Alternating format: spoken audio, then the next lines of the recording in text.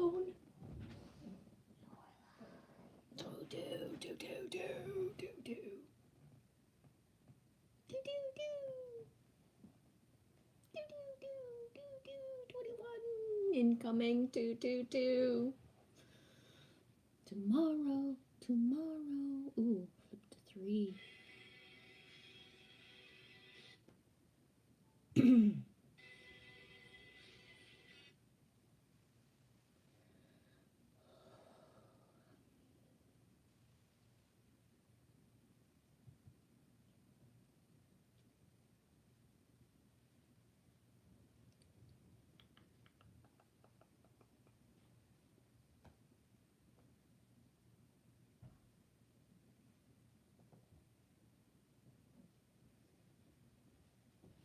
Oh, let's take a chance in getting taken down.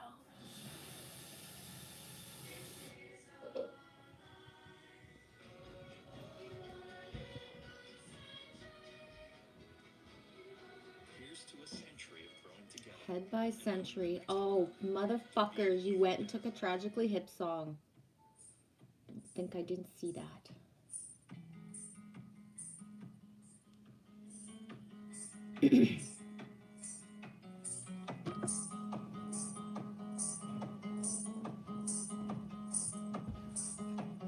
Lay me down, bare my soul and breathe.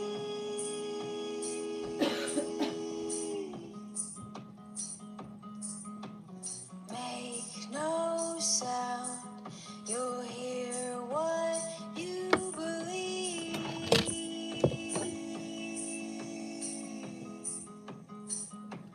I will sing my anchor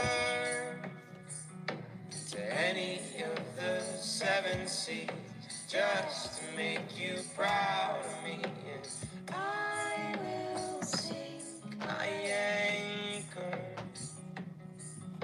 to any of the 7 seas, just to make sure that you're proud of me.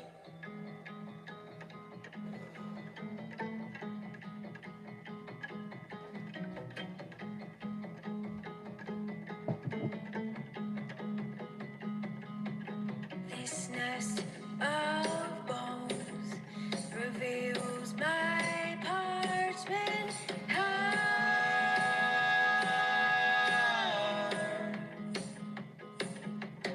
Inkwell eyes have tried and failed to pull it all apart. And I will sink my anchor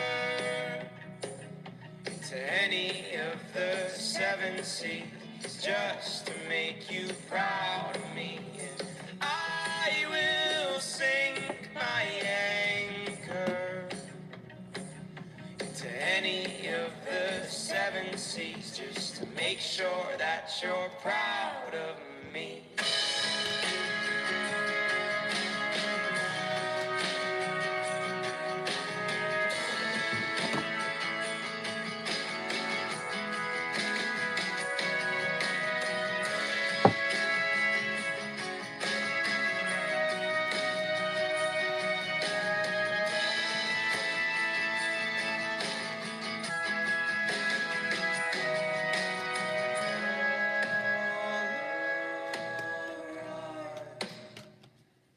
For the man with the fire.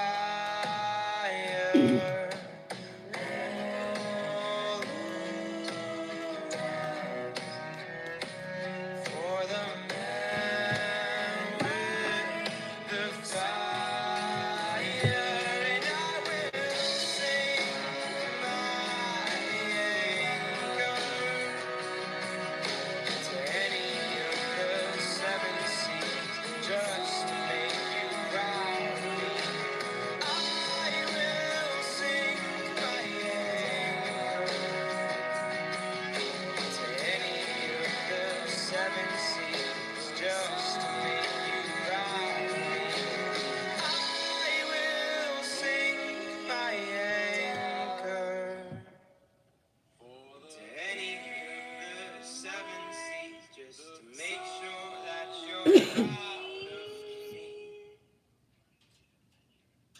That is Canada Gold, the Ballroom Thieves. I heard the Ballroom Thieves for the first time on Spotify. The song was called Bees. Well, it still is called Bees. Bees. Bees. And before even the first full line was out of his mouth, I had the song on repeat and I was in a fucking ball crying and I didn't even know what was coming up, but I already knew before I knew. Pretty much everything they do is like just golden to me. That's Anchors. I thought I would start with that. Taking a little chance to be copyrighted. Hey Anita, hey beautiful, perfect timing. Aphrodite Rose Starfire, boom! Baby, baby. Boom, Anita, a bee is actually flying around me when you said bee. Good. I'm glad you still got the bees, Anita. And yeah, when I pulled the card, Aphrodite Rose Starfire, I was thinking about you. And a little bit of other stuff too, not gonna lie. But yeah, wow. I was wondering, why grab the deck and just pull a card randomly? Why? So that you could feel like, wee, I'm in the right spot at the right time. How's it going, ladies? Whew, can you feel it? Yes, it is you, sweetie. He's glad you're here. How you feeling? How's spring going for you? I'm not even going to talk about yesterday. Maybe I will, but not right now. We don't talk about yesterday. All I can say is somehow I've been reborn again. Physically. Oh my God. Oh, Anita, bees flying around me when you said a bee, and he's actually flying around my head. Oh, I miss my little dudes so much. He's glad if you got them. Yeah, hot stuff. Aphrodite, going good? How are you? I've been so lazy today. Lazy means not of action. It's not actually a bad word, just the imprint that we have of the word is bad. I have been so not of action that that now it's like, it's almost fucking midnight and I'm like wide awake. Yeah, I've been very inert today.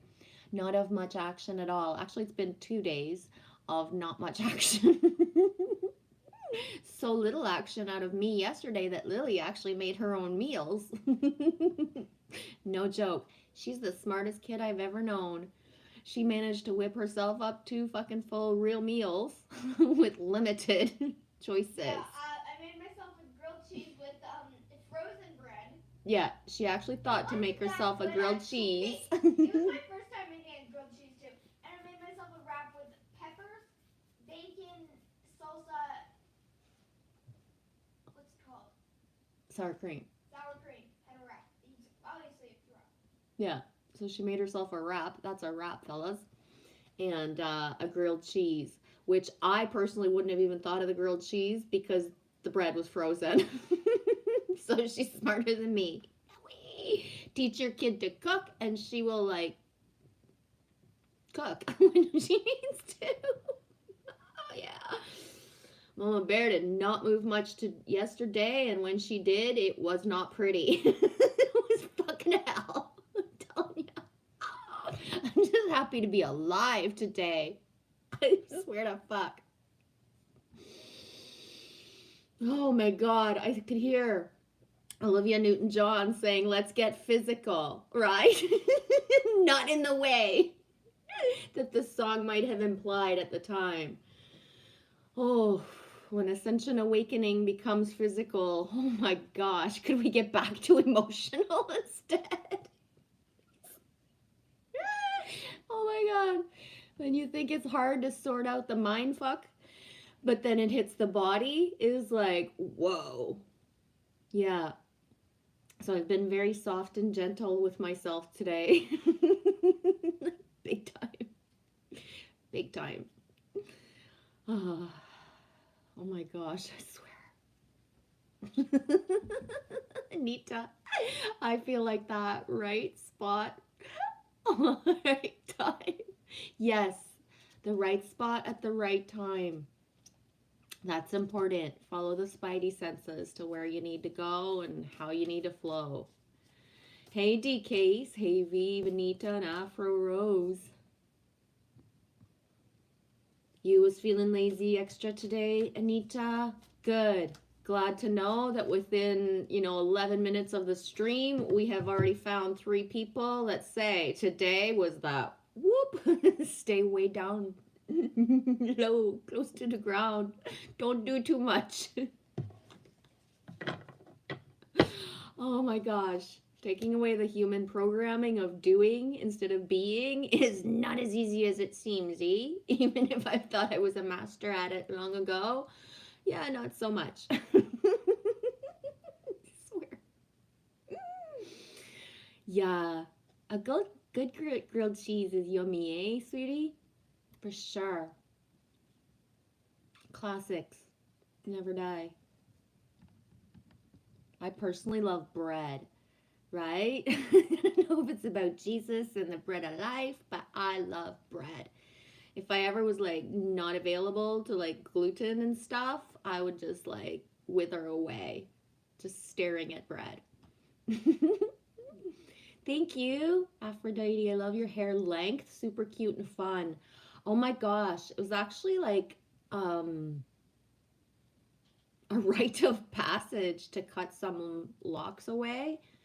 I want a length, but I'm never able to grow longer than a certain length. And I think I've got an inch or 2 left to go, but I'm doing that hairstylist thing where I'm my own hairstyler. I have 0 qualifications. I only have craft scissors. But I'm taking snippets at a time every week or so to make sure I don't mess up too much and to kind of grow into it. So, yeah. I'm not one to think it's like being pampered to go to a hair salon. Not at all. The only 2 people who ever did my hair that I didn't cry when I walked out of there were when I was really, young. When I was moderately young and my first boyfriend ever, his dad was a hair stylist. And he was able to do my hair in a way that just made me like, wow, like this is what I want it to look like. It feels good. And then Danielle, which is the masculine equivalent of Daniel in Quebec. It's still pronounced the same way, Danielle. And yeah, he did my hair for like 11 years, I think. Yeah, pretty much. And I stopped going to him when the distance was too long to get to. So when you gotta drive 3 hours to get your hair done, just stop, let it go gray. I thought by going gray, I would be like perceived as more mature and maybe like close to my age, but that is not working out for me either way. Oh my Literally god. got ID the other day. Yes. On the day yesterday, it was yesterday. I thought I was going to die, that I looked like a big crone pile of dog poo, and I got carded, ID'd for smokes. It was not a good time, buddy. Not a good time. But hey, roll with it. People take that as a compliment. Oh my god, I swear my face is so hot. I'm gonna fucking either explode or implode. Watch out. Anita, big smiles today. Yes, big time. My face almost hurts. And Lily's sick of my shit, so I've decided to veer my attention to anyone who wants to participate. Because I'm basically begging for attention, and she's just pushing me away. And it's starting to hurt being pushed away.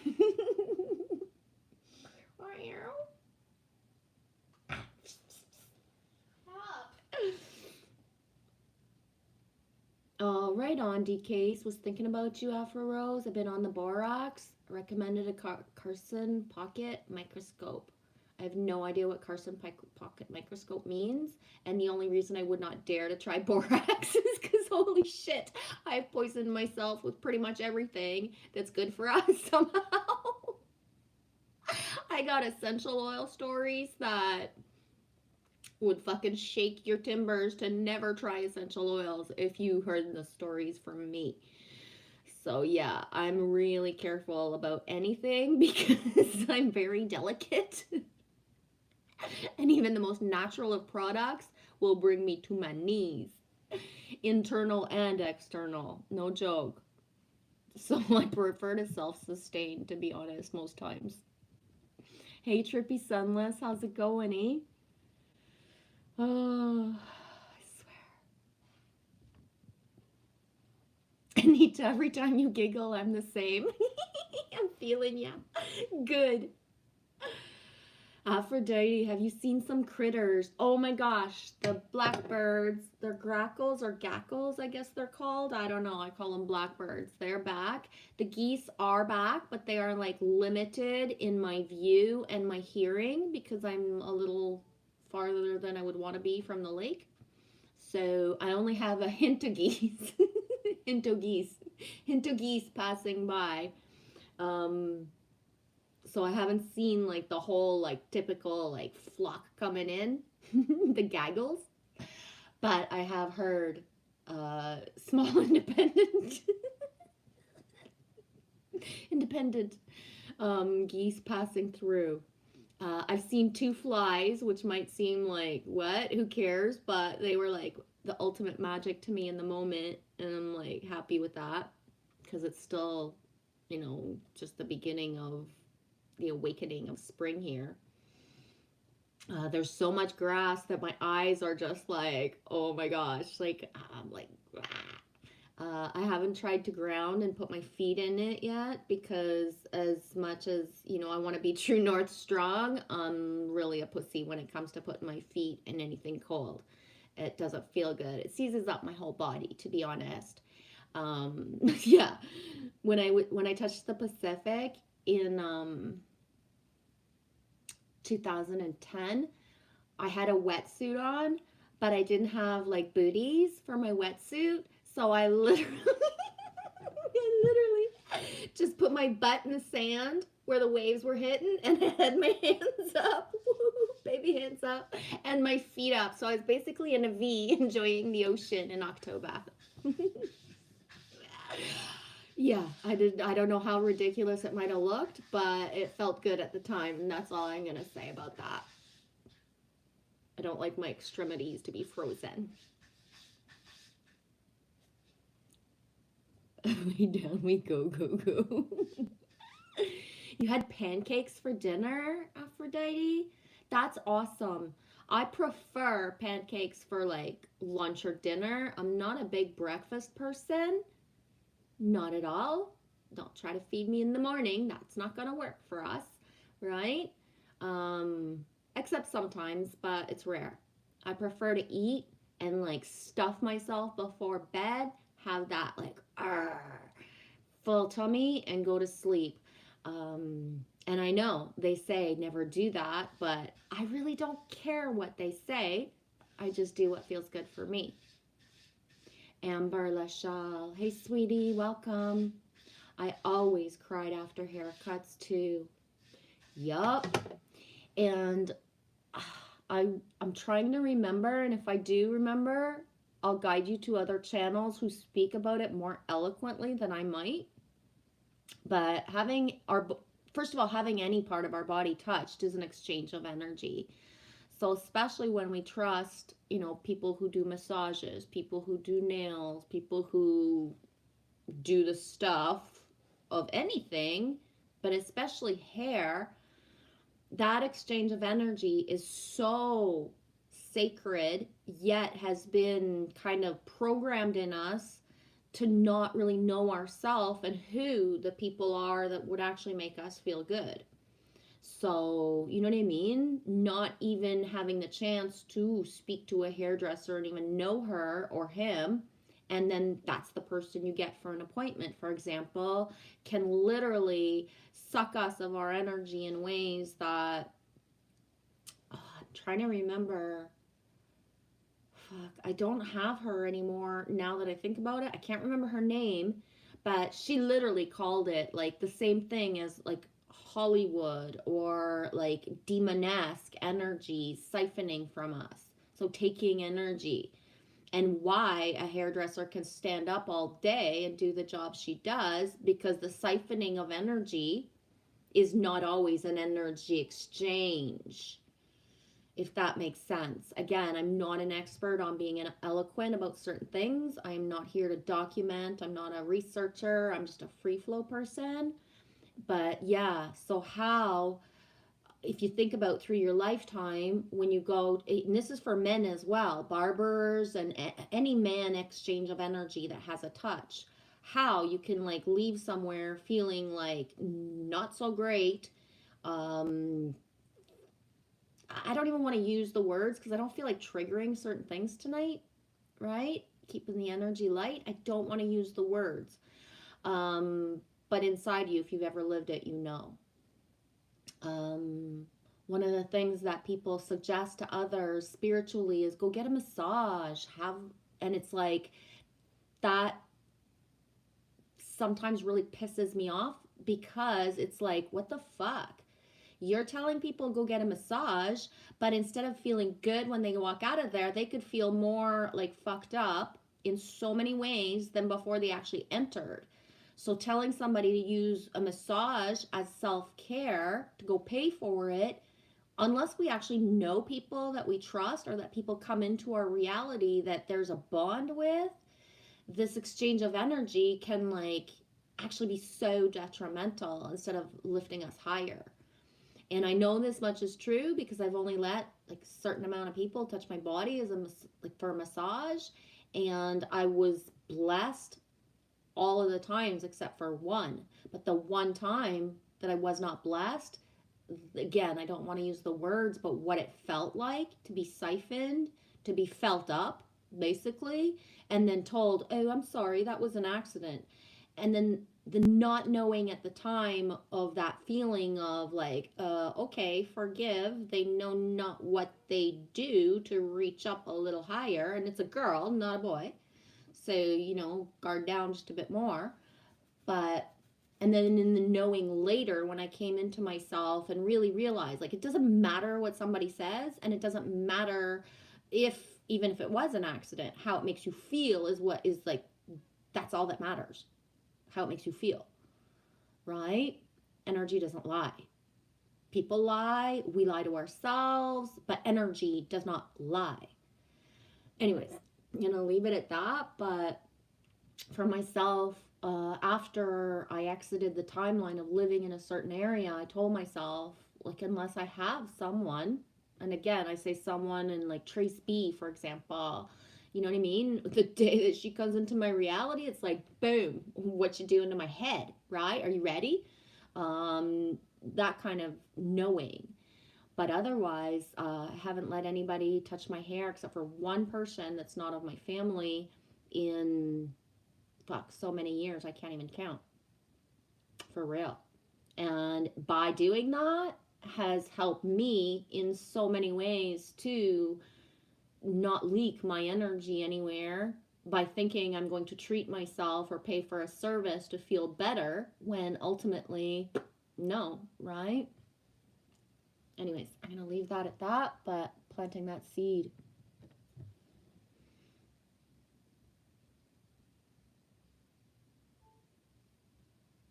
DCase update about the borax.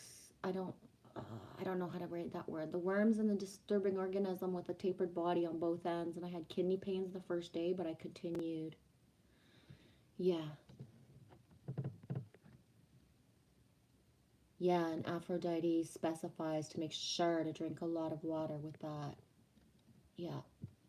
That's the reason I wouldn't mess with anything, is to make sure, just because if I'm not doing it right, I'm going to hurt myself, right? Hey, Creatrix. I still want to say it and pronounce it in French. Creatrix. Just looks French to me. But that's because of my eyes. Right. When I clicked on this chat, the mailman delivered me mail from Aurora, Illinois. Wayne's World, party on. And Aurora is one of my biggest synchronicities. I don't speak of it very much to not put it out there, but just the Aurora energy is huge sync for me.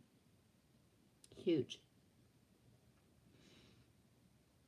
Deliver the letter, the sooner the better. Amber Lachelle, I heard one goose yesterday too. They must not have met up yet. Yeah, exactly. I was like, wait, what's up, lone goose? What you doing all alone, buddy? Go find the herd.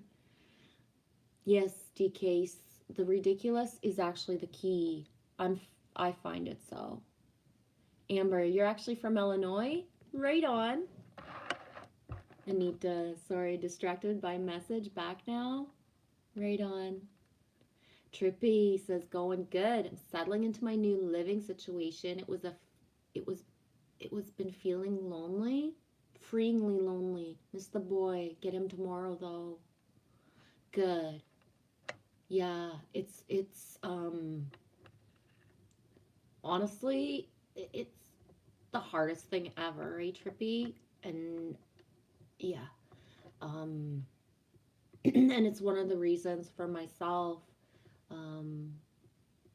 when we separated, me and my ex-husband, we had we had Amy and Sam, and we chose right away to do 7 days and 7 days. And within my having the kids for 7 days and him having the kids for 7 days, then we sat down and we realized, first of all, this physically hurts us both. Second, it's hurting the kids. Third, we need to pay babysitters because I had my restaurant at the time that was open 7 days a week from 7 in the morning till 3 in the morning. So that's a lot of hours. Plus, he worked shifts. So what we decided right away to do was to communicate and figure out what was best for us, no matter how much it meant that we had to communicate. Because ultimately, we were seeing already how we were going to be paying babysitter after babysitter if we did the straight 7 days, 7 days. But how ultimately it was just like, holy fuck, like 7 days is a long time. And it wasn't working out right away of the feeling inside and the knowing that, like, just shut the fuck up about anything that didn't feel good because it was the beginning of our separation, and put that aside. Like, because it's so possible to just every single thing that you're feeling to really just put it aside for the greater good of the family. Because just because we exit somebody's timeline and our bodies are not available to them, the rest of us is, right? The potential for the knowing. I know because I had it with my ex-husband. We were closer, we communicated more, we were more thriving. People would look at us in awe because they would see us together at my restaurant all the time, every fucking day, talking. And they'd be like, how do you guys do this? Right? And why aren't you together if you see each other and it's all so good? And I was like, well, we're not together because this isn't how it was. Right? This isn't how it was. We actually learned to communicate because of the separation, and this is how we're supposed to be now. Right? Like, that's it. The knowing of that. It's not because you learn to communicate better that you re-involve your body, unless that's the circumstance that's to happen, because sometimes that is what can happen as well. Right? Those ultimate things of when you live together, there was no way to get through it, take out of the situation, and you can actually build on something, right? You never know. But the missing part is so hard, Trippy. And especially for the masculine, because we're in this, like, preconceived world that the mother is needed most. But guess what? Not all moms are so maternal. And not all moms should actually have their kids more. And sometimes even not at all. And I'm going to put that out there because it's the fucking truth, right? Not all women are actually super maternal. Some women pull on the masculine more, and it's the masculine that is the maternal comfort for the children. And that's that. I stand by saying that out loud because it's not said often enough. And I know in Canada, many things have changed in the last years in order to help the masculine, right? But I don't know about the United States. I do know that the people in the last 3 years that I've known going through ripple effect of separation and divorce, the masculine, it's not pretty what they're living in the background sometimes, right? The manipulation and control that can happen, because hell hath no fury like a fucking woman scorned. And that's it. Blessed embodied women who take the time to know what's best for everyone, not just ego and self. Yes, Creatrix, my hair is my antenna, no joke. Same. It is no joke at all. And my hair will actually like cringe in itself, like feel like flat on me, even if you guys can all see it like a certain way, like it'll cringe onto itself. I don't even know if that makes sense the way I'm saying it, but my hair will literally cringe from something. So how our bodies are our ultimate radar of what's good around us and what's not, my hair will tell me, for real. It's huge. Yes, Anita, it is your antenna, yes. Anita, I've had telepathy with a hairdresser. Yep. I as well, and I can see myself in my younger times. Hi, Reason Ace, in that way. I see you guys. I'm just not caught up. Welcome in. I can see myself in younger times having actual telepathy and feeling like jealousy and envy, because curly hair is different.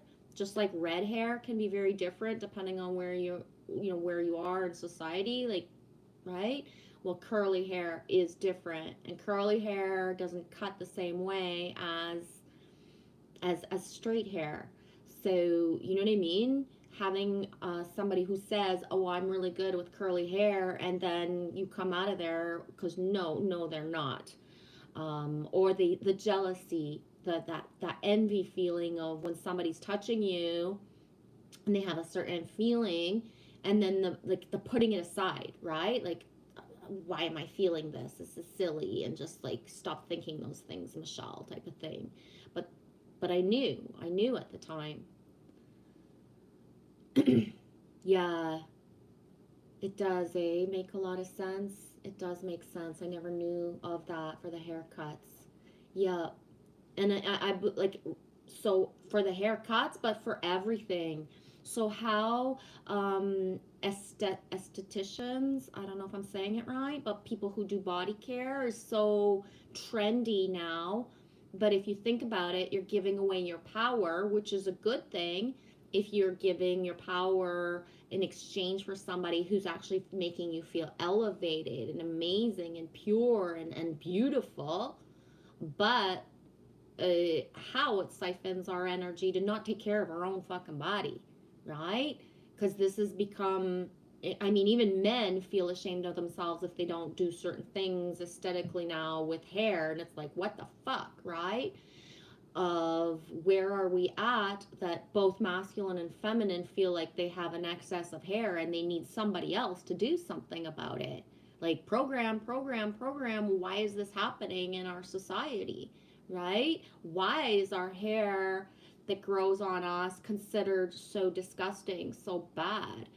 You know what I mean? Especially feminine, and the fact of what is the expectation of beauty and what is considered like really gross about feminine if they don't do certain things has like seeped itself into the masculine. It's all got to do with paying people or buying products, right? Because even if you do your self-care at home yourself, which product do you buy to do it, right? All of that. It's so big. It's a market. Hi, Kimba. I see you, sweetie. Just catching up to the chat. Hi, Amber Dawn Rising. First time during a live. Yes, it is, sweetie. Thanks for coming in. Putting you as blue if you want to share your channel, Amber Dawn. That'd be awesome if you did. Since it's your first time in here, if anybody doesn't know Amber Dawn, you guys are actually blue as well. So if she doesn't choose to share, you can just press on her channel and find her, okay? Double ambers too. That's huge energy, guys. Thank you. Oh, Amber, I was just told I was too sensitive. Yeah. I can imagine, especially right now, for people who aren't expressing themselves, that's the backlash that we will get, is those words. And the only thing I can say, Amber, is that it's not personal and you are not too sensitive. It's not possible to be too sensitive. It's very possible to be actually insensitive and a dick, right? But that's not the way that we're in the inversion. We're inverting it back to what it needs to be. There's no such thing as too sensitive, but there's definitely such a thing as being insensitive. If that makes sense, the way that I'm saying it. How people dare even say that to another person still shocks me, and I'm fitty, right? Anita, me too. People say you are too sensitive. Exactly, Anita. They feel nothing, the people that actually say that. Yeah. Or they feel a lot, Anita, but they just don't have the balls to express it and just keep layering and layering and packing and packing and packing emotion down, right? Because you ever seen anybody who will tell you you're too sensitive, and when they finally blow their top, how it's like fucking so messy, right? So somebody who tells another, but when they decide they're going to have a fucking hissy fit or get angry or express emotion, how it's all over the place. It's fucking actually really scary because it's coming out so raw. So, right? If they had let out emotion every time they actually feel it, instead of one time, a month, one time a year, right? How imagine telling somebody who finally is letting out emotion, wow, you're too sensitive now, just to right, stir the pot of this is how it feels when you told me, because basically I was just having an emotion, but now you're in like a full-blown hissy fit, and you're too sensitive. Like, right? Doesn't even make any sense.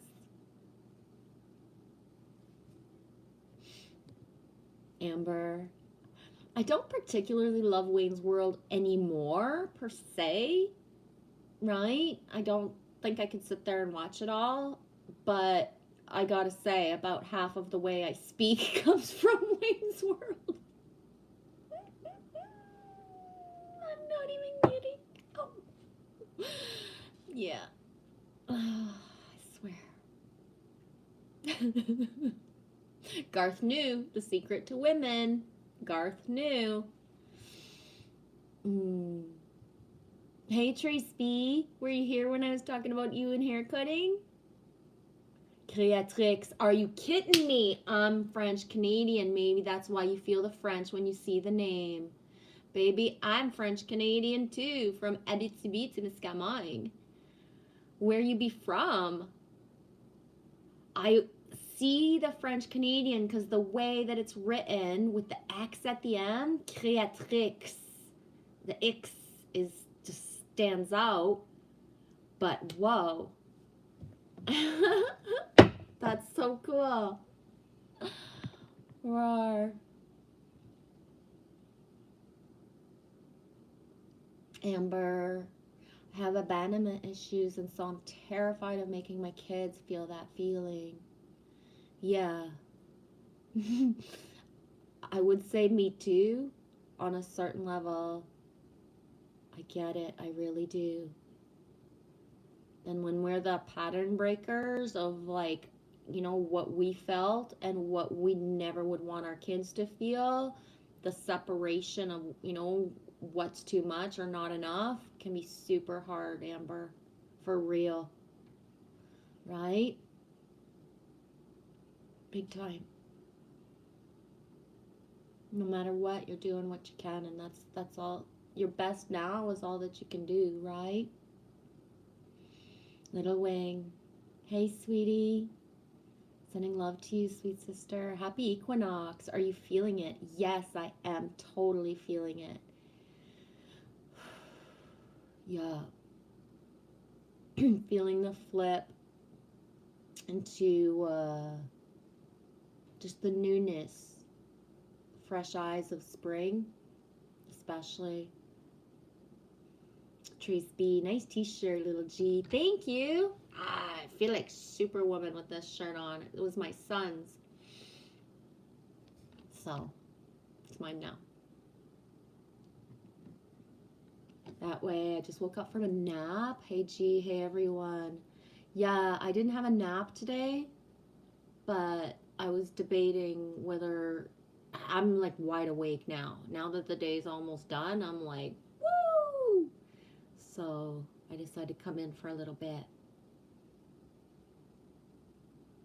Anita, I went through the same, Amber. I worked a lot on abandonment issues. Yep. I'm proud of you, Anita.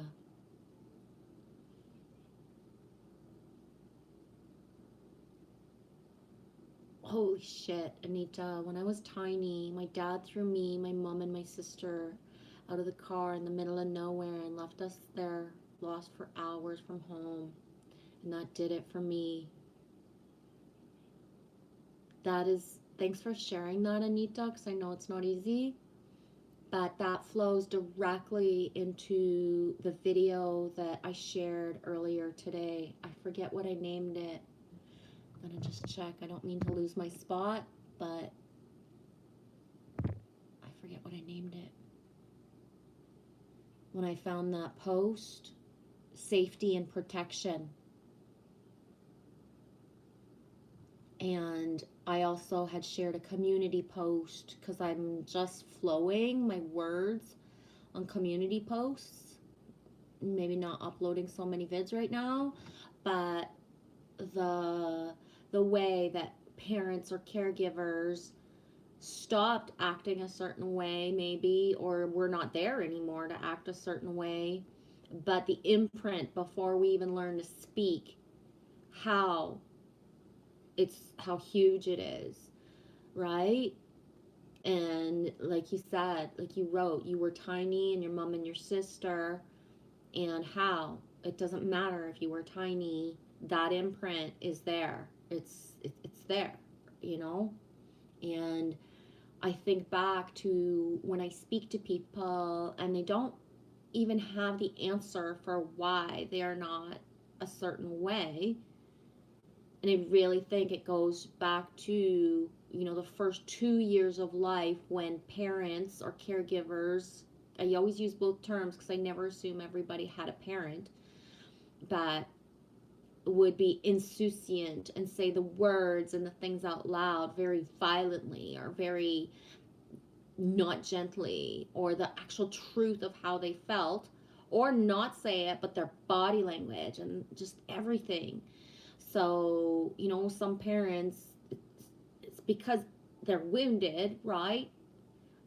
But what they imprinted in us as children before we were even 2, it doesn't matter if after another sibling came along, for example, and then they started to speak a little bit better, or because we could speak, they started to speak a little bit better. The imprint was there and the feeling was there so much. And ultimately, some parents have not still done the inner work, even if they're all grown up and have had years to do it.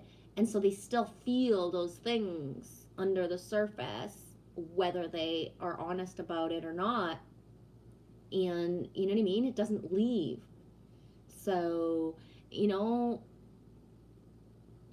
I'm going to go out on a limb and say a few examples, but you can have a couple who only had one child, and one of the parents didn't even want a child, and how that child feels knowing without the words being said, or sometimes said over and over their whole life, I never really wanted a child, but your dad did, and it was the only way for him not to leave me is to have you. Right? A family that's got 2 or 3 children, and then the one child is considered the easy child and the other child is considered the bad child, right? And often, here's the funny thing, the easy child is actually the sneaky little fucker who does a bunch of crap, while the other child is actually more pure heart and does good stuff, but will never be seen that way for their whole life, maybe, because they were, you know what I mean? That's what people in the family lineage think of that person, no matter what they do or don't do. And how you have children, you love them all differently, but there are some people who have children and don't even like their own fucking child. For real. They don't like them. And that's a part of like the soul contracts that we have. This is why I say all the time, our children come through us. They are not of us. We assume because there's blood lineage that people are going to care, protect, be safe. And that's one of the biggest lies of humanity. Because honestly, I don't know so many people who have been like abused or gaslighted by just total strangers in the middle of nowhere. It's the people that are of our family or the people that we let into our life. And the people that we let into our life, until they're actually, rock solid, living in the same house or so close of a bond, they don't act the way of the gaslighter, right? They only start lighting the gas and fucking saying the stuff once you're embedded in a relationship. You have a shared apartment, you have shared payments, you have, the child. So often, the most awesome relationship that you had that made you say yes to getting married, that made you say yes to moving in, turns into the worst nightmare you've ever lived, because people don't, they know inside you're not going to stay if on the first date you get treated like a piece of shit. You're not going to build a relationship if you get treated a certain way. But once you have, everything that's a relationship, then it's like, I can pretty much say anything I want, right? We only love those we hurt the most is the excuse for this. But guess what? Love doesn't hurt. Love doesn't abuse. It doesn't become toxic just because somebody is mad. Because you can be rip-roaring mad at the whole fucking world and not treat somebody like shit. Right?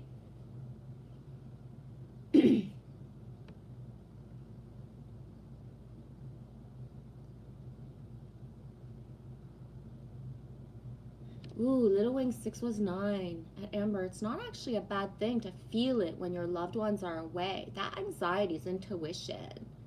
Keeping you connected despite being the hostages of geography. Rar, I love that, Fiona.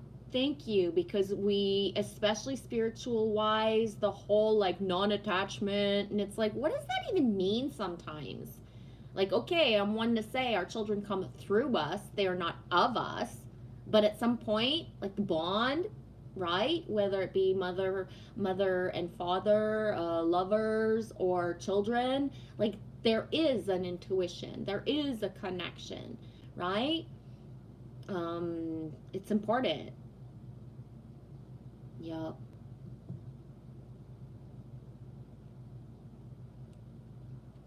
Anita, you resonate with that too, eh? Yes, anxiety is intuition. So true. And it's the harnessing self. Is there a reason to be afraid or not? And here's the thing is that, by being a mother who allows someone else, my ex, to take care of my kids, because I've lived it twice, 2 different ways, and it's the ultimate trust, right? It is. It completely is, right? It's huge. So, and when that trust goes astray of, you know, the just the normal things that somebody needs to do to make sure a child is safe, and that that's not even, you know, checked in the boxes of click, right? Stay sober enough to wake up. Click, you know, don't do this, don't do that. That's not funny. Not funny at all. Trippy, he was always with me. She shut herself in the room with her secrets. It's been hard for me. It gives me the motivation to become who I am. Before I met her, I had a plan for my life, and I have my son. Yeah. Thanks for sharing that, Trippy, because me knows he was always with the boy. Me knows.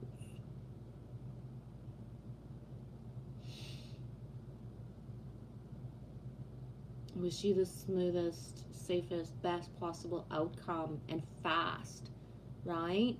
It's one thing to lock yourself in a room with your secrets, but it's a whole other level to put the ego aside and parent the best way possible. It really is. And I believe that everything is possible fast. Reason Ace, my hair left all together. Yup, some people's do. That's because the antenna in the way, right? The antennas are in the way of the direct connections. That's why. Amber, oh sweetie, I feel so much anger at myself for wanting better. I know what you mean. Creatrix, my hair is both wavy and red. Roar. Yes, that's the ultimate for me. The seeing. Not only the red hair, but with the wave. Double whammy for sure. Yeah. Trippy, now it's time to fully exist in every moment. I have nothing holding me back anymore. I've done too much self-work to allow this to get me down. I have to keep on keeping on. Yes. And Trippy, you've done enough inner work to know you are connected to your son, whether you're near or far, and that the soul speak, the heart space, the telepathy, right? What you've already imprinted in your son is that he could be needing you to call in the middle of the night and saying inside of him, Daddy, I need you, and you would know to call. And that is how solid of a bond you've already created. So trusting yourself, that to know that he would trust himself enough to reach out to you, and how you make that bond, right? I love you too, Tracy. Going to bed now? Okay. I'm sorry, sweetie, I'm not caught up in the chat. Thanks for saying so. Have a good sleep. And at this point, you take the sleep when it comes, because pushing it away to try to focus on something is not actually helping for the greater good. Sleep comes when it comes right now, and you really got to listen to your body. Thank you, Kimba. I like listening to you talk, Genevieve. Thank you, sweetie. That means a lot. I ain't been popping into a lot of stuff, Kimba, because honestly, I believe we're all flying in the way we need to fly, and my focus is just so like laser straight of just a little bit of stuff to keep myself aligned. There's so much that's changed for me since December. It's not about not loving or not wanting to support. I said this to Annie D earlier in a voice message of, you know, if we pressed on play for every person that we love, that we're subscribed to, that's part of our soul tribe, we would never be caught up at this point. That's how much, for me anyways, I say we, but I'll speak for myself. I've built solid lines for 3 fucking years of tribe. So there's no way I can pop into everything. And at this point, I'm guided to be in hardly anything at all. And I haven't redirected into watching other stuff. I'm not listening to hardly anything at all. And it's the going with, like the ultimate going within, right? Before the outdoor gets to be the outdoor, I've been guided to just like boom. So, there's not a lot of action. It's not all shits and giggles all day around here, and the going within is huge. Huge right now.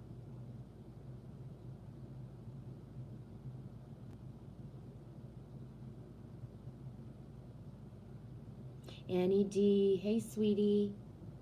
I love the gemstone of amber, golden and warm. Yes, I actually have amber right here. This is not a necklace. This is just loose beads that are on a string in order to make things, but it would make a necklace as well.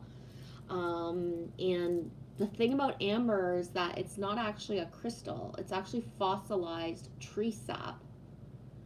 So amber is sold as a crystal, but it's actually fossilized tree sap. And that's one of the reasons that amber is one of my favorites, because it actually is from trees instead of from the earth, which trees are from the earth, but still, right? And this amber comes from Africa. Hey, Walina Tonka, I'm super late in the chat. You gonna not stay and go do some self-care? Right on, sweetie. Thanks for popping in, though. Nice to see you. Loving your stuff on IG. And see how the little spots, see the stuff. It actually looks like either a bug or just a little piece of a butterfly wing. I don't know if it shows. To me anyways, that's what it looks like. Yeah, amber is super. Yeah, keep it up. I love the map that I think, was it today or yesterday, you had that map up? And where you had like the spot where the Great Lakes were, it reminded me of a dragonfly. And I don't think I commented on it, but I put a like, but it reminded me of a dragonfly. Little Wing 6 was 9. Beautiful Curly Sue. Yeah.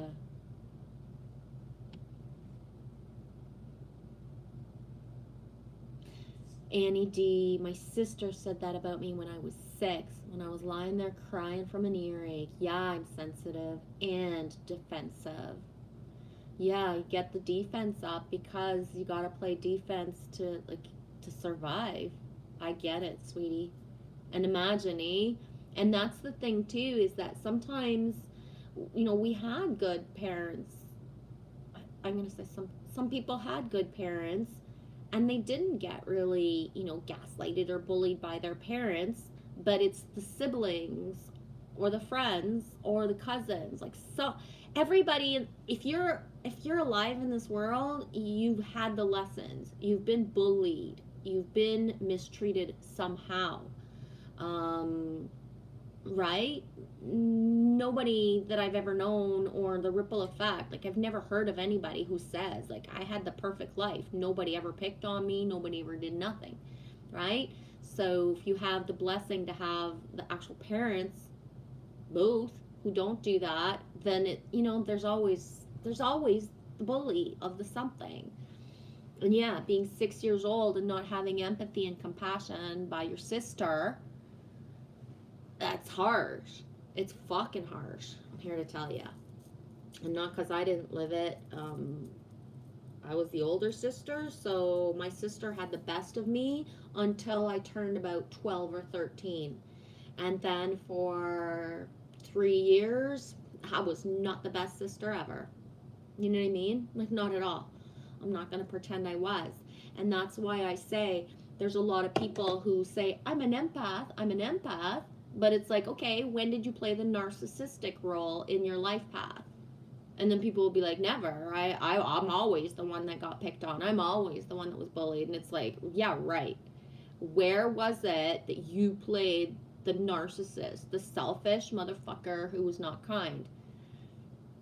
Because for me, when I was between 12-ish, 13 for sure, till 16, 17, because the way my family dynamic, actually 17 or 18, sorry, trying to take away some years, no, So from 12ish to 17, 18, it was not the best. How I treated my sister, or even how I treated my own parents, and how I could treat sometimes people who pissed me off back then, right? So for me, and you know, people want to say, oh, you're such a good mom, Michelle, and this and that. Guess what? I've been the evil stepmother. I have. I've been the raging person who, what's coming out of my mouth, I'm so fucking overwhelmed with having 3 teenagers and a baby, that everything that came out of my mouth for a long span of time, maybe a year and a half, 2, maybe even 3, it was not the best. Was I like that all day long? Fuck no. But believe me, I had my moments, and I had my days, and I had my weeks where I woke up and I was already angry, and you know, it was not I'm the best parent ever, I never say anything like high tone, you know what I mean? So owning up to it instead of saying that everybody else has always bullied me, no, I've been that person too, right? I have.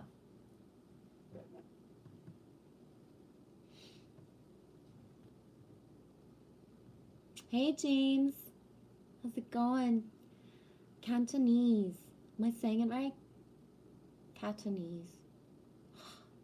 That looks so hard for me to say. I'm just gonna say James C. Trace B, I'm not as stoic as I used to be. Grateful. Yes, Little Wing 619. When Michelle gets all Medusa. Oh my gosh, that's the best feeling, when my hair feels like, woo, watch out. I love it. I don't really resonate with Medusa's story and what is told about her per se, you know what I mean? So, Annie D, I love crisp cotton men's collared shirts. Yeah, me too, except it's not so crispy and it's kind of raggy and old, and it is maybe a men's shirt, but it comes from a dance recital that my daughter did in high school. So one time they had a dance thing, and for the dance thing they were all dressed with these shirts and then black underneath. And I ain't gonna lie, my daughter brought home 3 shirts on an accident, and I actually stole 2 of them. I was like, oh my god, she always takes my clothes, I'm grabbing 2 of those shirts.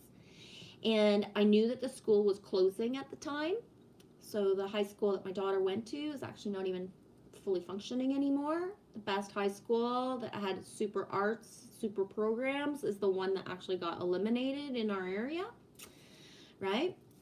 So I knew that the school was closing, and I did not feel bad about stealing the shirt at all. So when I put it on, it reminds me of my daughter. It reminds me of that dance recital, show, whatever you call it. And yeah.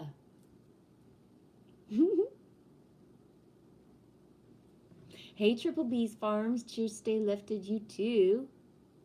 Hey 1111 Code, Dean's in the building. Big love, Genevieve, just got in bed. Right on.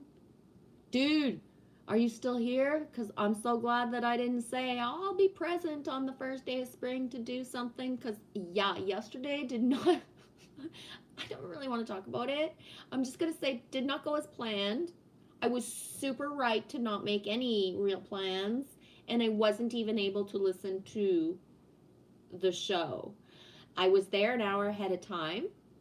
You could see in the, in the comments that I was there. I had even asked somebody named Jamie, I think it says it's supposed to start now, but it's not starting. Like, what's the time zone thing? And then he answered me back. And so basically what happened, Dean, is that by the time you guys started talking, I fell asleep. And it was safer, better, and more productive for my body, as above, so below, to actually be asleep. So I was waiting around in the, in the chat for an hour. But then when you guys started, I fell asleep. Not even joking. I haven't listened to the upload. I've pressed on a few spots and gotten a few parts of card readings. But not listen to it front to back. Dean says, we nearly didn't do the show. It's been an emotional time. Yeah. I wish it had been emotion that hit me yesterday, but it was physical. And Down there, physical. don't go there, girl. And it's Allie who cracked my heart wide open, and I'm just gonna say, a physical price to pay for having my heart cracked open.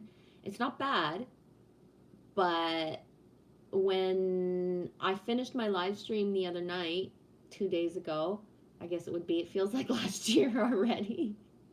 I've grown so much. I'm not the person I was that day. Holy fuck.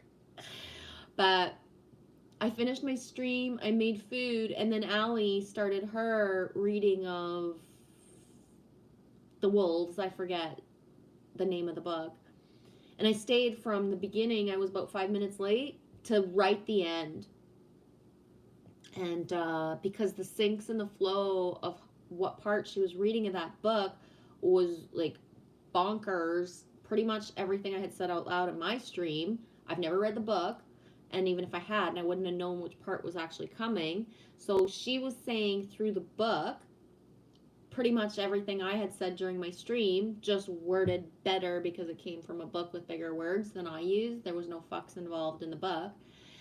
But so I was like flipping out. But then the awarenesses of what I had said, what she flowed, and what I needed for myself was like, boom, cracking me open. And yeah, the cracking open had its like, just, yeah, a lot of stuff. I swear this stuff ain't for the faint of heart.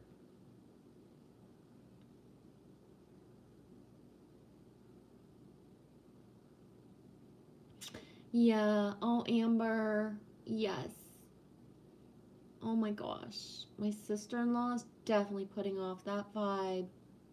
The not being careful what she says and stuff. She's pregnant and she's always saying, I can't wait till this baby gets out of her. And it just blows my mind. Yeah. Yes, exactly. Oh my gosh. I did the imprinting from in the womb of, and it's so hard, right? It's so huge to be pregnant. And for myself, my pregnancies in my 20s were not so easy at all. I took meds to not be sick. Like literally, that's how my body, my mind, and my soul could not align with being pregnant. I actually took the meds 2 times for both Samuel and Amy. And looking back, I understand like 144% why. Hey, Chakra Bunny. He's super late in the chat, but I see you, sweetie. Looking back, I know now, and I knew even years ago, like, why I needed the meds, what actually was making me sick. It wasn't even the babies. I didn't know how to harness my energy with them. I was so afraid.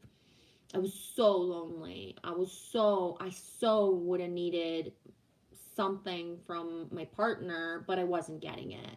So I was terrified, like for 9 solid fucking months, like no joke. My body was shifting and changing. Didn't matter if I begged or pleaded and said, I need to be touched. I need affection. I need energy back. I wasn't, you know what I mean? And how? Lily Rose, I was 39, guys. Right? 39. Worked the whole way through. Yeah, sometimes I went to take naps, but I worked the whole way through my pregnancy. And not just a regular job, a live-in manager with full responsibility with help of grounds that were huge, buildings, upkeep of those buildings, hiring, firing, making the schedules, like every fucking thing you can imagine that a manager who lives on site of a motel had to take care of, with a fully functioning restaurant that was open breakfast, lunch, and supper.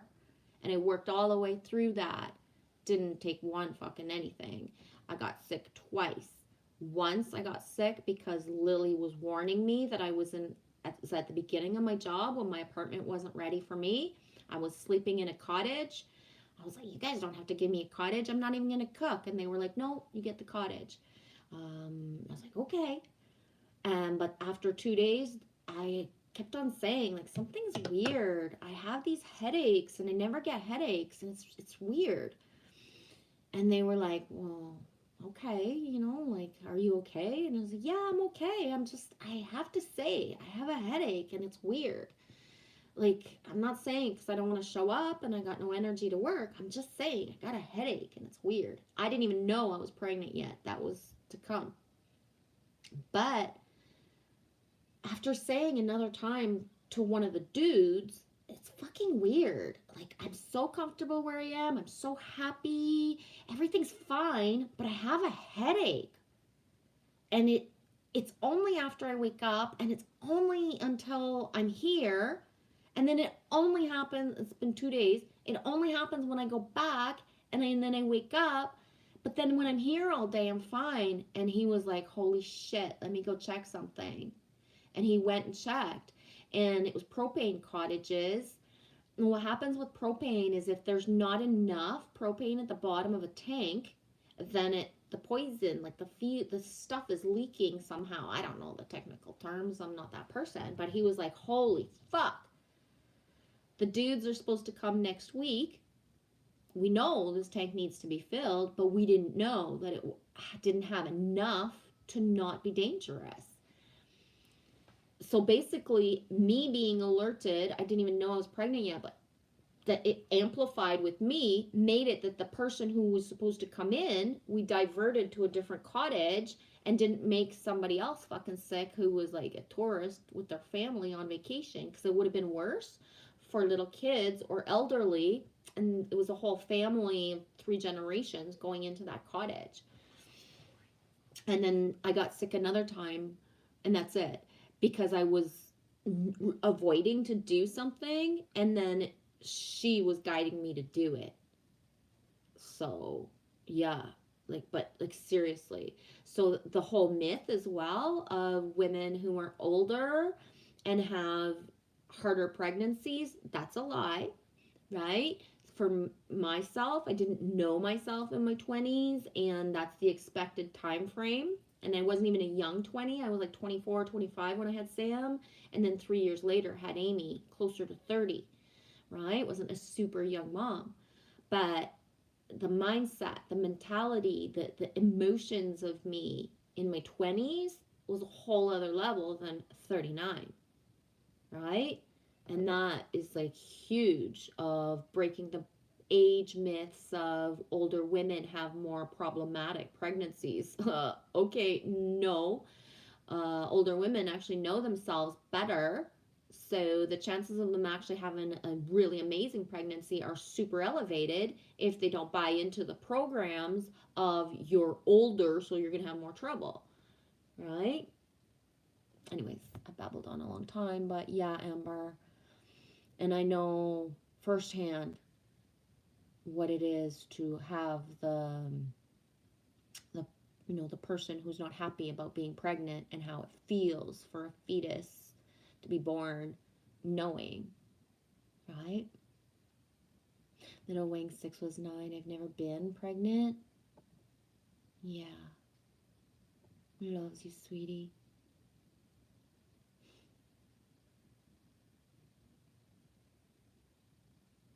You're that mother to all, eh, sweetie? For real. Big time.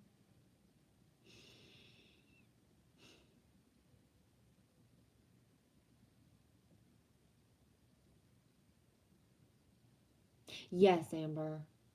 So really, it's a matter of focusing on what I can do right now by my children from now on. That's what I'm getting. Yes. When you know better, you do better. And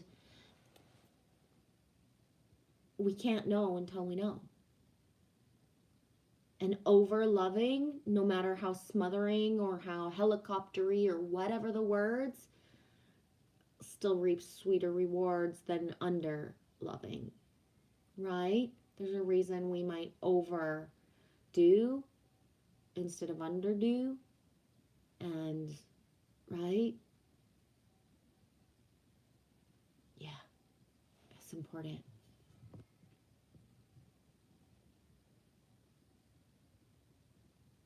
Well, in Atonka, I'm guessing my past life, Leo and South Node, Saturn, Uranus, Neptune, all retrograde in Capricorn. South Node in Leo, so I'm carrying you to the laundry room with me. Oh my gosh, could you bring my laundry with you?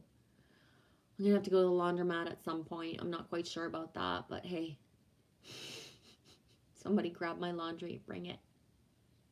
Amber, your mom's name is Michelle? Right on. Yeah, my name is Michelle Genevieve Marie, and I didn't choose Genevieve out of trying to hide my identity or not assuming my own name, but more to step out of my shell, right? So Michelle, to step out of my shell and into a different part of my embodiment of my name that was actually given to me.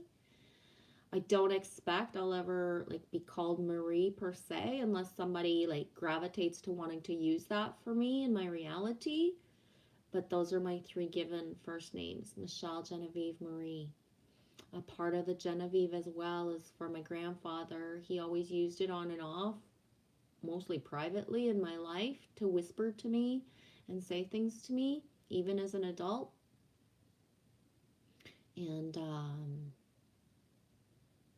it's like him that gave me that thing inside of, you're not just Michelle, you're Genevieve too. And stepping into it. Chakra Bunny, your hair is everything, Mama Bear. Yeah, it is. And not in a way that I couldn't not have it, but the power of it now and what it does for me and the ripple effect of, you know what I mean? It's just, it is what it is for me. Amber, you've done that before, Jen, falling asleep, waiting for a live stream thing, and wake up at the end. Oh, yeah. See, I'm not a fall asleep randomly type of person. Not at all. Even as a child. Sleep doesn't come like super easy for me. But the way that I was feeling yesterday, the sleep was blessed. It helped me to heal the physical part because staying awake and lamenting through it was not serving me.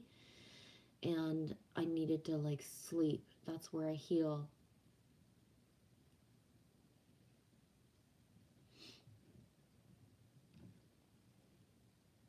Right on, Anita. I recently added an Amber to my Sims game a few weeks ago, and then you popped in here, Amber.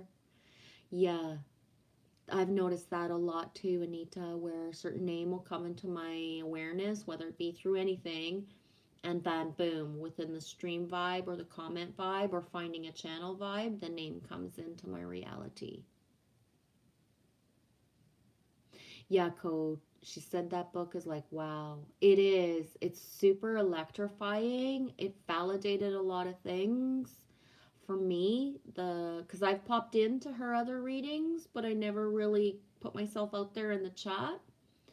But I guess it was, I don't know, 2 nights ago. I guess it was Saturday night. Saturday I felt kind of chatty. I still had that like the chatty energy from my stream. Heidi happened to be there at the same time, so we were exchanging energy through the talking in the chat. But yeah, the book is it's it's it's whoa. I don't even have the words for it. Enlightening, I guess, would be the word, maybe. And it speaks to me, and especially through Allie's voice. I appreciate the way that Allie reads, and she's just authentic because I'm not able to listen to like professional people who do like certain things because the tone and because the way they read, the cadence is just, it's not meant for me. But Allie, when she reads, like, you know, first of all, she's such a reflection of me, like that. It's easy for me to listen to her.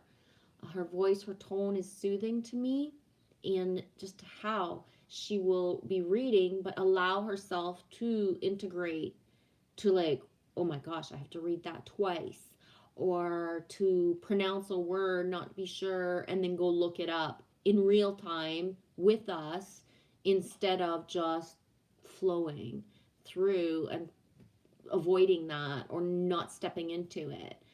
So I like that way that she has of flow because it's real, it's raw, it's authentic, it's easy for me to grasp and understand and follow versus, you know, somebody who's trained to not interrupt themselves. It doesn't speak to me the same way. I've I've never in my life been able to listen to an audiobook ever. It doesn't matter if I would want to know the stuff, you know, it hasn't, and it hasn't come into my reality because I've never tried to search up something or someone, you know what I mean? I even had an audiobook that Stephen King actually read his own self.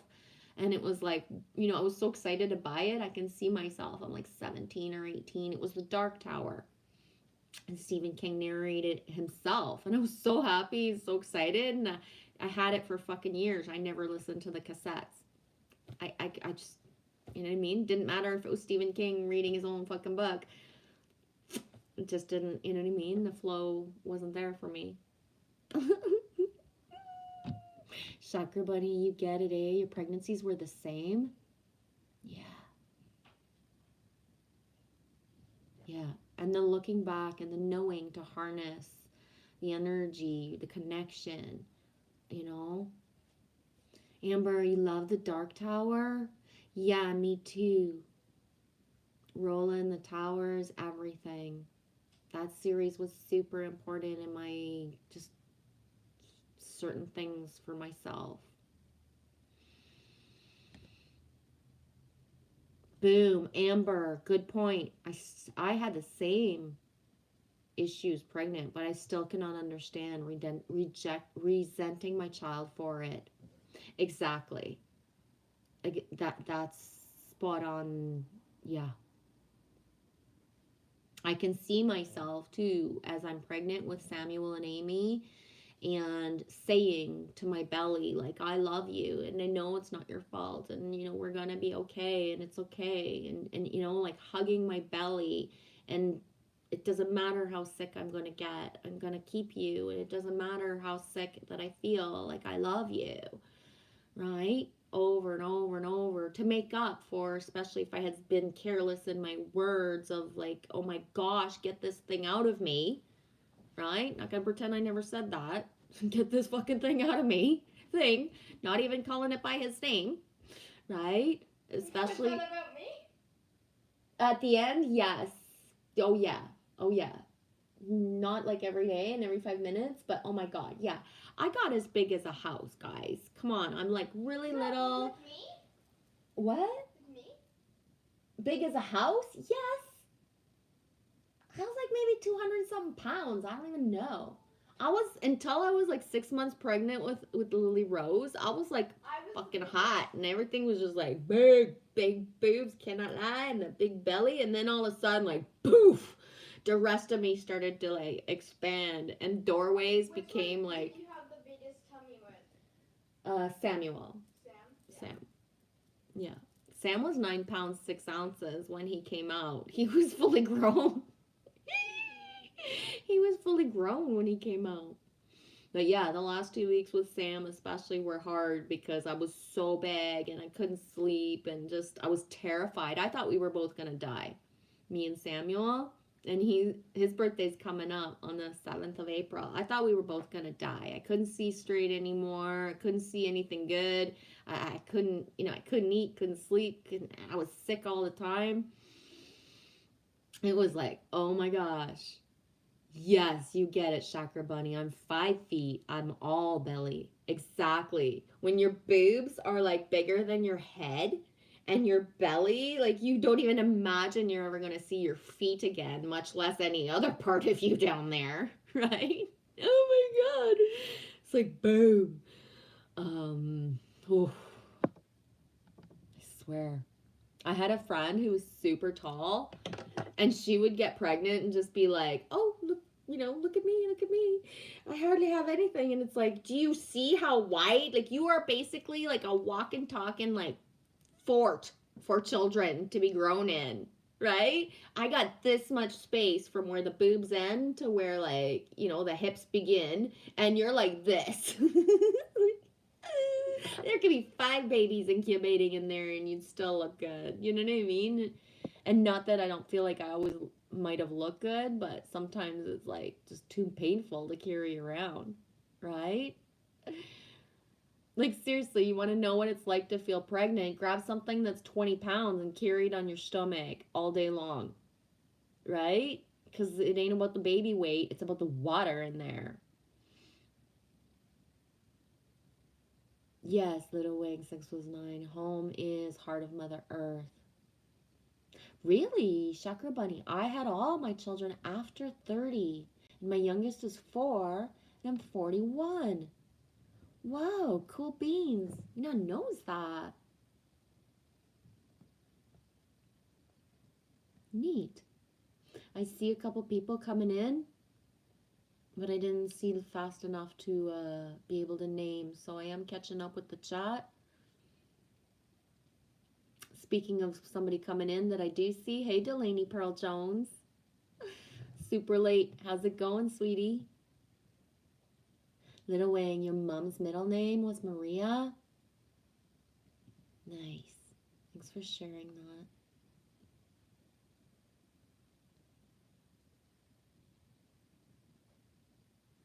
Amber. Boom. Yes. LOL. That's why I added my middle name in my new self. All my other names weren't mine. Yes. And that's why some people coming into different embodiments completely, like they might not get it legally changed. Why pay the system? Why not just introduce yourself as who you feel like you are now, not who you were told that you were? That doesn't feel right, right? And just when I told my family I'd rather be called Genevieve or Eve, the way that I told my dad, so I called my dad, which I rarely do, and I said, Dad, I'm going to change my name. He's like, okay, cool. What are you going to change it to? And I said Buttercup Banana Hammock. He's like, what? Why would you choose that? It's like, I'm just joking. I'd rather you call me Genevieve or Eve. He's like, oh, okay, that's way better than Buttercup Banana Hammock. I was like, yep, I thought if I introduced it that way, you'd agree. You know what my mom said?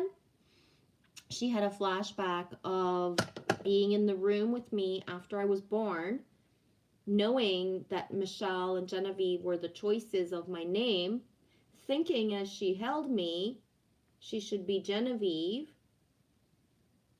but then they deciding that it was going to be Michelle Genevieve.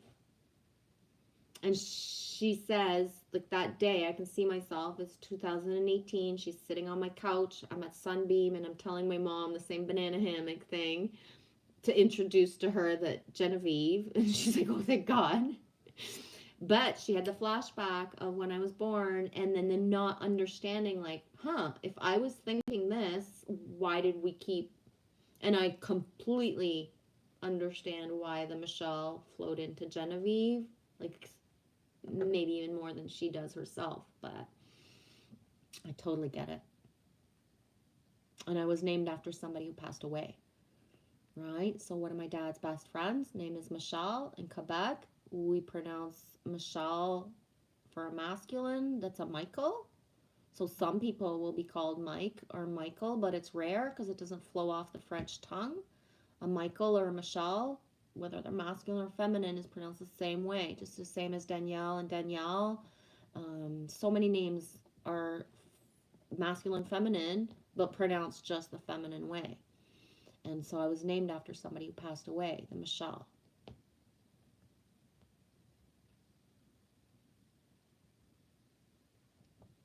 Little Wing 6 was 9. Yes, that always comes to me as well. What's in a name? Would a rose by any other name smell as sweet? Yeah.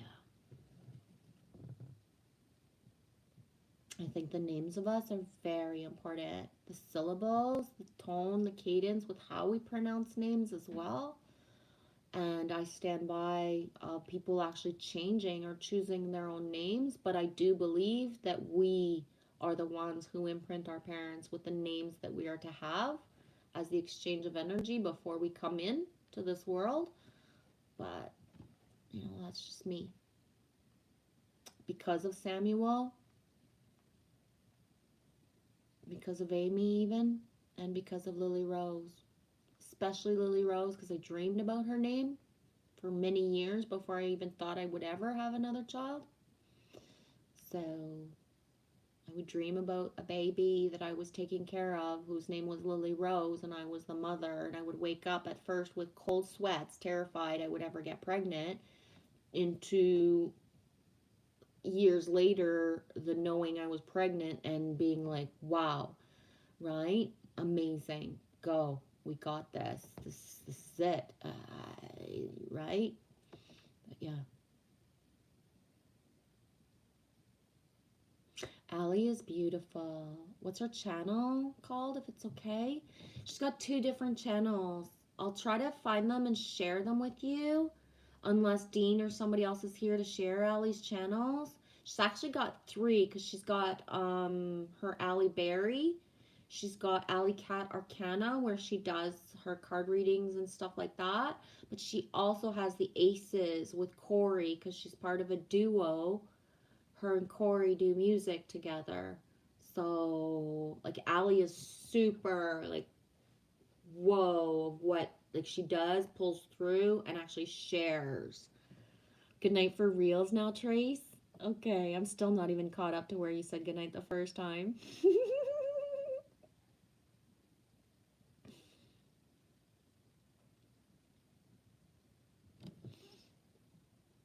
11:11. Yeah, I would go find them right now, Amber, but it'll be too hard for me to catch up with the chat. I'll link them. You sent me an email the other day. I'll link them directly to your email. Unless, again, somebody wants to share our channels if you got them on hand. Dean, yes, I said similar to Allie what you said. We love the authenticity of her reading. Yes. Same. Amber, I read all 7 books as fast as possible. For me, the books came out and I got one at a time, because I was like in real time as they were coming out and waiting for the next one to come out, waiting for the next one to come out, waiting for the next one to come out. So yeah. Hey, Noya Grow, how you doing?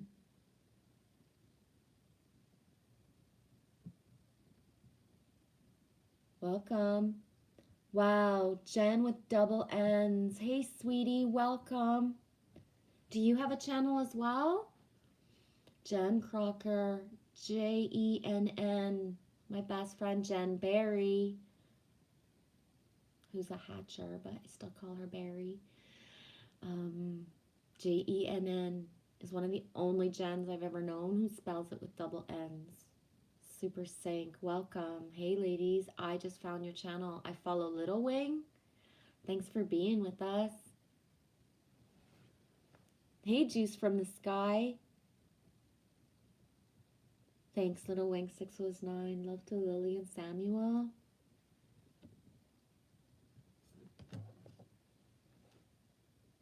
Yes, Amber, it's the end of the summer and you're miserable type of pregnant. Yeah. That was Amy for me. Amy is born of August 22nd, 2000. And oh my gosh, it was hot. It was hot.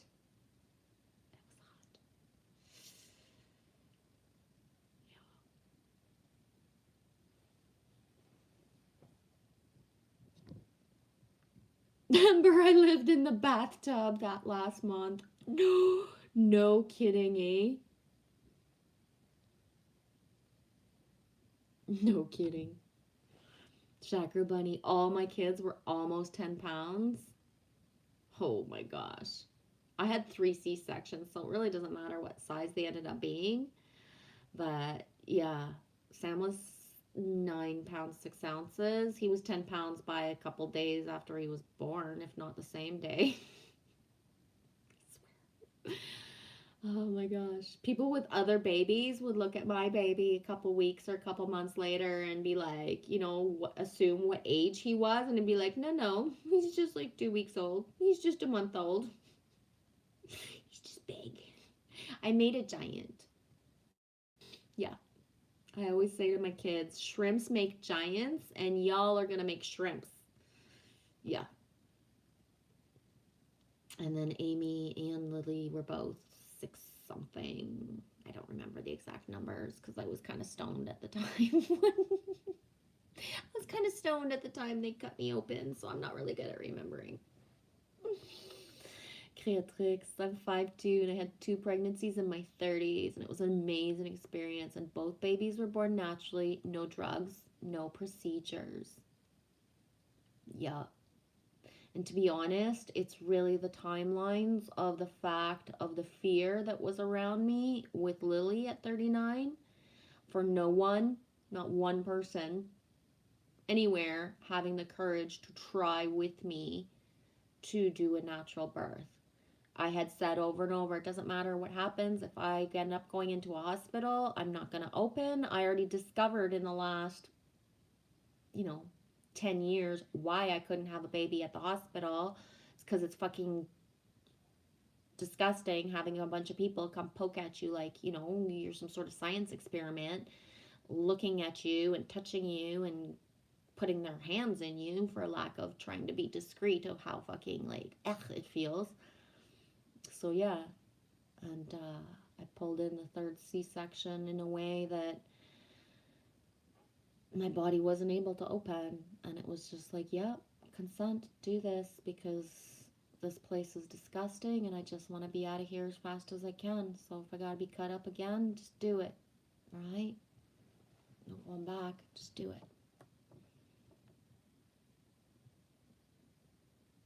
Yeah. Chakra bunny, full-grown toddlers actually born from me. I know, and it's the thing of being 5'2" and having a 10-pound baby. Like, oh my gosh, that friend I was talking about who had the big basin and a lot of core room for a baby, she had tiny little babies, just about 5 pounds.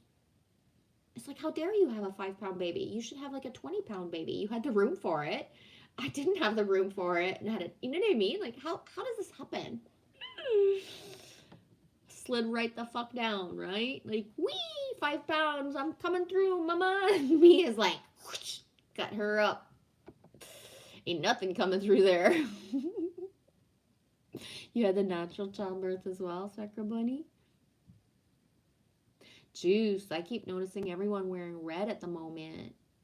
Yeah, I ain't got the clothes that suit what I need, so I'm wearing what feels the most comfortable, which is pretty much the same things over and over on repeat. And it's blue that I would want to be bathed in, but it's only red that I actually have available.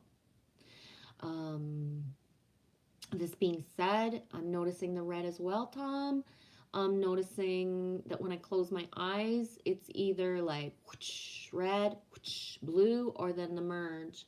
And then all the other stuff that passes through me, because it's a whole, everything happens in there when I close my eyes or even with my eyes open, but still. 2 as well, I don't even know where it came from, but earlier I was just outside. I'm very daisy and gazy and just like in awe of the greenery coming up. I got just little baby puddles, so I've got, I consider it open water. And earlier there was a reflection. I don't know where it was coming from, but the puddles were actually red. So it felt like the Red Sea type of energy. It was like, and I started to look for the explanation of what is reflecting from what to get the red here, but then it was like, could you just let it go and enjoy it? It's really pretty.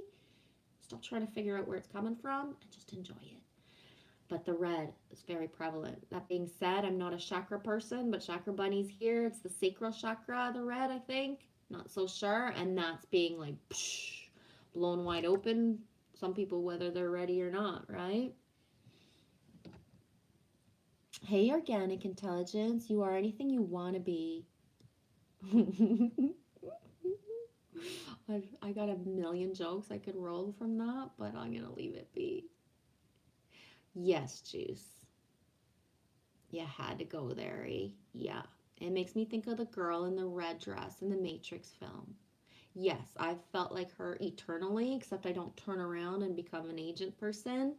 But that girl in the red that distracts, yes. Yeah. And I usually stay away from the red dresses unless I really want to prove a point or I'm really feeling it, because that's how powerful the red dress is. The red dress is so powerful that in Canada, maybe in the States, I'm not aware. In Canada, the red dress hanging from either stores, homes, or outside of people's homes is to honor missing and murdered Indigenous women across Canada. The red dress um, is huge. Some symbolism here in Canada, just as the orange shirt for Every Child Matters in residential schools is prevalent across Canada, so is the red dress. Um, it's huge, and yeah, just respect and honor for the red dress symbolism and what it means here. Um, yeah, it's huge. It's really big.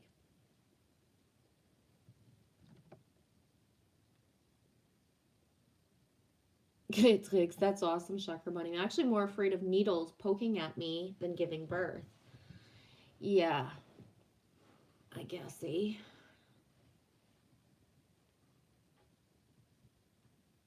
Boom, Mary, super sync. I grew up an hour from Aurora, Illinois. Whee! How's it going, Mary? Organic. I wanted to be a Kate or a Katie. I like that name.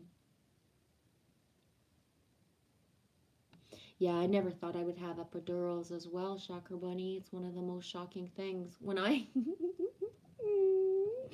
I only did one thing when I was pregnant with Samuel of like a class that wasn't, I thought it was going to be like Lamaze, but it was basically just a bunch of stuff and then a bit of breathing. So I'm not too impressed by it, but I can still remember we're sitting in a horseshoe kind of pattern, and the educator person is at the front, and she starts to speak and she says,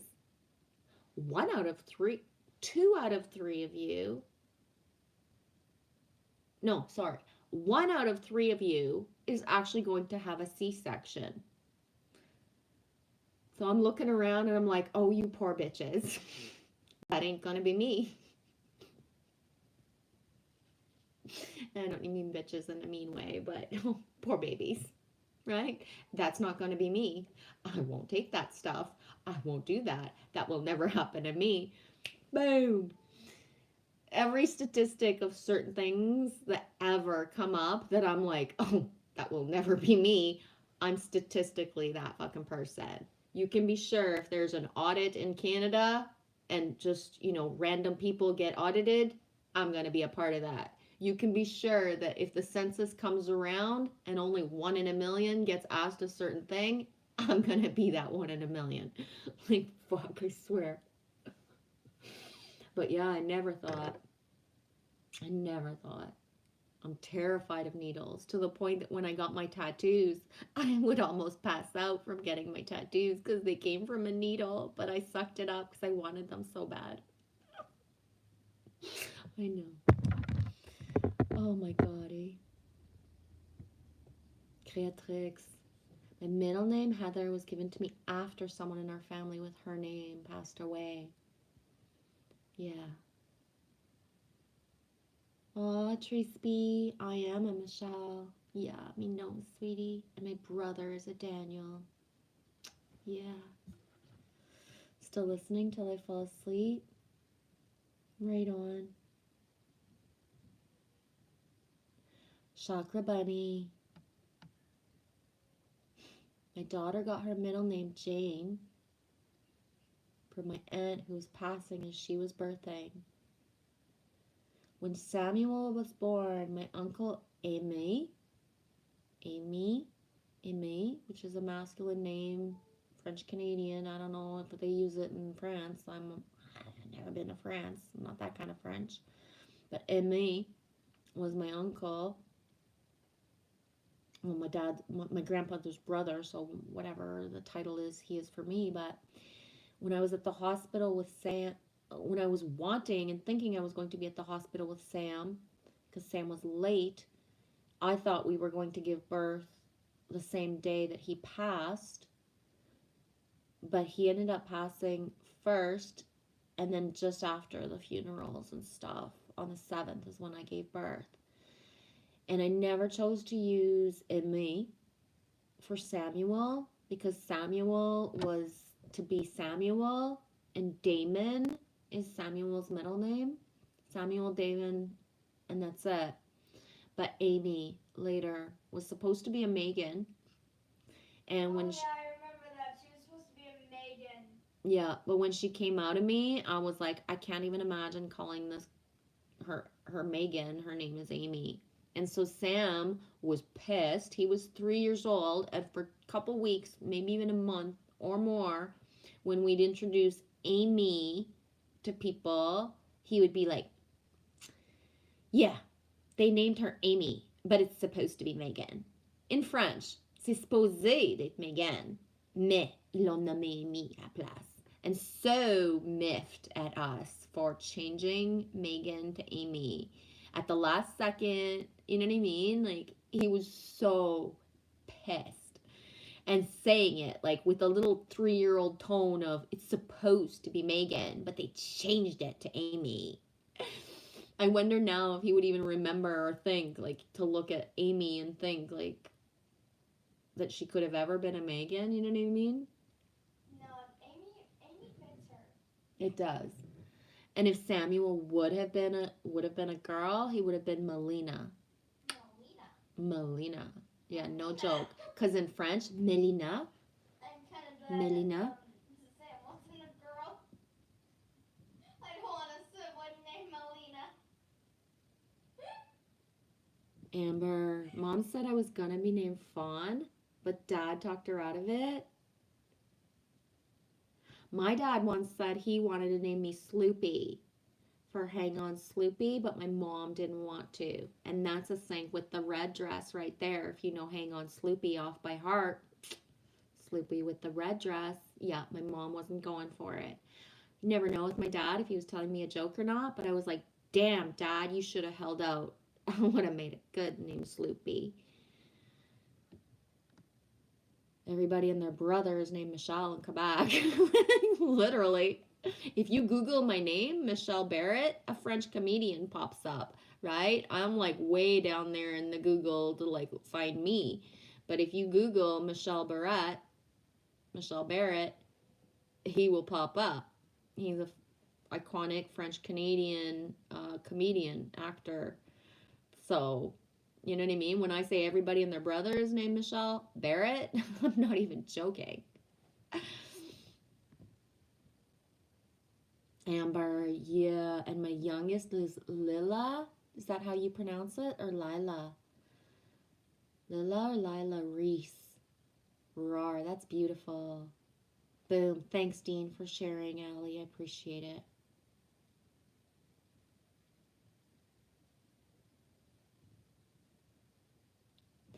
Heidi, Genevieve, since your stream, I've been lifted. Today's the first day in weeks I've been up all day, not laid up in bed. So grateful. Yay, good, sweetie. Thank you. Yeah, being in Allie's reading too, eh? It full just flowed into each other. The power, right? The unity, the gathering, the momentum. It's really huge right now, Heidi. Heidi, it's spring and you sprung me up. Yeah. Yes, bring it on me, says Amber. Aw, you're gonna make me cry, sweetie. Organic, your love has lifted me higher, really hit me in a different way that day. Yeah, same. I get what you're saying, because I am of it as well. Yes, Allie's reading was full circle. It was huge. It was huge for me. Really. Organic. The wheat and the tars have been separated.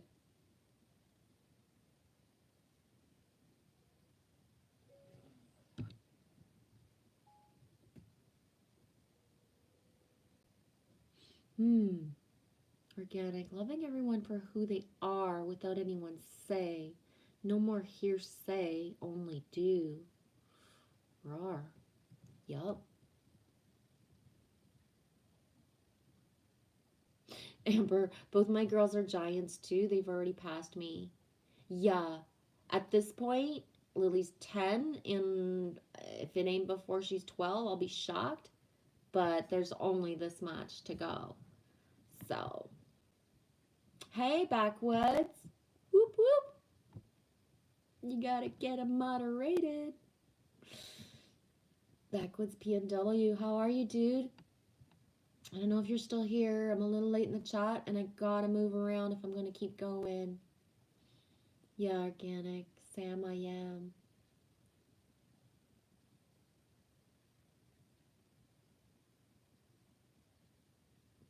Organic. I'm lit. I just had the longest shower. I'm so refreshed. I washed it all away.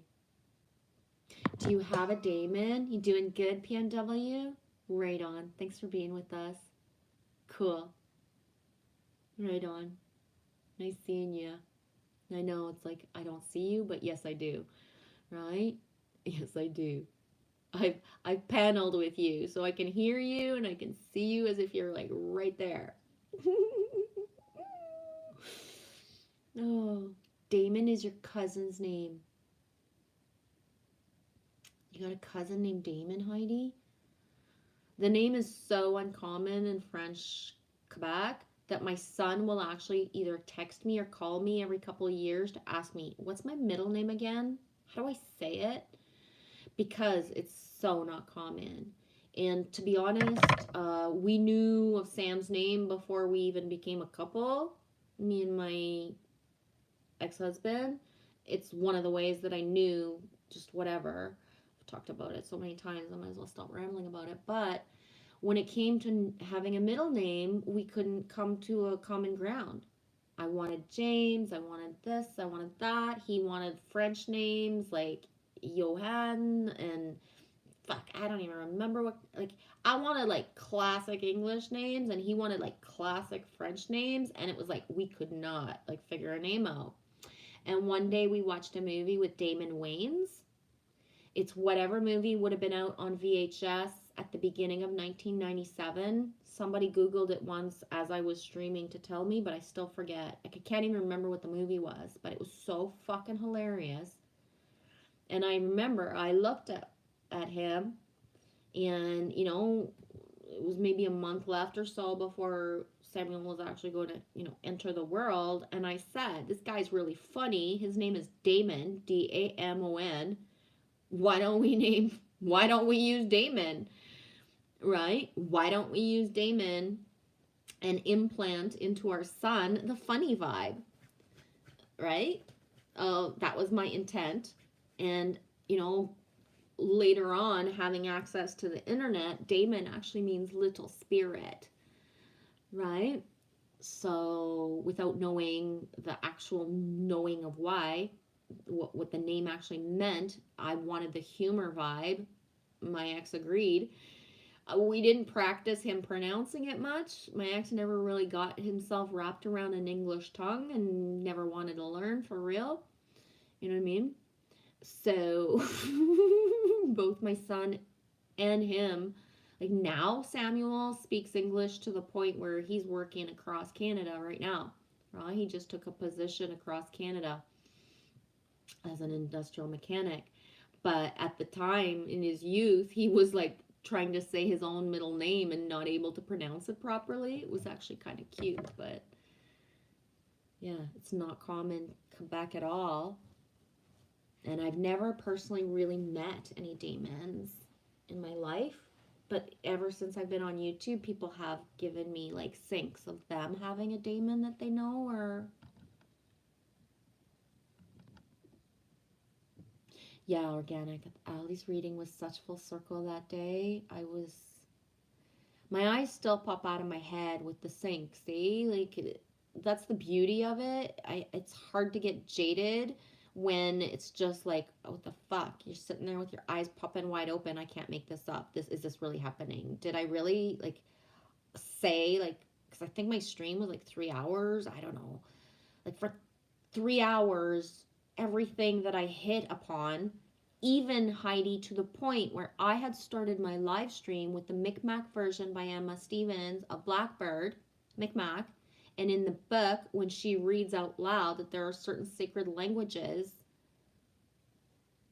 and Micmac was one of them. And I was like, what the fuck? Like, I rarely go out of tribe vibe. I try to use tribe vibe people, right? Share the people who make music that are among us, put them out there as my thing to start my streams. But I had to that day, it was like I was totally guided to go get that. So the flow was so surreal for me because like the stuff I said out loud, but then right up to the song that I chose to choose. Like I've shared that song since the day I found it. I put it out there. I'll share it randomly all the time. It's important for me, like so important for me, like pivotally important for me that people find and know this version of Blackbird by the Beatles that a young woman in a high school project put out, right? To the point where Paul McCartney has even met her, has even, you know what I mean? Like elevated her for doing what she did. And that's pivoting other people of either Micmac or other languages that are either completely lost or just hanging by a thread to put out versions of songs and, you know, opening people's hearts to listening to music of different languages, right? But yeah, that's how huge the flow sync was from that, Heidi. Like I honestly, I could have done a live stream watching me listen to Allie do her live stream and just watching my reaction. Like sometimes I was pissing myself laughing and sometimes I was like just whoa, right? Just watching me watch that, listen to that live stream in itself would be entertaining. Like I'm not even joking. Like I swear. Oh my god. Hey Sasquatch Mind Control, me sees you. I'm just late in the chat. I'm gonna have to take a break in a minute too. I'm just trying to catch up just a little bit. Yeah, I love that, eh? Hi Alex from Romania. How's you doing? Remember, LOL, I wasn't paying attention. My phone died. And then it turned on and you were saying my daughter's name. Too cool. Yeah, me loves that feeling. I'm catching up with the chat. I can see myself taking a break. Lilina Tonka. Oh my god, I just finished the hot shower too. Right on. Good. Hotter the better. Alex. Double Alex at the same time. Boom. Good morning, beautiful people. 6:16 Romanian time. Melina, it's 22:16 for you. I have no clue what it is. Oh my god, it's 12:21. Look at that. I'm gonna take a break. It's 12:21 Eastern time. And welcome to those coming in. And yeah, I'm just gonna take a breather.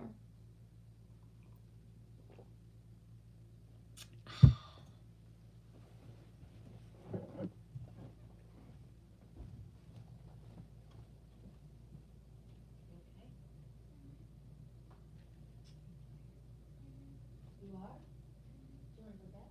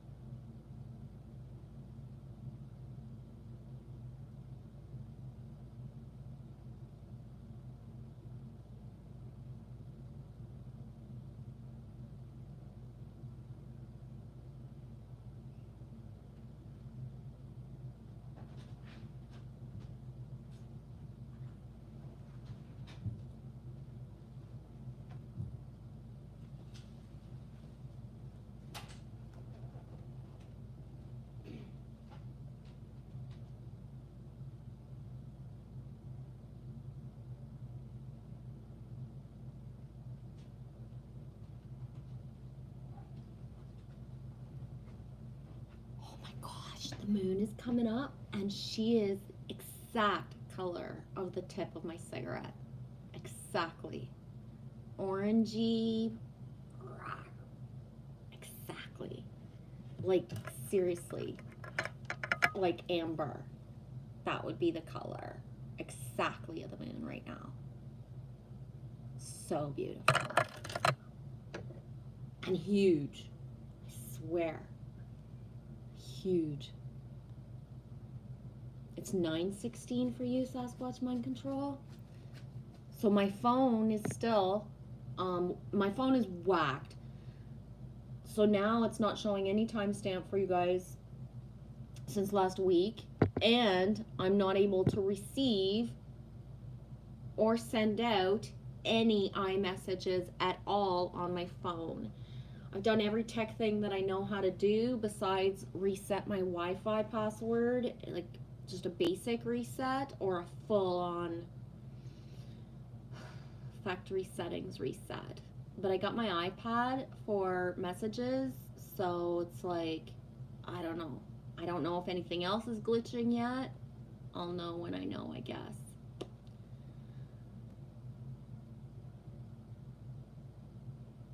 Amber, strength, naming her Hannah without knowing. Yes. And it's I believe in the inner knowing. We don't always know why we do what we do or say what we say. But there is always the reason. That's beautiful, Amber. Yes, Heidi, exactly, Genevieve. So many activations. Yeah, I've been on my butt since, Heidi. Like literally yesterday, I wasn't able to move. I did not have the best physical day of my life. It was actually pretty much one of the worst, if I'm going to be really blunt. I don't even want to talk about it, to just like, I feel alive today, and I hardly moved at all, to just keep myself safe, basically, and to make sure that I don't regress. So allow for all the, the gentleness and self-care in the moment so that it doesn't come back and bite me in the butt, right? Give it all I got now. You couldn't move either yesterday, Heidi? Yeah, for me it was my stomach, and it was, yeah, I don't even want to talk about it. Just fuck, right? And today, I was gonna push it, and I says to Lily, let's just go and go do groceries. We need to stock up. And even she was looking at me saying, like, no. So it was like, okay, I'm going with my instinct and then your double instinct, and I'm just taking it smooth. To the point where Lily cooked for herself all day, Heidi, yesterday. And she hit the ball running of finding things to eat with not a lot of choices, and just able to really self-sustain herself in a good way, right? And like, I'm just so proud of the little mini chef that she is, and her mind to be able to conceive of what she made for herself, right? Healthy, good food.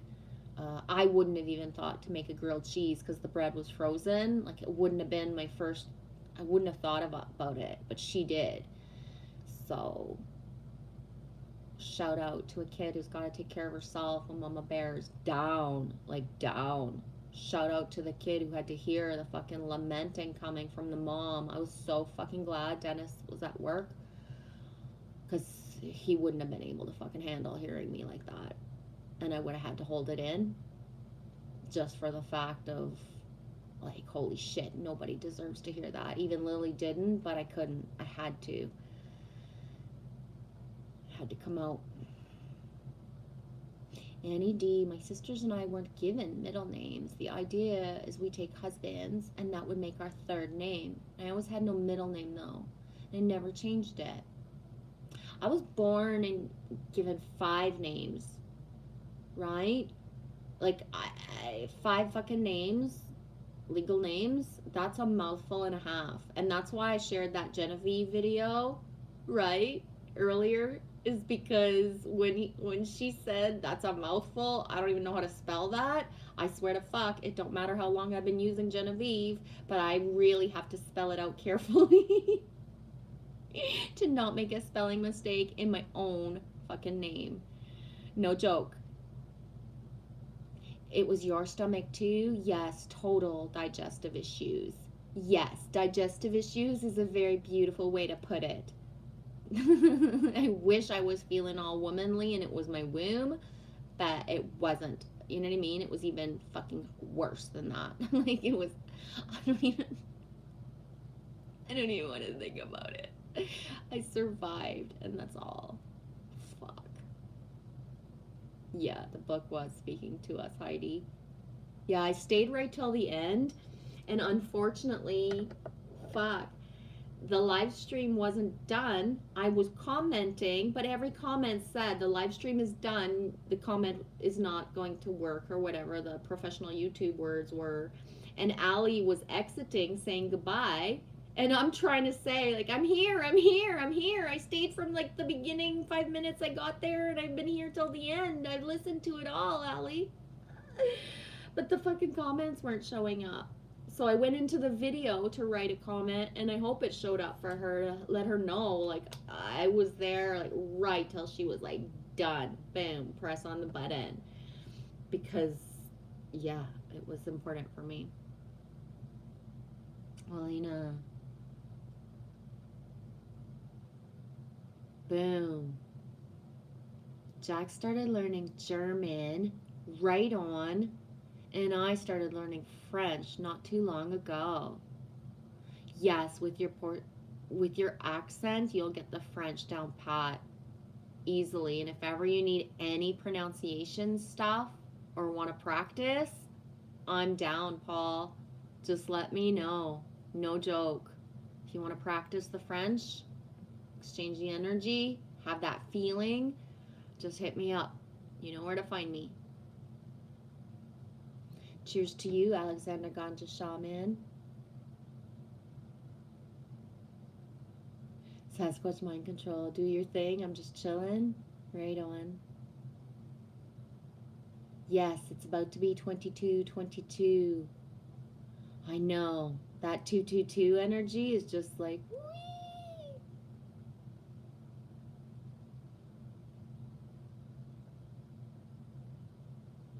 Emoji King. Just bubble poured at the bath for the queen. Yay, right on. Me not likes bubbles. No bubbles for me. Ugh. I'm a salt person. I don't even put essential oils. I burn my butt on I burned my butt and thighs on orange essential oils about 4 or 5 months ago. I put essential oil, but I forgot to stir it up, and I sat right in it. And then I wondered, like, why is my butt and thighs burning? Oh yeah, I sat right in the essential oil. Stop doing that. And so yeah, I haven't put any essential oil into the bath since. And I don't like bubbles at all. Not at all. People always think that's a weird thing, that I should match the bubbles, but I don't. I don't like drinking bubbles, and I don't like immersing myself in them.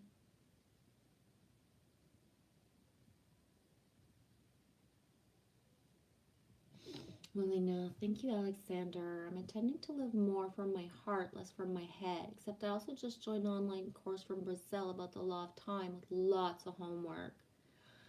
Dude, I'm so proud of you. He is not a good learner, especially if there's homework. I learn from, like, so many different ways, but not from being taught. For real. Mary says, hi everyone. I'm going to be right back. I'm going to go take the shower. I'll see you in a few. Much love. Love back, sweetie. Too much water talk. Gotta go in mercy. Yeah, Jack, I have my priorities. Yes, you pour that bath.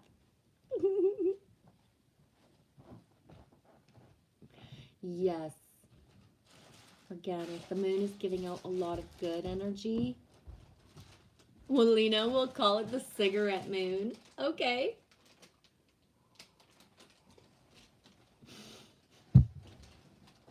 Yeah, cigarette moon. Let's not spill the whole time. Why don't you cut it? You can Why take don't those. I cut it? You can take those where you want if you want. You can bring those in your room if you want. It's not messy or gross. Shh, just not too loud because it's late for upstairs. Yes, the energy has been super good. Very, I would say, one of the most enlightening full moons of my whole entire life. And that's saying a lot considering I'm half a century, right? But yeah. You couldn't move it yesterday either? Wow, Heidi. Yeah, I was so glad that I had told Dean and Allie that I wasn't sure if I could be present in the live stream yesterday. Like I had an instinct. I thought it was because, you know, I had been gifted the opportunity to have a ride to go do groceries, but I had to cancel that. So, and that's the thing, right? That one thing, the one time I got a plan, I got help, boom, got to cancel it. There is no planning anymore. There is no setting and knowing what's going to happen.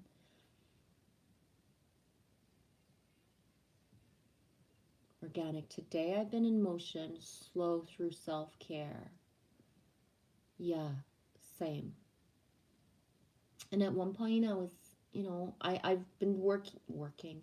I've been doodling a drawing and just a little bit of lines at a time and just a free flow. It's just lines.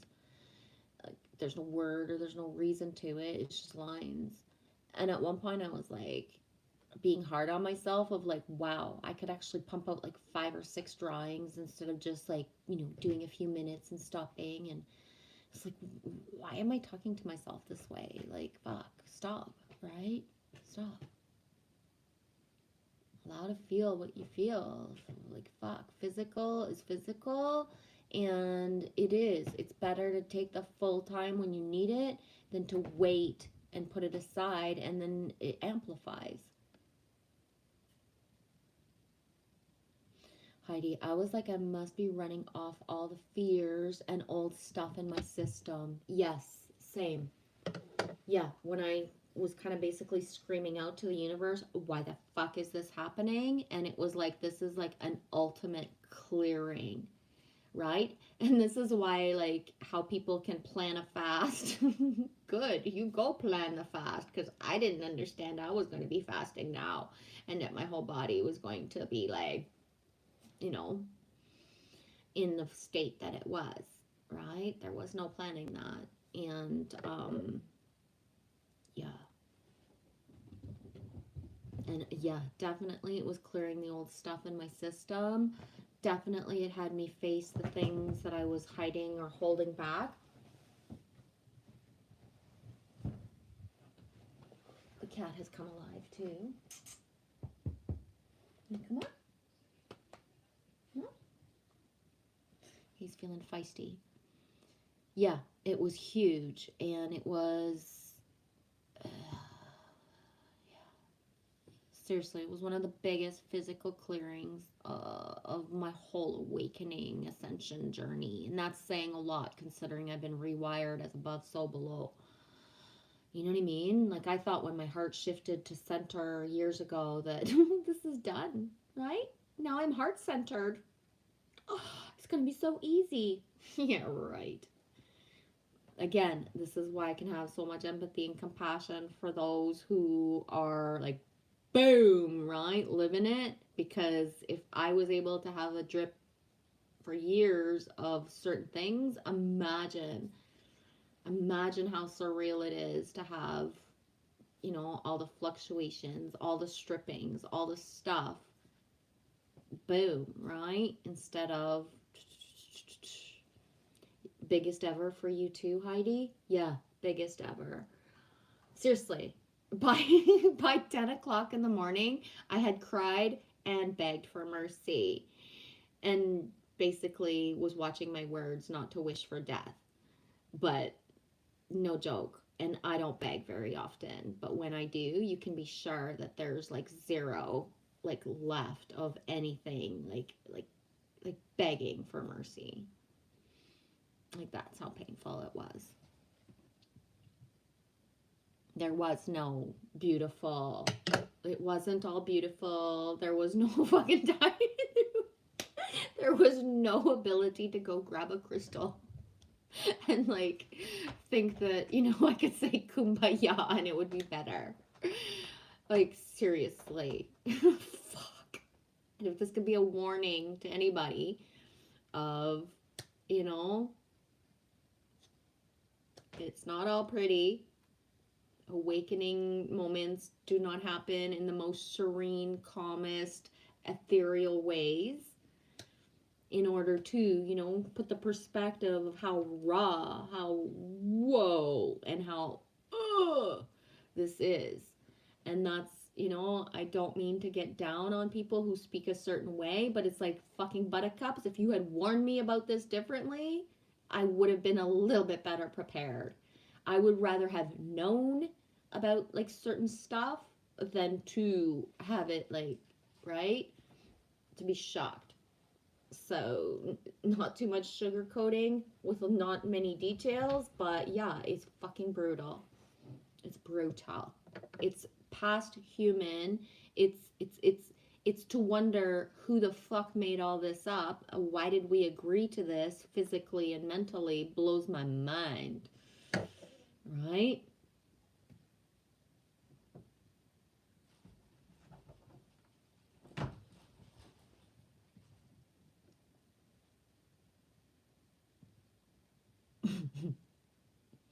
Ça me fait plaisir, Valina. Merci beaucoup, de rien. I do tip more on the French Canadian slang than to the professional, more eloquent French from France, but I can clean up good just like I can in English to help you practice. But I can teach you a lot of Canadian French swear words too.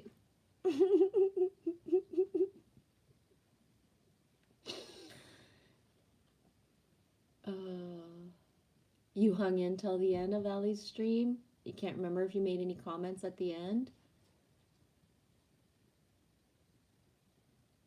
Yes, Alex, we can. That's why I make sure to blue everybody. And the only reason I don't is if I have that little feeling of, where are you coming from? Just to make sure that there's no poking around, right? I've rarely given the blue and taken it away. And ultimately, only once really took it away because somebody said, you know, you take my blue away from me, I'm never coming back here. So it's like, you know what? I did. So if you ever show up again, you're gonna not have to apologize or anything, but you will show up in gray and it will stand out. Why? Because you asked for it. You want to make sure that everybody's validating, like, or seeing exactly how you're having a hissy fit. Well, I'm going to take it away for sure. I've only ever had, like, any wrench issues a couple times in my whole time. And I started live streaming and I never moderated anybody to help moderate my chat. And the only reason I started sharing the blue is, first of all, once I started seeing the blue, right? 'Cause try to read this as fast as I read, guys. Having the blue, the white, with the black background and emojis is everything. It's so easy for me to flow. And then the blue makes it that we can find, that you guys can find each other for real now. Like Alex says, you can press on somebody's name, right? So if I press on Alex's name in blue, then it says go to channel at the top. So I can press on Alex's channel and see that Alex took his videos out. He doesn't have any vids right now. He can still choose to put some up, but he doesn't right now. And that in itself, to be able to find each other that fast, is worth making sure everybody's blue. Because especially the way I fall behind in a chat, right? Instead of writing a little bit, you go poke up see who else is there and touch, touch, touch. Do I have, do I have, do I have, right? I think it's important. I'm caught up in the chat. See? Oh, wait. I'm not caught up. I just touched the screen. Blue.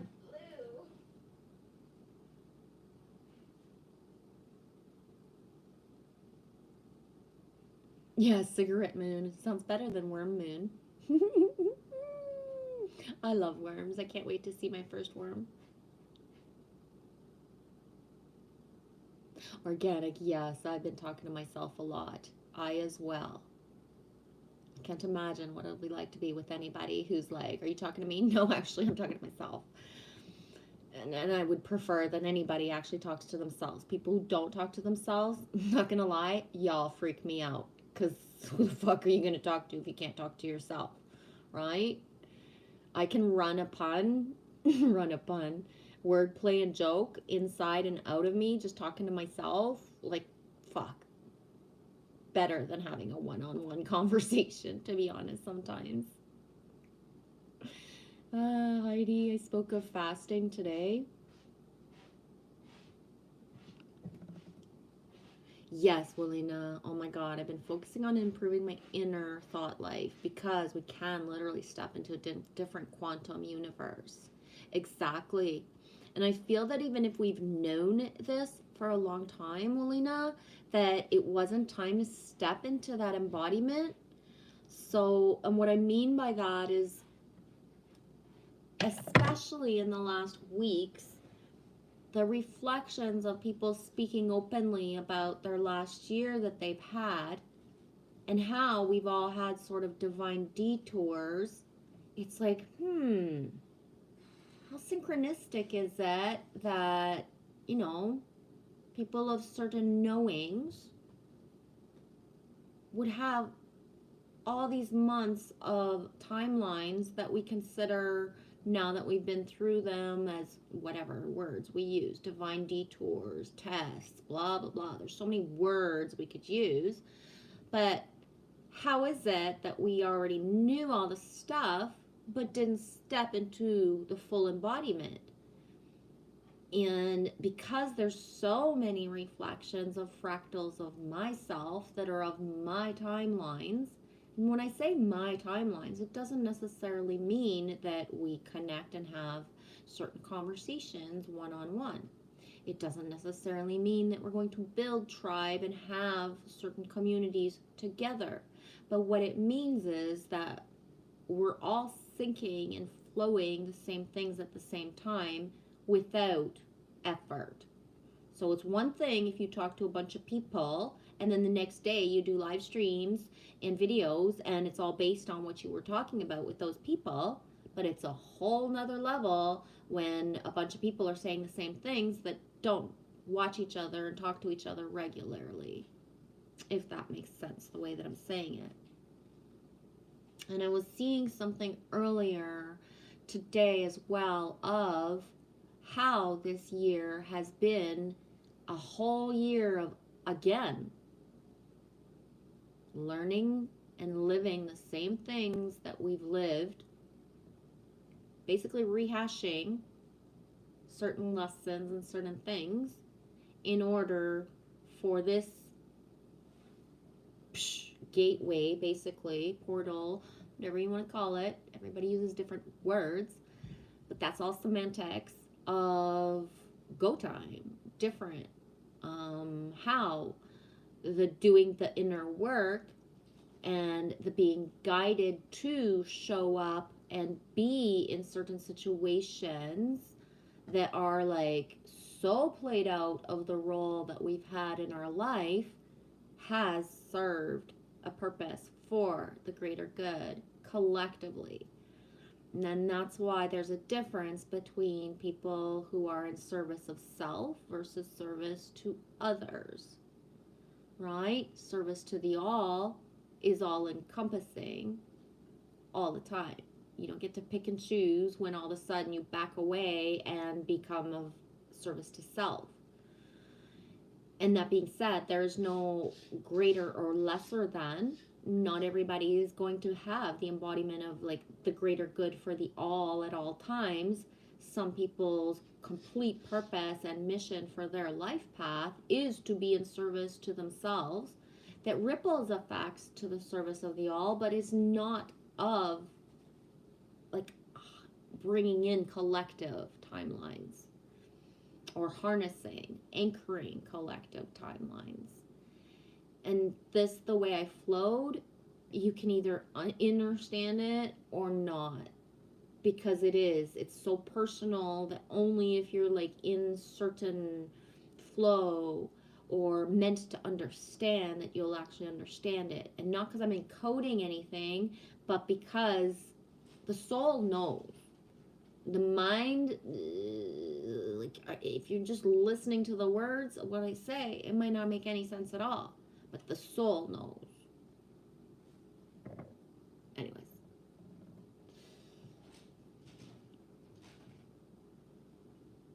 I knew I saw somebody. L for self, there. That's why I scrolled back up. I knew I had missed somebody.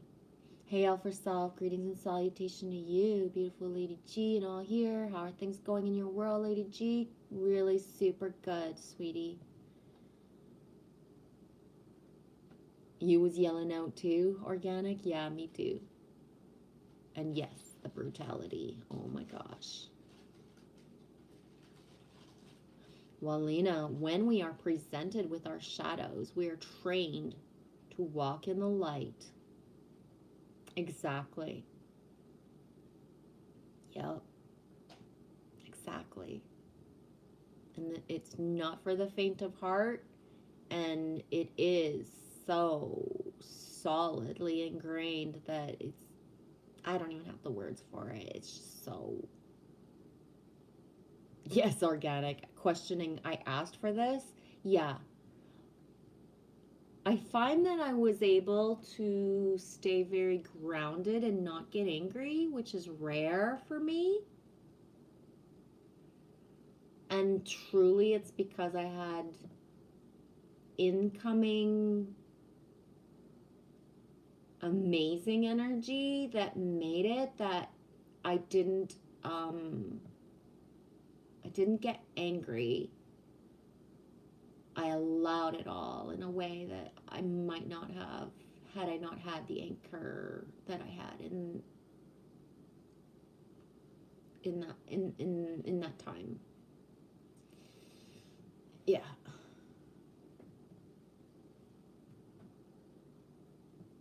Melina,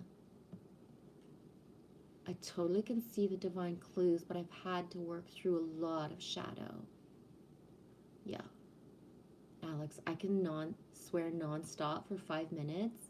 Oh my gosh, me too. I love it. Yes, Elf. Me enjoys my self conversations more than with people. Often, I can honestly say ditto. Hey, Jansu. Whee! How's it going, sweetie? Yes, Walina, talking to ourselves out loud is awesome for affirming. Yes. If I had not started my YouTube channel and the way I started my channel, and this is usually how I do, I'll make a vid, I look at my own self without judgment, without analyzing anything that I say, without thinking, oh my God, I gotta delete this because I'm not doing this, or I said this wrong, or, right? So I watch myself as if I'm another. So I grab onto a different aspect of me. The pride, the vanity, all that shit has zero place. And watch myself from the perspective of if I was someone else hearing me, which is ultimately me hearing me for what I need to hear that I said out loud that I might not even grasp because I was flowing. And then I upload. I never watch twice, only once, and then I upload. And honestly, my giggle vids that I make when I just am randomly posting something super silly, I piss myself laughing at myself. I sometimes will watch those videos 3 or 4 times in a row just because I'm cracking me up so much. I think I'm funny. I really don't care if anybody else does. So if it can make anyone else laugh or spit coffee out of their nose by an accident, good. Because I do that to myself. And yeah, so looking at myself through the perspective of zero judgment, not analyzing, not caring that my hair is like fucking, like what the fuck, right? Not perfect.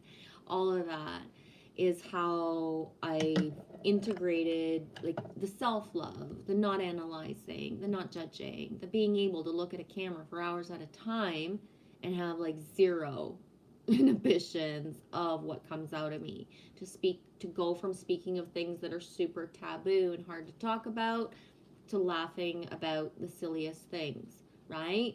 To allow the flow what it needs to flow and not analyze it. I rarely watch my own live streams anymore because they are so long, but I always found that when I did watch them, they were beneficial for me to watch because I don't catch everything that I say as I'm saying it because I go fast. That's the way that I am. The oracle of me speaks fast, and sometimes I can be more slowed down a little bit, but the more that I have flow, the more that it needs to flow. So telling the river, oh, just go a little bit slower today is like, doesn't work for me, right? So some days, like, I can, because that's the embodiment that I'm in. And I'm a little bit more, I call it when I'm really like mellow yellow, is where I'll be smoother and my tone will stay more the same. And you know what I mean? And I don't get all like elevated cadence of tone of me. Where I actually can sustain sometimes having a whole stream without bringing in lots of different emotions, but I bounce off comments, right? I never come in with a subject, and even if I do, I never stick to it, whatever the comments are. So I find that it's very normal that I go from a full range of different emotions in any given time set because who comes in, what they choose to share, we can go from things that are so intense that some people have never said these things out loud, and having witness and space, writing something out that's never been said before. Like, that's huge, and I feel it all, right? Just as some people can come in here just to divert and, see me as the decorative, not really understand a word I'm saying. What's this chick talking about? And you know what I mean? Like, there's so many layers to it. And when we come from a place of authenticity, we speak as ourselves all the time, no matter if it might not make sense to anyone, because anyone whose soul signature is meant to hear something, their mind might be like, what the fuck is this chick saying? But the soul and the heart is grabbing the seed no matter what. No matter what. No matter if the human avatar passing seconds, whatever that 10 seconds was that I was saying out loud, it could be just to trigger somebody, right? So a lot of my vids I do is I'm having a cigarette. And it's not because my intent of like, oh, I'm having a cigarette, so I'm just going to share it with you all. It's like, no, this is how I get my flow, right? My dragon energy, my flow comes from me being outside, having a puff or two, seeing something or something come inside of me. So I come back in and I grab my phone if I don't have it, because I don't always bring, you think I'm all sitting out there all the time puffing on cigarettes all day long, but I'm not. A lot of the cigarettes that I have during a day, I actually share with people. I keep my flow. And I'm not even smoking it all, so I'm smoking actually less because I'm, intent on flowing, but it helps me, right? I find a lot of people who are healers and channels use cigarettes as the dragon-esque energy flow, right? And how smoking on screen can either bring up reminiscent memories of somebody who used to smoke, so they enjoy it. It's smoking vicariously the feeling and not judge it. Whereas others like are horrified, can't even watch me for like a little bit because I'm doing the unthinkable of having a cigarette as I speak, right? So it's a part of. Repeat that. Happy 22nd. It's been for an hour because it's 1 a.m. I know. So stop yelling, and I get it. Come kiss me. It's the 22nd. Toot toot toot. Okay. Not happening? Okay. I forget what I was saying. But yeah. So, in general, judgment is judgment. But if somebody literally asks, like, what do you smoke all day like that? And be like, well, no, I actually only ingest like between 10 and maybe 15 cigarettes a day. I made 3 vids. And, so you were part of 3 of them. Right? But how? Oh, yes. What I was saying is that I do still use cigarettes as my skunk. Me. So meaning me smoking in my reality or online takes away about a third or even sometimes half of people who weed out, right? If I'm going to disgust you in real life because I smoke, good. Because instead of you coming into my bubble and trying to talk to me, if I already like gross you out because I smoke, then good, because I don't have to deal with me having to be discerning of if you are a fucking asshat or not. You know what I mean? You're not guided to me. You think like gross things of me because my clothes smell or because I smell, right? So skunk energy, keeping that distance of, boom, a third of people who would want to maybe come talk to me, right? When somebody looks at you, you're so hot, but you smoke, so I could never be with you. Well, good, buddy, because you might think I'm hot, but I don't think you're not, right? Like, what the fuck? Who says that to somebody? Is that supposed to make me be like, oh, you're right, I should quit smoking for you right now? Like, who the fuck are you, stranger, to say that, right?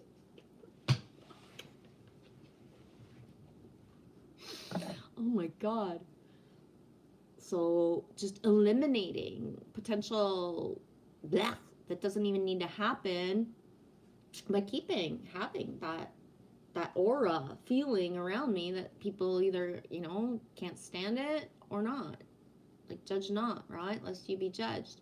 You might think I stink because of cigarettes, but I might think you fucking reek because you wear cologne. And you think you're the shits because you paid like $150 from a bottle and it's fancy from fucking France or something. But you're actually choking me. And I don't actually go up to you and tell you, you're fucking choking me. I could literally fucking pass out from the smell of you, motherfucker. Right? How many places, you walk into and you got this chemical shit show of people who think they're all this in a bag of chips because they can't stand their own smell. They're scared of smelling like themselves. But what we think of you when we're affected by smells, we're not maybe necessarily like, saying it out loud, right?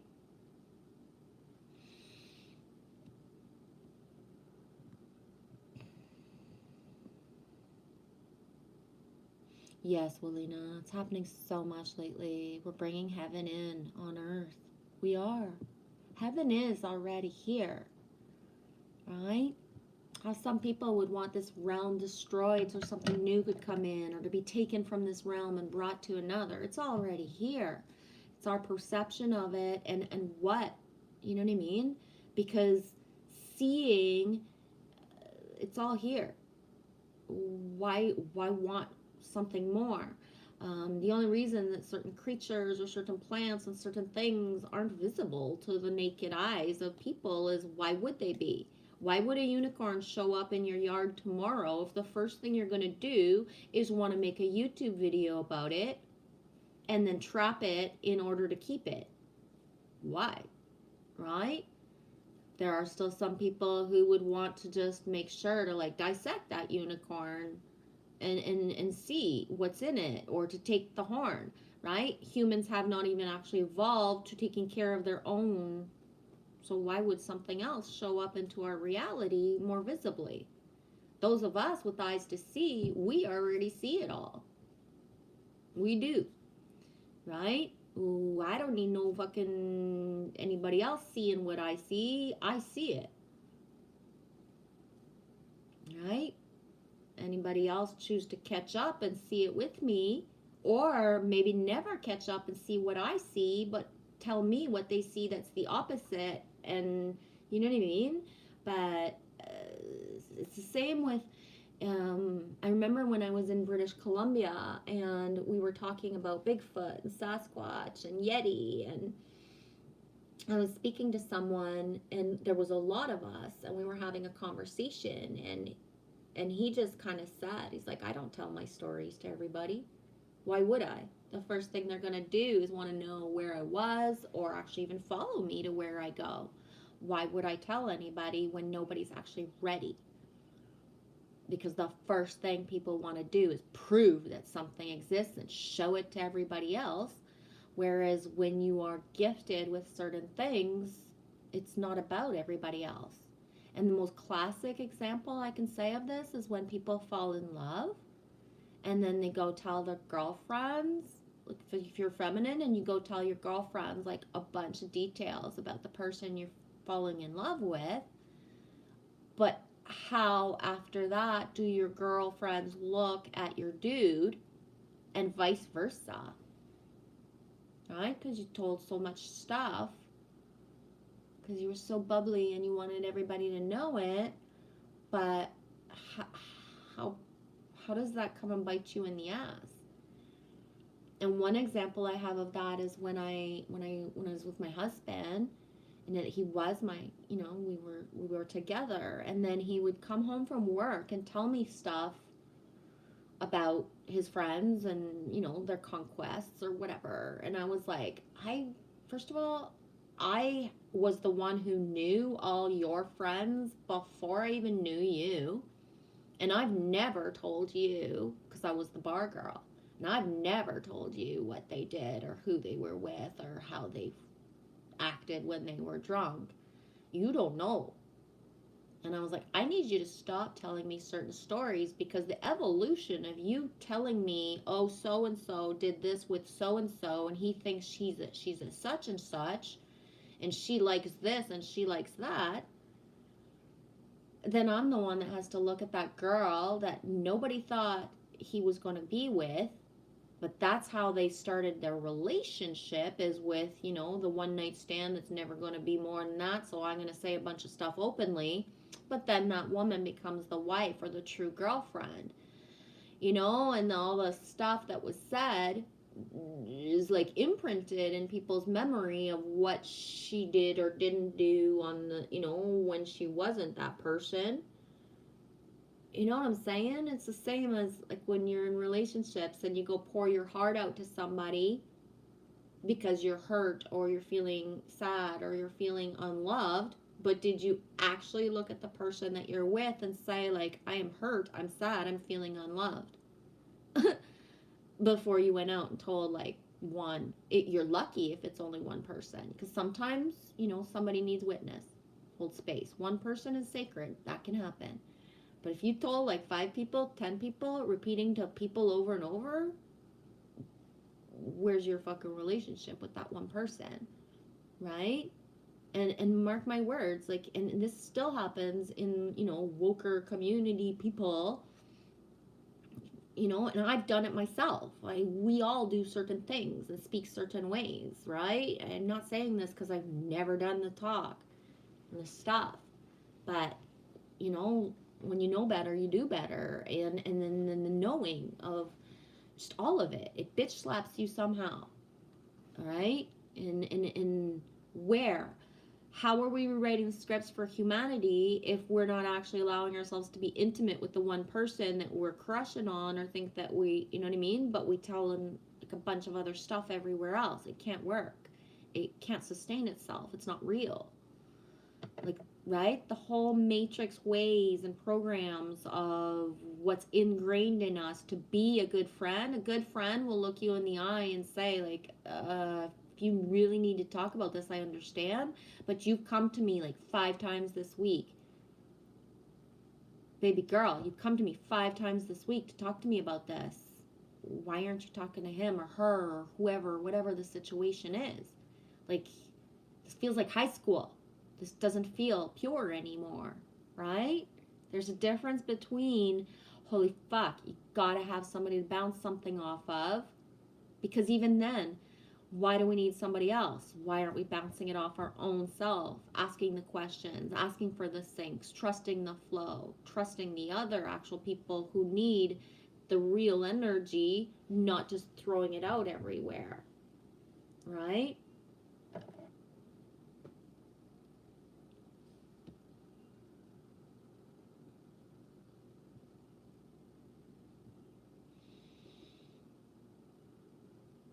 Well, Lena, self-love is so healthy. I do the same with my Warriors Cube vids. Yeah. Well, Lena, freaking love you, Genevieve. You truly are a magnetic storm. I'm still mind blown about the sinks coming up and growing more profound. Yeah. And I can see that you've done, like, probably you do or have done mirror work, Willina, and if you haven't, then just what you do with the camera, like, shows to me the comfort of you, right? When you do your Instagram and you're right there, you're present. There's no ego. It's not a pride what you're putting out, like, zero. And that's why, like, I'm not judging when I say stuff about certain, like, spiritual community people, but it's like, holy shit, are people ever going to see, like, the truth in plain sight of who's of ego and who's of pride and who's showing up because it's about profit and all of this, versus seeing the actual people who are, like, truly showing up with authentic love for the greater good of the all, right? Holy shit. At some point, authenticity just is, and that ability to be, like, completely connected without wondering what you're looking like, what it feels like, without putting on a show, but flow, right? Like, fuck.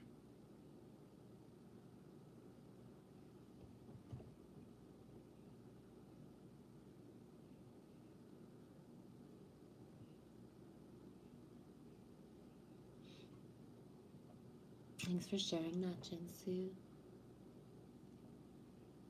Is it going on a year already since you've seen the boys? Wow. Melina, I'm smoking a vape and learning not to judge myself for it. I also tentatively channel the dragon energy. Yes, exactly.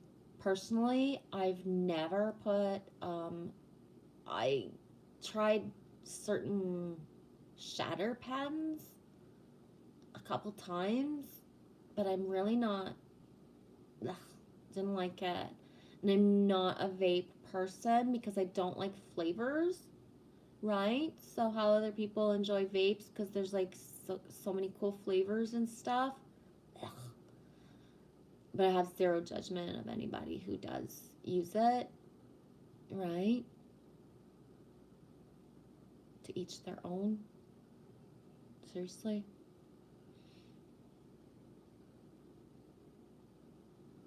And yeah, often I find, Melina, that we're guided to do certain things and have certain habits in order, first of all, to not judge our own self. Because if we're not judging ourselves, or learning to not judge ourselves by the habits that we choose, we're never going to judge another, right? So often we'll be guided to the stuff that we said we would never try or we would never do in order to not judge ourselves, because that's what's coming into our reality of wanting to try it or needing it, depending on, and it's like, I forget who it was that said this years ago, but it's like, yeah, you know,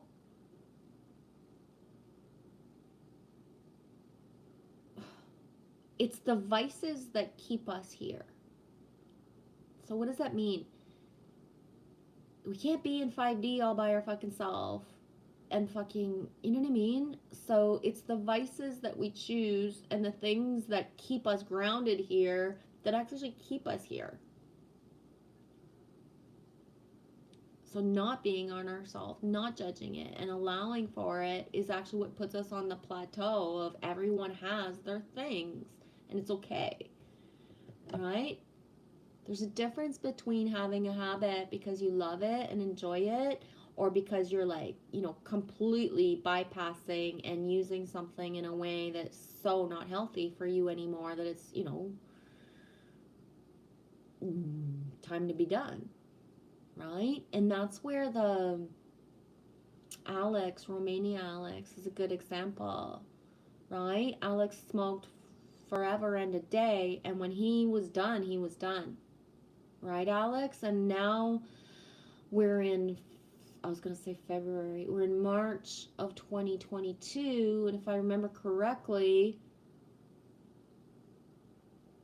wasn't it September or October or November of 2019 that you stopped smoking? And you just stopped. You just fucking stopped. And when a habit or anything is done, it is done. It's just like people who ate meat all their life and all of a sudden they just realize I'm eating less, and they don't even realize they're eating less and less, and then all of a sudden realize like, wow, I haven't had meat in so long, right? You become the vegetarian without trying. So that's why bombarding with people all the time to be something, to do something, is not actually going to make them do it, because they're going to do it naturally when it's their time, right? If that makes any sense at all. Oh, coyotes are sounding off in the field right by. Oh, sweetie, you're so lucky. You miss my dudes. Yes, Alex, the soul that sees beauty may sometimes walk alone. Yeah. Yep.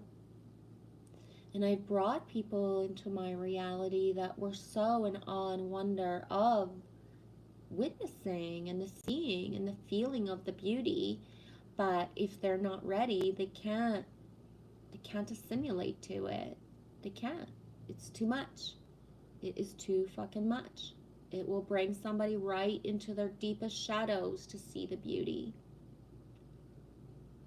And that's it. So yeah, it's often the walk alone because,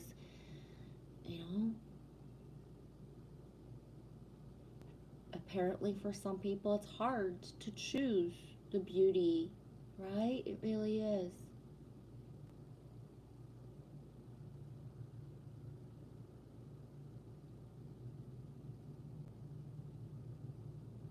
Yes, Amber, weeding out the weak saves time.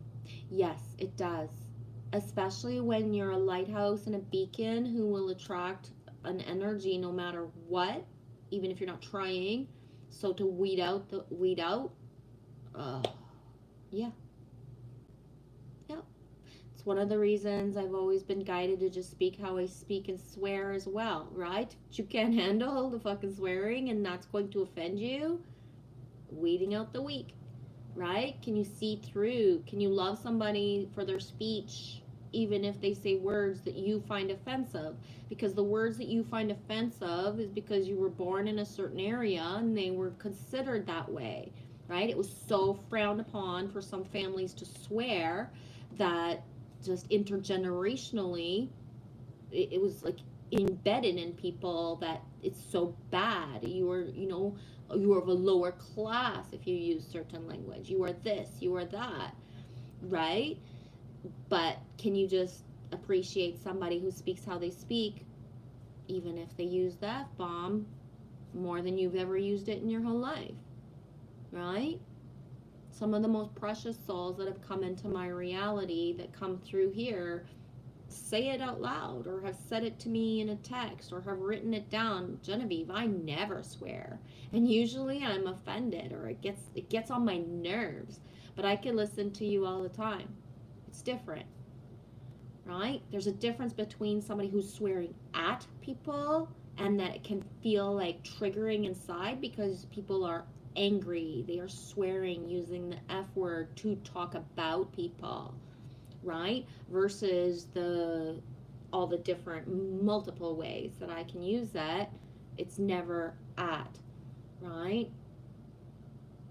And when it is, you can be sure there's a fucking reason, right?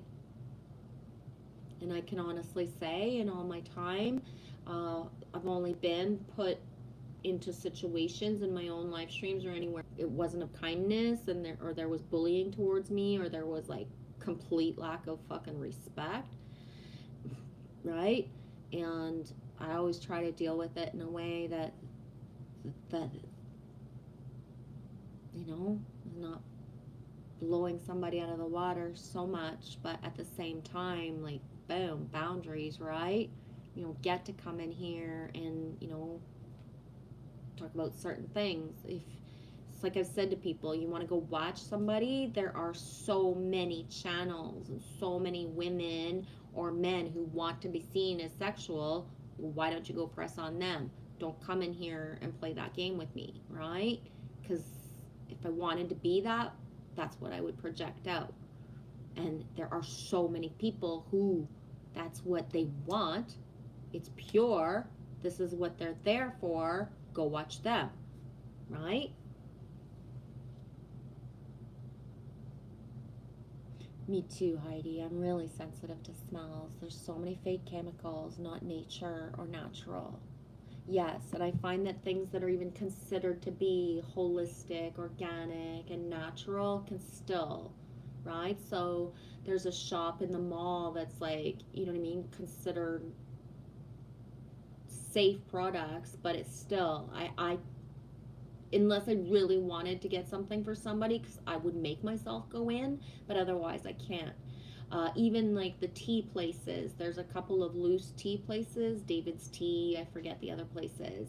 But even just walking into those places are hard for me because the teas are not what they say they are. Or if they are, it's still too much for me. Right? Not because something's natural that it's not going to not be pure to your senses. Right?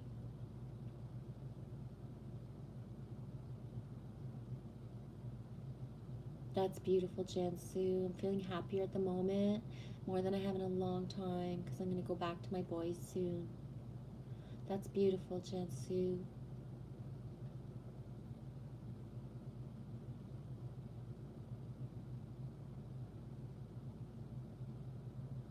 My brother, Alex says, my brother, when we were young, he used to tell me I had to go out for cigarettes and then don't smoke in the house.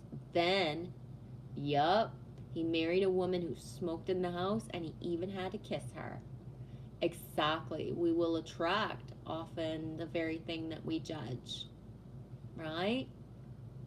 I remember when I met my ex's mother, and his wife that passed was black, and how he had always said certain things in his life path growing up, but when he met Sherry and fell in love, that was it. He was with her, and that was that. And how shocked that they were as parents that to be introduced to someone of a different ethnicity and color, because he had always said his whole life he would never be that type of person. Yet that's the very woman that he met and had children with, right? How? The very thing that we say we would never do is the one thing that's actually meant for us sometimes. The judgment that we had, the feeling, right? The whatever it is.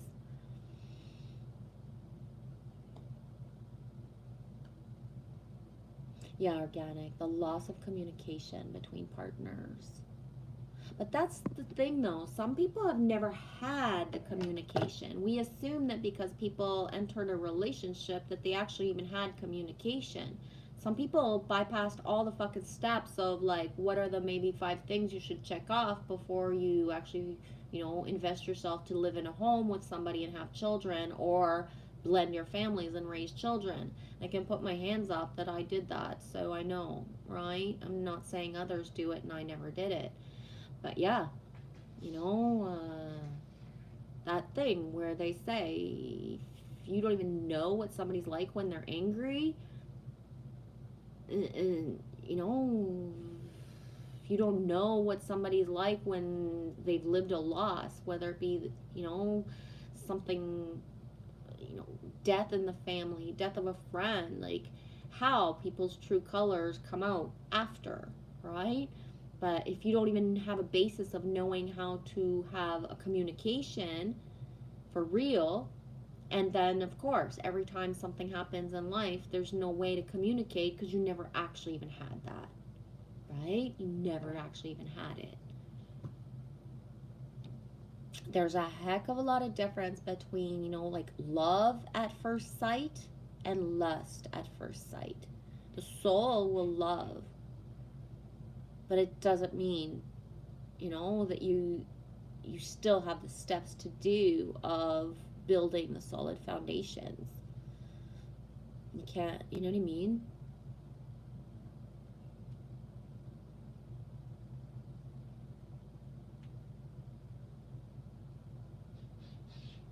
Right on, Jansu. You gonna go try to sleep? If it doesn't work, I'll see you again. Good night. Oh, Alina, I love that. I used to be homophobic and gay at the same time. Now I'm just gay. Boom. Nails it. Exactly. And you know what? I'm going to say this out loud because I ain't said it in a long time. But within the woke and the whole community and stuff, it is so like common, you know, that women have been with women or evolving to find their twin flame, whatever words you want to use, that's a woman. But not many masculine have actually stepped into their embodiment of the true self of who they are. I only know a handful, right, who have. And this being said, earlier today, someone brought into my awareness so many people, without naming, that have just were very present and then completely disappeared. And inside of me, I was like, yeah, because, you know, that person is like still not facing the inner stuff of he's meant to be with a dude. Me already knows who his dude partner is, and they just haven't like still done the work of, you know, they could say for years a soul is a soul, but now that it's time to embody a soul is a soul, boom, runs out that back door, right? No pun intended. Or did I intend that? I think I did. Yeah. So, you know what I mean? A lot of the walking the talk of authenticity is that we are all souls. Our meat packages do not define who we are. And so, therefore, the evolution of the scripts to be rewritten by masculine who come from a lineage of like, eh, eh, eh. Oh, it's okay, my cousin is gay. That's fine. It's okay that, oh, a lot of people coming out my family. That's fine. But damn, I'm going to keep on resisting, right? Anyways, I feel to say it because kudos to those who are an embodiment, allowing for it. Some people, you know, are not to the point of sharing it publicly because they're just at the beginning of their actual like blossoming into what feels good and pure, and so they need to like harness it and anchor it in for themselves as a couple before they put it out here, share that part of their journey. But mark my words, what is in the same way that the trucker convoy came out, right? But it had been in the plans for a long time. The same way certain masculine are going to come out in their channels of saying who their partner is and opening the scripts being rewritten for a masculine journey. And I'm focusing mostly on the masculine. Why? Because it's so fucking taboo that even men who think it's gross that men are together, oh damn, it's so hot when women are together. And that pisses me off. Because if you can imagine me with a sister's tongue down my throat, but you can't imagine brothers being together, fuck you. You ain't there yet. Right? You know what I'm saying. It's all part of the MK programming. Part of the porn industry. kudos. There's so many women who will slap themselves together, and everybody can like talk about that and giggle about that and think it's cool. But then they can't think of the other perspective, and that me is not good with that. Not good with that at all. Right? No joke.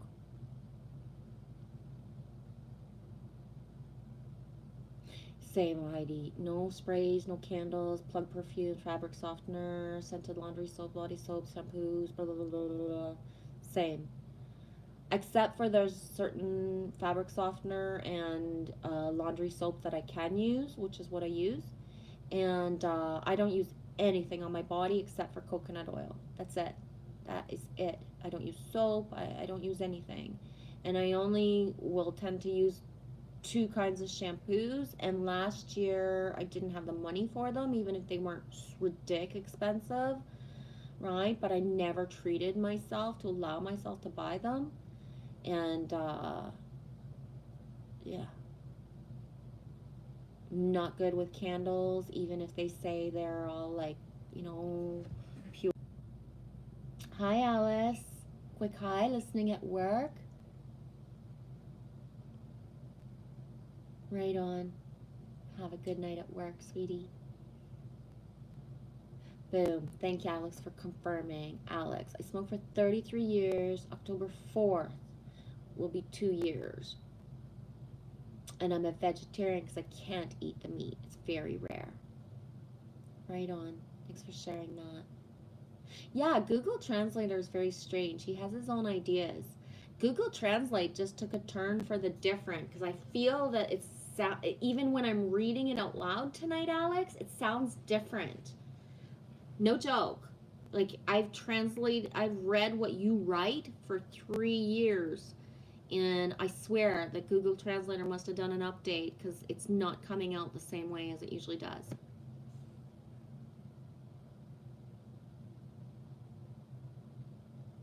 Yeah, it is. It's completely different than usual, Alex. I can feel it. I write something down and something else shows up afterwards. Hey, Modib, just watching you. Back at you, dude. Glad you're here. I was actually thinking about you at the beginning of the stream. I thought I had saw your name. So I'm nearing the end of my stream, so it's cool that you're here. Thanks for just writing that. Alex specifies, I'm translating Hungarian language to English because that's where I learned English on YouTube. By the way, I'm Hungarian ethnic. Yeah. And that's the thing. Alex is one of the people, because Alex, you came into my timelines right away on YouTube. And I asked you, or you told me right away that you were using a translator and that your native tongue was not English. And that's why sometimes I'll ask people who are writing comments or making vids, depending, usually writing comments, or if they make vids without talking, I'll ask straight up, is English your first language? Or what other languages do you know?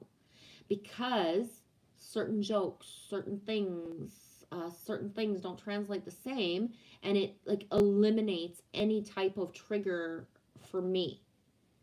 And that being said, if there's a trigger of something, right, then I'll say it a certain way of like, is that what you really meant? Because it didn't translate really well, right? Not like in the way that's said, right? But yeah, to really be conscious. And this is because I come from French as a first language, and I'm really eloquent. I speak really well in English. I don't have much of an accent. Only somebody who, sometimes people say I do have one. Depends, right, on what you're used to. But when one language is not your first language, and then you're speaking in it all the time, how expressions, things that are like a joke in one country and one language is super serious in another. It doesn't translate the same at all, right? It's not funny the same way. But when you know that somebody speaks like other language before, then you really understand that, holy shit, just kept keeping up with certain things as you're using a translator. Wow. that takes a lot of, you know what I mean, intensity compared to somebody who, right, was born of a certain language. Hi, Allie Berry. Yeah, my deep. Alex has always been forthright with that, you know what I mean? So it's always been like, yeah, it's cool, eh? And how the evolution of, if you go look back, just go look, you know what I mean? In my first vids where Alex was commenting, he mostly did emoji talk and then little phrases, and then has integrated into having like full on comments and full on like communication throughout the years. So, how? You know what I mean? Beneficial it can be to pop into live streams, to watch videos and interact. Alex has taught himself a whole other language, right? The internet, when used for the greater good, is phenomenal and limitless. He's doing okay, Allie. He's doing super good. I was on my butt all day yesterday, though. Actually, I wasn't on my butt. I was lying down. Lot of integration, physical, after my stream and then yours. And I thought, this is it. Like, I'm like hitting bliss state and I'm never looking back. And then I was on my just literal fucked up yesterday physically. Mega physical purging of just the intensity of the pain. I don't even have the words for. Allie, I gave my sister a massage today with coconut oil and rose water. Ooh, I do like rose water. It's been a long time since I've had any essential oils. Your mom just got a heart monitor? How did everything go, Allie? Well, Lena, hey, Allie, pretty fantastic at the moment. No small thanks to this round table. Opening up to unconditional love while following my heart steadily, walking in the faith towards a Brazilian. I just had a complete deja vu. And, yeah.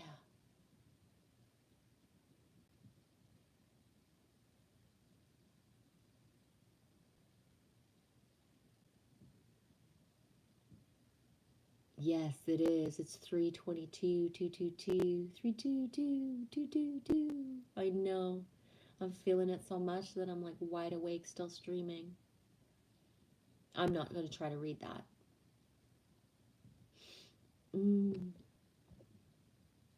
Yeah, you too. I was proud of you. I was in your guys' live stream an hour before it started. And then I fell asleep, Allie. As you guys were starting, I fell asleep. And I needed the sleep so much. There was no way I could keep myself awake, sweetie. I couldn't. I needed it. And when I slept for, I don't know. I pulled myself out of sleep. It was around 6:30. Looking outside, thinking, I don't know the light enough because daylight saving time has just kicked in. And I can read light to know what time it is, but I was like, fuck, I'm so sleepy. Daylight saving time just kicked in last week. I can't tell how much longer I have before dark. And I knew I wanted to go to the store to help myself, my body, with what I needed at the store. And, but I didn't want to be walking around after dark. And so I pulled myself out of sleep and we went for the walk at 7. And even to the point where it was hard to pull myself out of sleep, and I was thinking, are we safe to go out? Like, am I just fucking gonna walk out of here half dizzy and just put myself in a stupid situation? And then the crows started singing and saying, go. And I was like, okay. And so I went for the only walk that I could yesterday at 7 o'clock at night, which was beautiful because the temperature was mild. I'm trying not to be hard on myself that I wasted like the whole fucking day, the first day of spring when it was beautiful out, but I couldn't move. right? I kind of.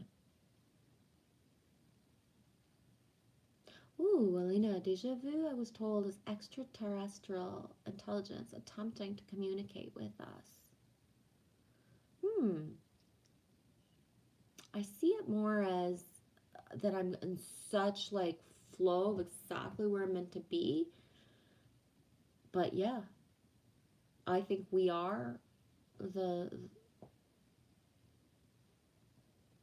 the cat is like so frisky right now. Extraterrestrial light beings. So yeah, that makes sense too.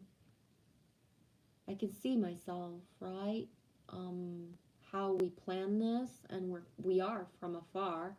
That's why it cracks me up sometimes when sky watchers, like, they would think a ship's gonna land and they're gonna, that, alien looking people like from movies are gonna come and like be all green and knock on their door and say like, whatever. And it's like, hello, we're the star seeds, we're the ships. Don't you see us? Right? You're waiting for something to come from above, but we're right here. We're right here. Hello. You can't help us out and be kind to us, right? But you're waiting for something to come down from space and land in your yard and trust you. Meanwhile, you're an asshole to humans, right? Because you would wish that something from the stars would come get you, but we're all here. I swear.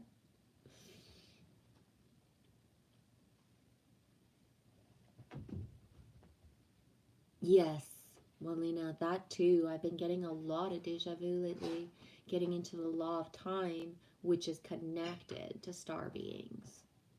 Yes. No way, Allie. That's cool. Did you end up finding one?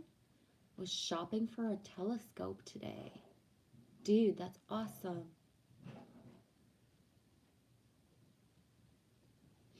Madib, I bought a great telescope, Allie, this summer. You will love that 5%. Same. You too? Cool. What a sync. You found many? So the decision time? Yeah. Well, check with Madib and Frack. Frack Centurion. I don't know if I'm saying his name right. For the people who, have one already or know stuff about them. If you don't already have people to bounce ideas off of.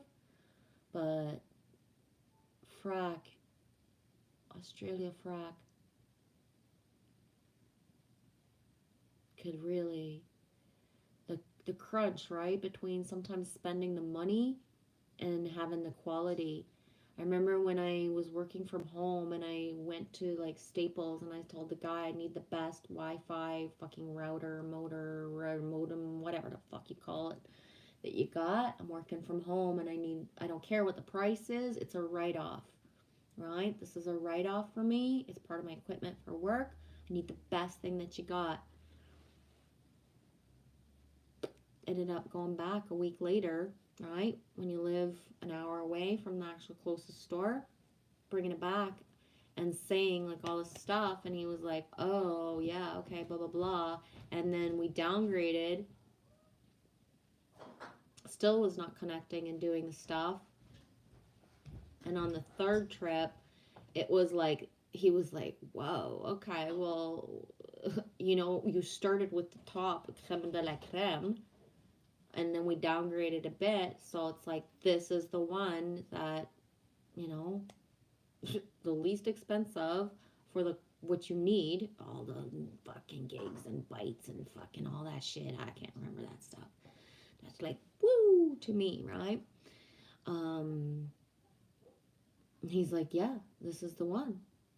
This is the one I got left in stock. Went home, did everything, boom. Solid connection, every online meeting, everything was fine. Didn't matter how many monitors I added, didn't matter how many kids were at home playing with the Wi-Fi. It was perfect. So sometimes, right, all of that, it's important.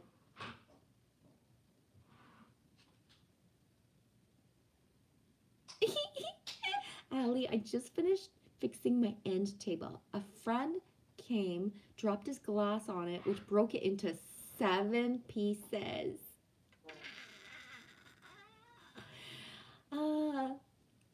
I'm actually picking the glue off my fingers now. I will eventually get a new piece of glass. Yeah. Must look cool though.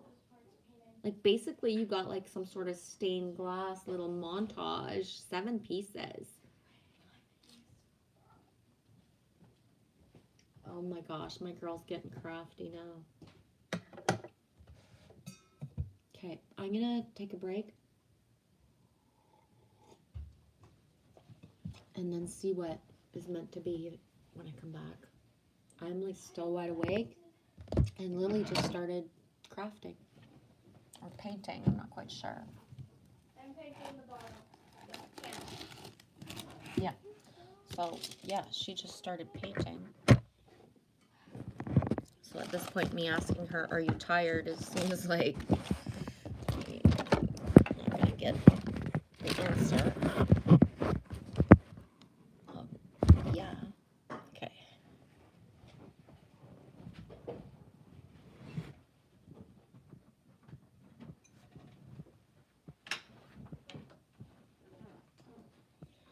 I think we're alone now.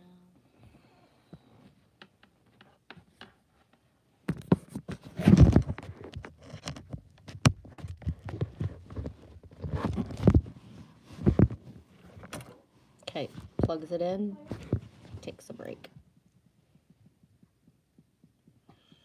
If y'all fall, I didn't mean it.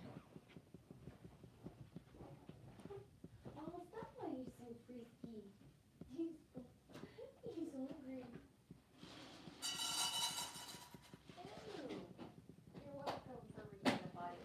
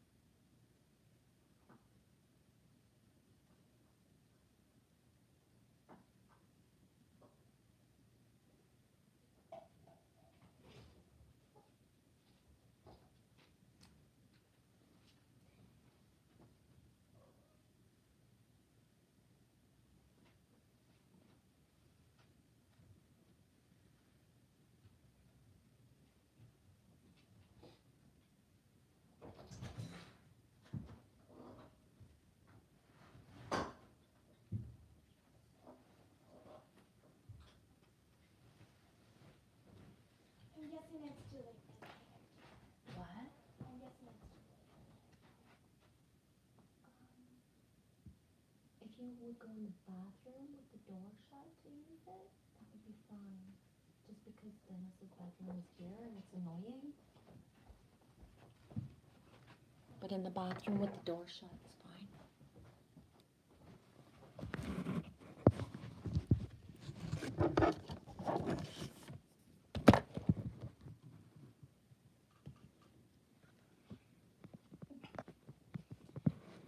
I'm a little cockeyed, but hey, it's past midnight. What time is it? 1:32.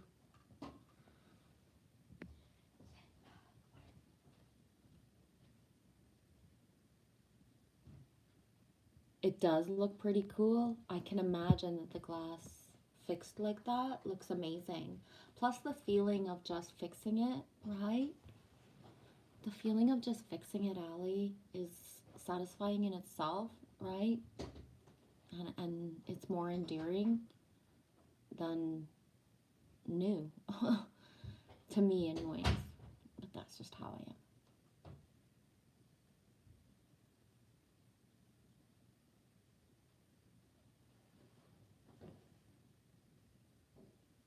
Aw, see? Allie, it's actually from a piece of furniture that my grandpa made, so it's important to me. It's so unique. Yeah. And you'll know when you're sick of the look of the 7 pieces. Right, Allie? There's no plug-in in here. Yes, there is. It's behind the towel. You just don't see it. Beside the sink, it's just hidden behind the towel. You see it?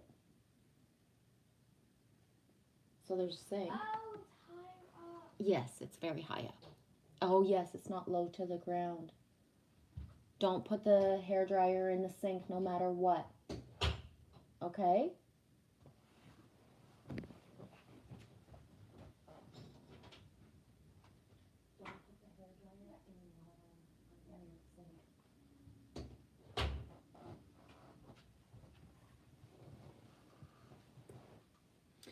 She's painting and wants it to dry faster.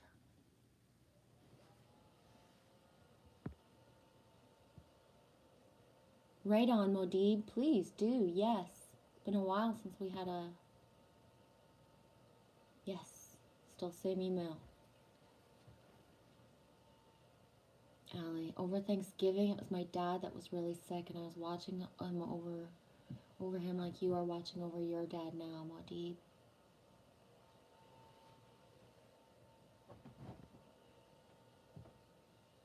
No way, Allie. I was just sharing because somebody, Amber LaSalle, asked, "What's Allie's channel?" And I was saying how you have different channels. Specifically, talked about you and Corey, the Aces. Right on. We misses your guys' shows and live streams a lot. Just, and I know everything has its time and its day, but they were part of my summer. Y'all saved my soul this summer because this summer we weren't able to manifest a reality with people per se. Last summer, 2 summers ago, we had an amazing summer, even if it was the first COVID year, but this summer was not like that at all. So personally, I haven't, you know what I mean, had any interactions in so long that sitting around listening to you and Corey, whether you were practicing or doing a live stream for a show, you know, was my only entertainment that I had.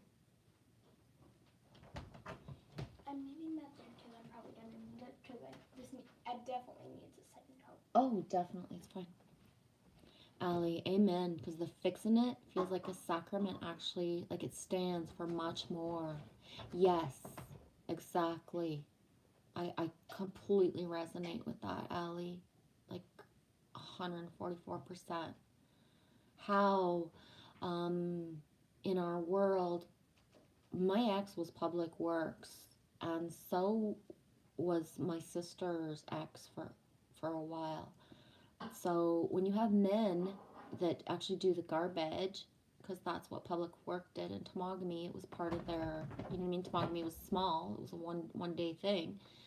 But when you have people who work in the, you know, the garbage industry, for lack of a better word, and what they actually, you know, bring home, that all it needs is to a good slap on the back and plug it in and it works, or to just play with the wires just a little bit. We're talking drills, like any type of kitchen thing you can imagine. Like, people consume so much and then just put it out. What the dump looks like in Temagami, there's enough material there to build homes. People throw out canoes that have 0 holes. They just, instead of putting an ad up and saying, come get this canoe, I don't want it, they bring it to the dump. But there is enough in dump sites to actually, and it's illegal to go forage a dump site. Some communities across Canada, I don't know about the States because I don't live there, actually, you know, you can go in and pay a certain price and come out with stuff. You know, the communities have harnessed their garbage as treasures, and, you know, there's a money exchange, but you can actually go and get the things that people just throw out. But it's shocking. It's shocking what stores will throw out, right? That's why there's so many laws coming into play in so many countries, France being one of them. It's not legal to throw out certain food waste anymore. They have to give it away, or, you know, they have to find a way to, you know, enough. Things that are not even gone bad, but just are not on special, and that they need the room, how it's just thrown out instead of gifted to shelters or to people in need. There's actually no reason for any poverty or homelessness in Canada. I can't speak for other countries because I've never lived there, but in Canada, there's no reason for anybody to be homeless or without food, except for the fact that places throw things out because they're not allowed to give it away.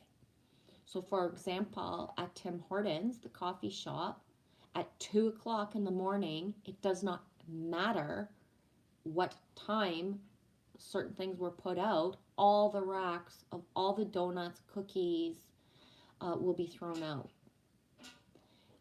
Employees are not supposed to bring that stuff home if they get busted, because a lot of them will, right? If they get busted, they could be in a lot of, you know, lose their job or have to pay from their salary, etc., right? They get punished for trying to bring something home to give to their family, their children, their neighbors. So most fast food chains in Canada actually throw out fresh food because it's extended, it's one day. So back in the day, how you would go to a donut shop that did everything from scratch, people worked all night long to produce donuts, and then you could go to the donut shop the next day and get day-old donuts. And so you'd have the freshness of the day choice, or you could buy the bag or however many you wanted of day-old donuts. But now that's illegal in Canada for fast food chains and certain things. It's fucked up. So how much food actually gets thrown out because of the certain things? So we're not even talking about the fact of, like, you know, how many containers of things get thrown out because the date says this, but really chips are still good if you know what I mean, unless they're like 5 years older than the date doesn't change. Like, food doesn't magically expire just because of the date. The date is there as a, you know, use your judgment. You got milk, it says it's a month older past the date, but if it smells good and if it tastes good, isn't it fine? Right? Isn't it fine if it tastes good and smells good? That cream, the joke, one of the biggest jokes and one of the reasons I shared that I had a bad creamer is because it was brand new and the date was April 24th. It's brand new, right? So I opened it, it lumped into my coffee, and then I made a joke of when I put it all in the pot. But the date was April 24th. Whereas I had a creamer that was in my fridge since January 17th, hidden in the back. There was only this much left a couple weeks ago, and I smelled it, I tasted it, and it was as fresh as if I had just bought it. So, but yeah, and same for like homelessness. There's so many buildings that in Canada and specifically in small towns that are like boarded up. You're not allowed to use them, you're not allowed to go on that property, but they're readily there and available. But instead of the banks or people gifting them to people for free, we're going to let that place deteriorate until it's such an eyesore and so dangerous that somebody's going to come do something about it. So, the fact of poverty and people who need food and people who need housing doesn't even exist. It's the laws, the mandates, that keep people from actually having anything. All right? There's so many hoops to jump through to buy a house right now in Canada that statistically speaking, they're saying that, a couple, two people coming out of university with full-time jobs are not even going to be able to buy a house, not of their own. They're going to need their parents or somebody in their family to sign for them if they want to actually buy a house to start a family in Canada.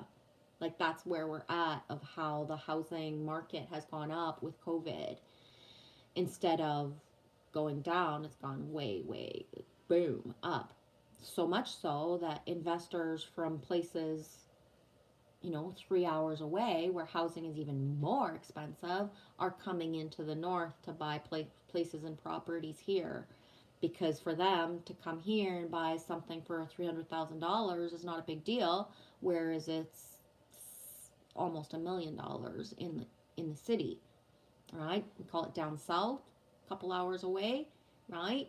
But when you can't buy a house for $1 million that you're going to rent, why wouldn't you come buy one for 300,000 or buy a bunch if you're an investor, right? But yeah, oh, Alex, yesterday was baguette day. Oh my God, I'm craving bread so much.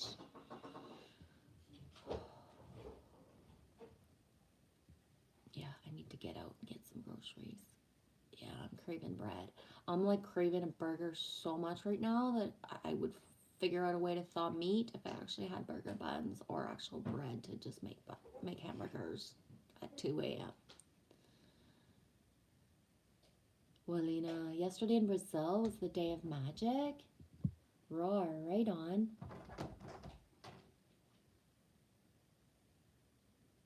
Good, Allie. We do intend to do another music live stream again. We've been talking about it. Right on. When it's meant to be, eh, sweetie? Yeah, Allie, that is awesome. Recycling at its best. Yes.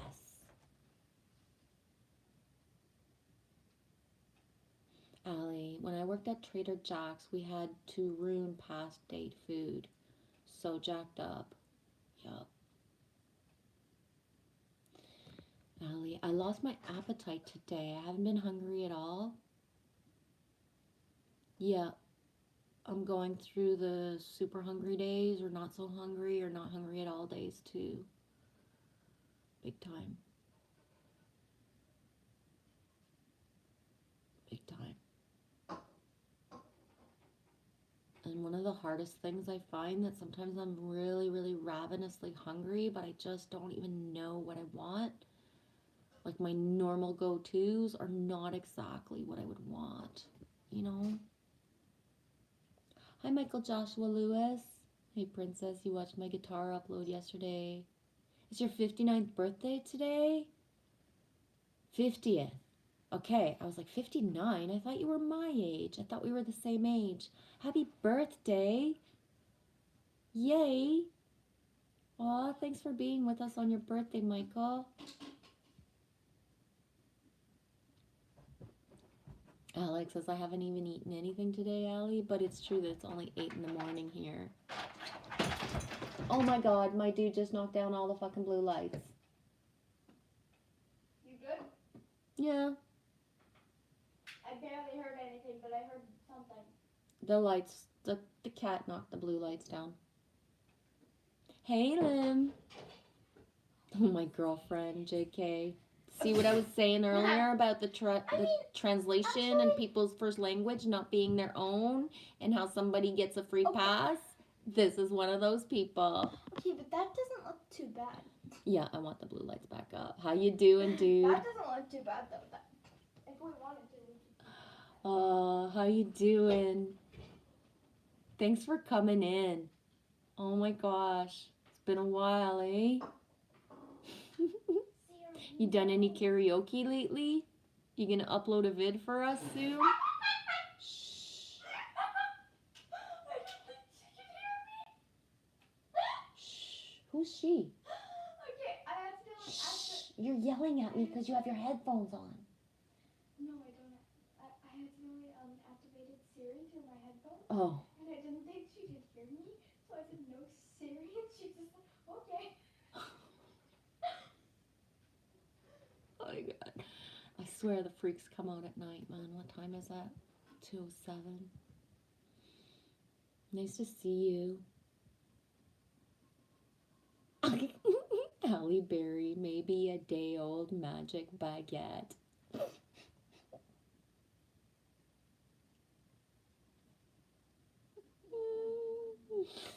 Yes, day old baguette. I'm down with that. You rolling a J now, Michael? I got some hash actually. And it's like, oh, do I have a joint or do I do a live stream? How other people smoke a joint to stream, and me is like the opposite. I'll have one maybe later or not. But yeah. Lemon, blueberry lemon nugs. Alex says, hello, Lim. What's the weather like in South Korea?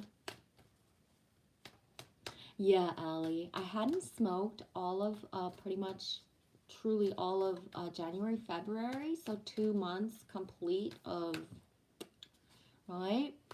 And so, I don't know, last week or so.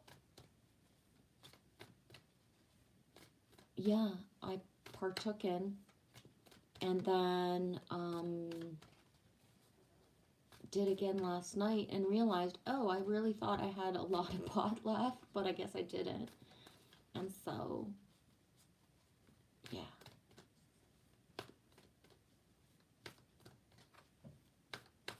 So yeah, I find that it's easier to not smoke if I actually have it. And I'm not judging myself for smoking, but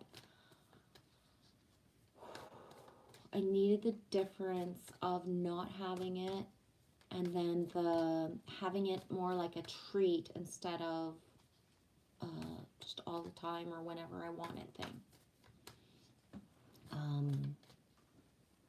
I'm one of those people that, like, it's not, like, just, I can smoke a lot of people right the fuck under the table, no matter what it is.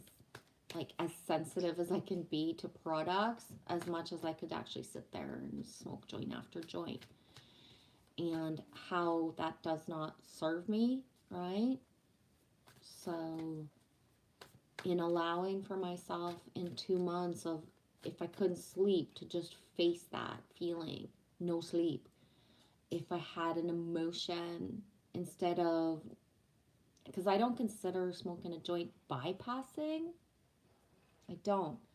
But I needed the feeling of what it feels like to have a certain feeling, an emotion, and to really go through it step by step without anything else exterior helping me flow through it.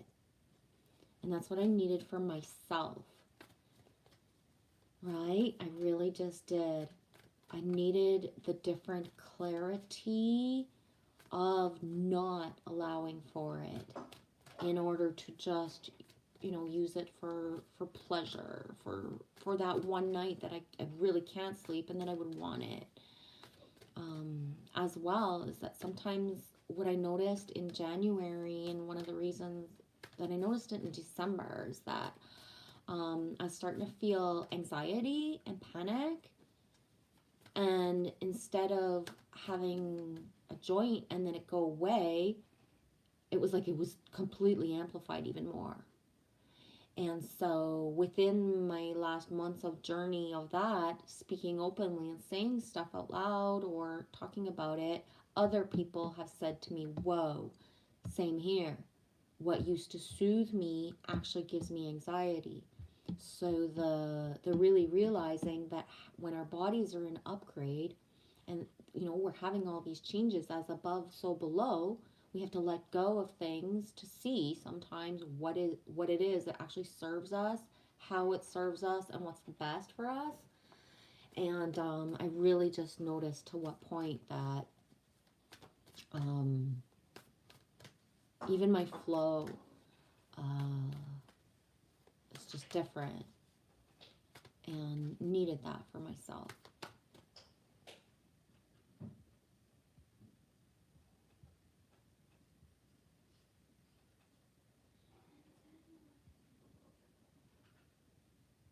Yes, I'll pull you a card, Allie. No way, Willina, you're half Korean?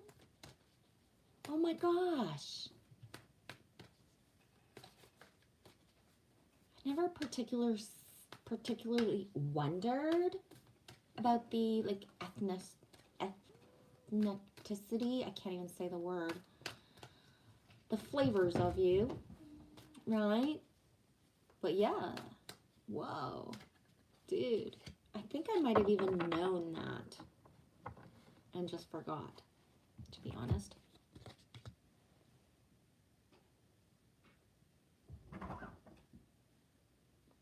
Allie, more intentional smoking. That's my aim too. Way to go. Boom.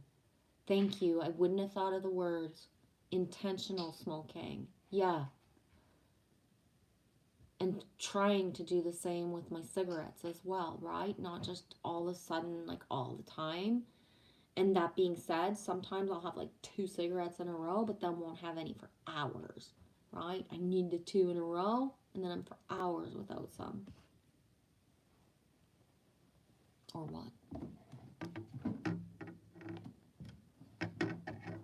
I just pulled you a card, Allie. I don't mean to fall behind in the chat. Hey, Alice G, I see you, sweetie. But I want to pull the card because it came out. Hope this will resonate. 45. 4 and 5 is 9. Shakti. Transformation. And really, the purple stands out. And the way, the hand here stands out a lot for me, Allie. Wonderful change is afoot in your life when the Hindu goddess Shakti comes to support you. All your longing, desire, and focus on something better in your life, coupled with your willingness to do the work, has ignited the life force of the great goddess.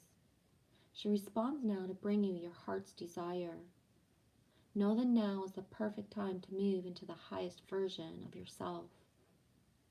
Are you ready for this change you so badly wanted?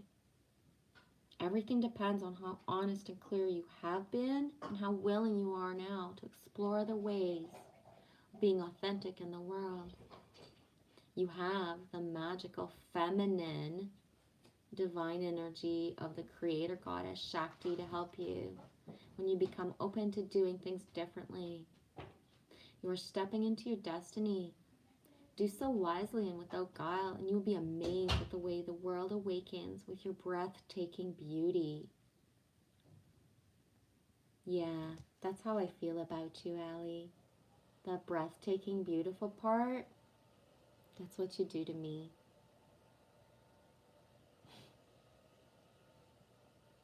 Hope that resonates a little bit. A lot of gold. A lot of gold energy. No, Lim, I'm not France. I am not France at all. I'm French Canadian. There's a big difference. Not all people from France actually like it when I talk French to them, right? Because I don't speak so pretty ways, right? I speak French Canadian, eh? And I tend to work the slang. Even people from Quebec ask me where I'm from, so. Right on, Willina. I'm gonna go make my Nightly Warriors cube video now.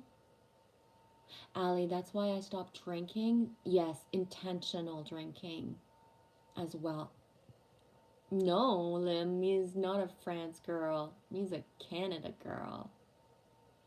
Quebec, Canada is known for French, but Quebec, for, coast to coast, is bilingual, but only certain places, you know what I mean, actually are bilingual, but that's a whole other story. Yeah, the intentional drinking, eh, Allie? The not just because it's Friday or not just because you're somewhere or just, yeah, there's a big.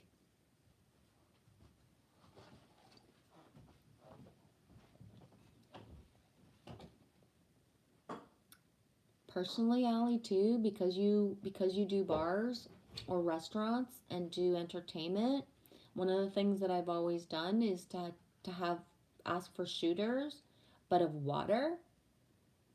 So, you know what I mean? To still have the energy of the feeling of doing a shooter for fun with people and that joke of like, why would you do a shooter of water? It's like, why not? This is my jam, right? And having fun with it.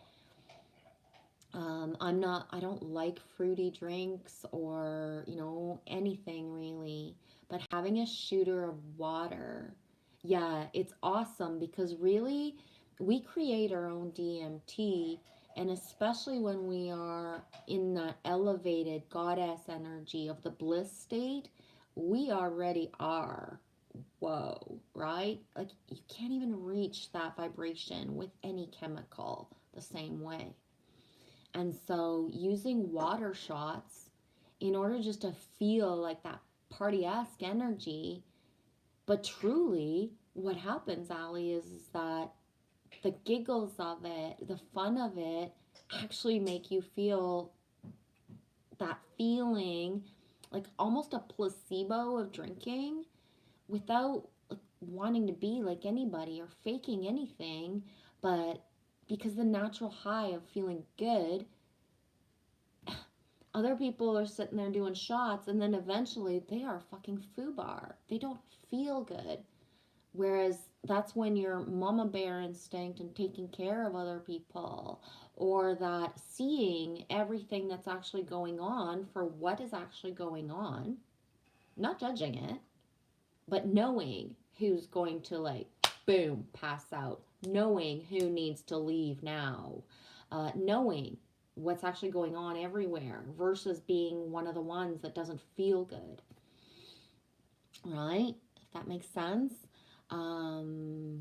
Truly, alcohol, what it does is help people to be less inhibited, but when you already are allowing yourself to be authentic, you really don't need that the same way. And so the choice to intentionally drink, how it actually feels, and the needing of it versus the complete elimination of it is huge. Like you're actually the only one that's actually going to have like the full blown good time, the memory recall the next day, the waking up the next day being like, hey, let's go for breakfast. And then everybody's like, yeah, we need a couple more hours. You're two on board, right? But that couple hours of waiting is fine. But at the same time, your whole body, like everything, the flow, right? The flow.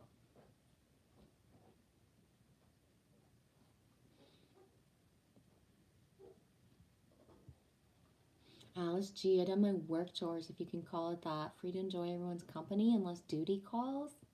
Right on, Alice. Thanks for coming back in. Yeah, thanks for being here, Willina. I knew I was starting a stream. Was wondering when it was gonna flow. And after a couple hours, well, here we go, eh?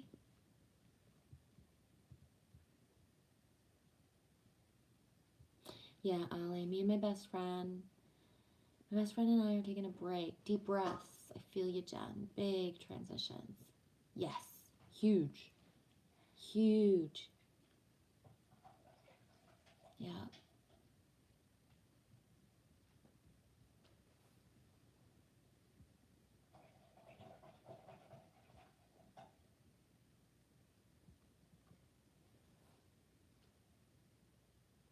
Moody Mocha Almond Fudge is my favorite ice cream with espresso beans. No, I don't feel like doing the French right now, Lim. Hey, Juice, you back again? I've been on for a while, eh?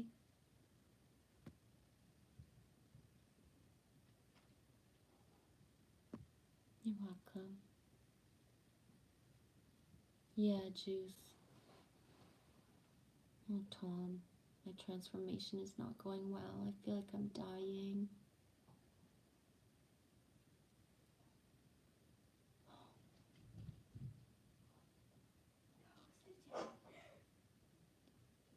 The energy coming from you today, Tom, when you did your vid was amazing. And I know that hearing that sometimes is like, yeah, fuck, I feel like I'm dying. But I can't imagine you not being, right?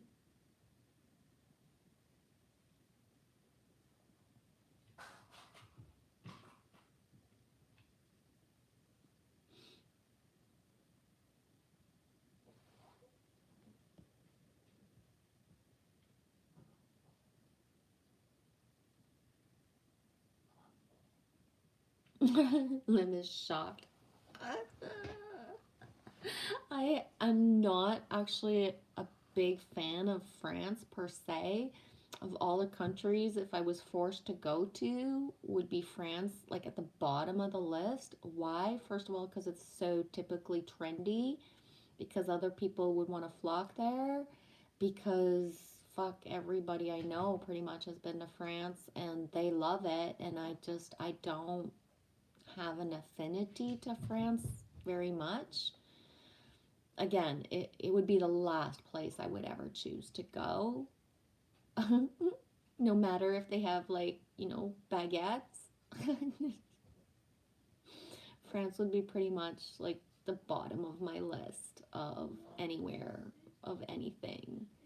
I'm gonna be straight up, even if I feel a little bad saying this. I find French people to be very snobby, and we just don't really resonate. And it's very rare to find a French person that, well, I grow on people, so I'm not everybody's cup of tea, but eventually there's a flavor of me you're gonna enjoy. I stand by that, and I know it's true, but it's just the, yeah. And it's not because I'm political but I am Canadian through and through, and especially the aspects of like French Canada that are more slang, more common is what I resonate with. So I do not enjoy going to Montreal or, certain parts of Quebec City and certain cities. The hoity-toity Frenchy energy and I is doesn't, right? Going to a French restaurant, actually, I find like rude.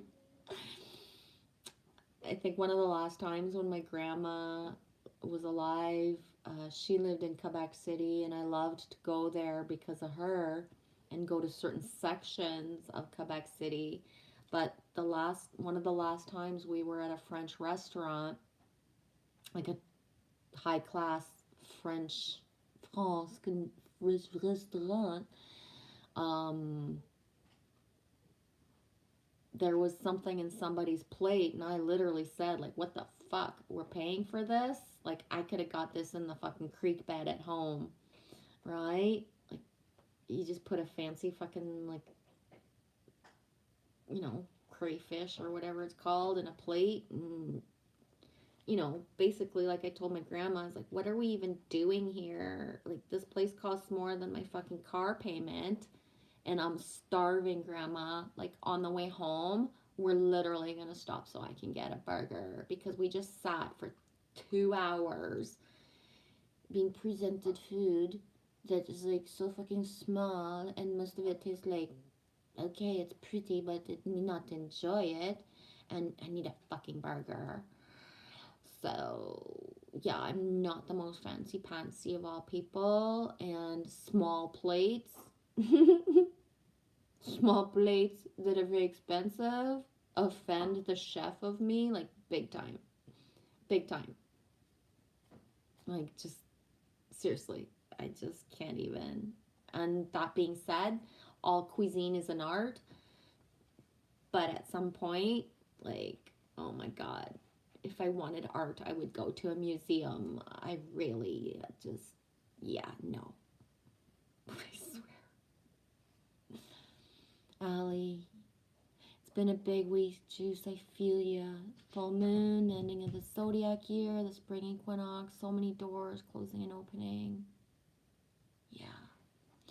Gotta go, Alex? Okay, thanks for being with us, dude.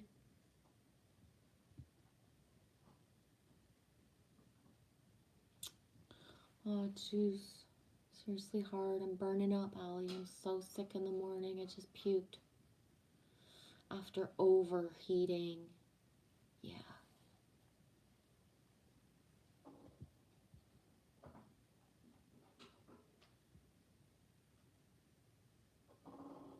Juice, the fever is getting too much. Not cooling down for many hours a day anymore.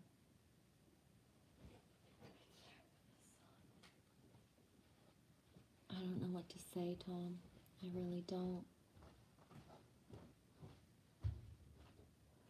I can't imagine. I've never had sustained. The only thing I could say is, damn, you would be good in this temperature. I may have just walked in on the dad program. When the bathroom becomes an art room and the cat has no privacy. Yeah.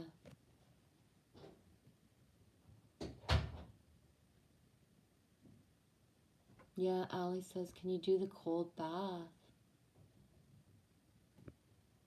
Hi, Nova. What time is it for you, Nova? Juice from the sky, the caterpillars, the hot mush of a body in the cocoon. I thank you for sharing, Tom. Juice from the sky, if anybody's like wondering who Tom is, passing through. If anybody else feels that, knows how it feels, or doesn't know how it feels yet.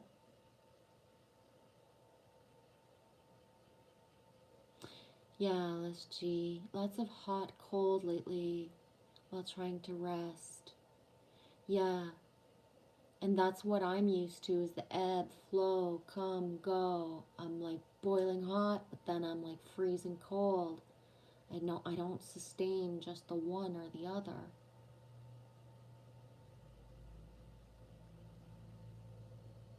Yeah, Ellie. The mush that becomes liquid before reforming, intense.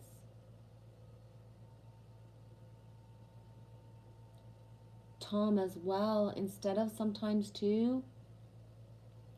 going into a bath all the time, because, okay, you know, what about having just something at your feet, right?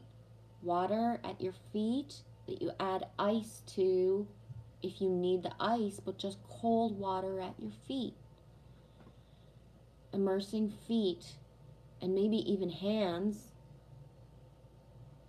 Going to wet your head. Just, for me, I find like putting cold here when we have the extreme heat, and when I'm in extreme hot, having cold compress on my neck. But having, just keeping it like in your apartment, right? In your room, just the cold water there, the accessibility to put old water bottles in the fridge. You don't have to make ice cubes. I did that remember last summer, I don't know if you were around, Tom, but last summer it was so hot in the apartment that I would bring little water baths outside, stick water bottles, frozen water bottles in them, and then just dip my feet in and out to get my body temperature.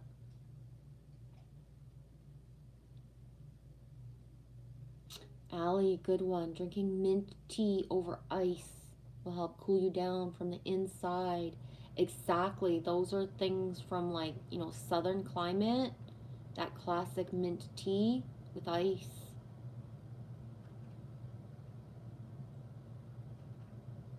Yeah, Allie, I loved starting my day that way too. With Tom's video. Juice, I'm uploading the consciousnesses to the computer just in case.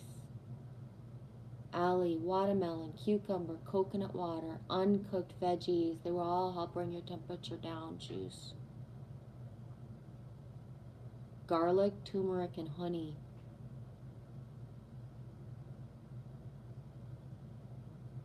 Juice, I think I have to burn some density off, but how much more of the burning can I take? It's 1:29 a.m. Just woke up, Nova. Eating baby oranges. The kittens have opened their eyes. Aw, thanks for the update. Allie, yeah. Hugs, Juice. Keeping the cooling thoughts. Yeah, sending the cooling towards Tom too to amplify, eh?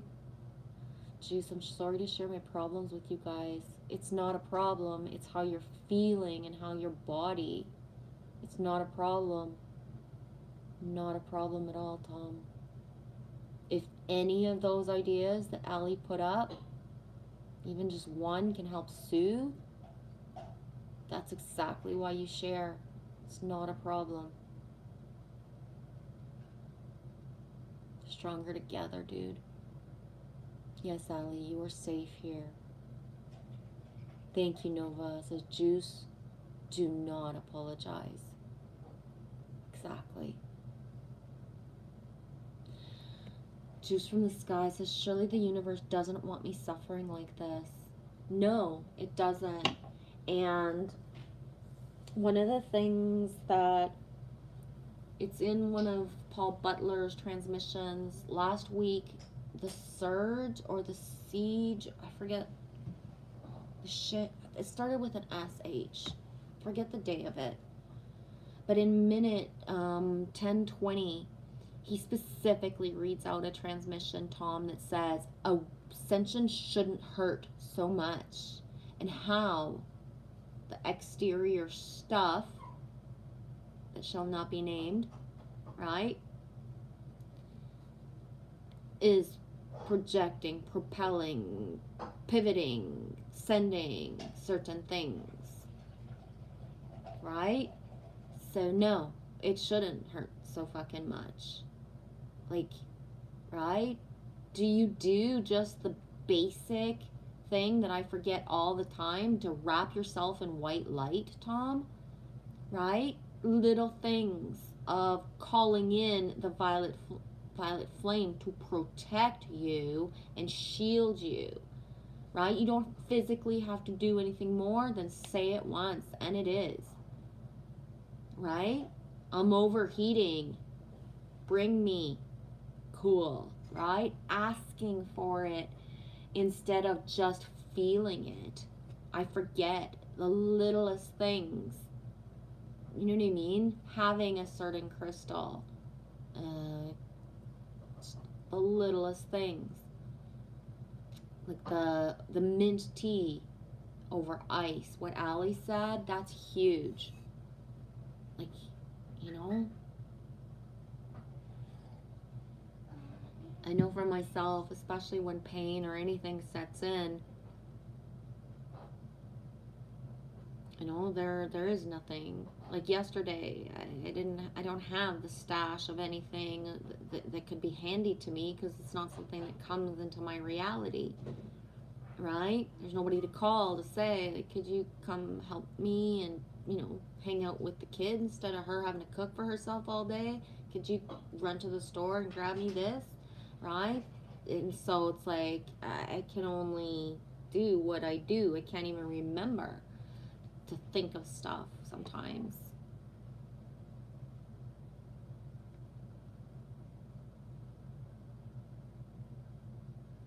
Emoji King says, roll your tongue like a straw. Do it. Breathe in, and now you're cooling. I can't do that with my tongue. Allie, I've been in and out of tears all day, dude. So thankful for your companies. Oh, sweetie. Loves you.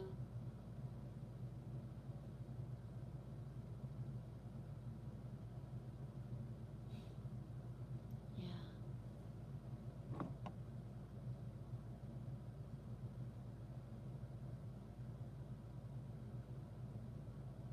Yes, Alice G from Canada too. Whoop whoop.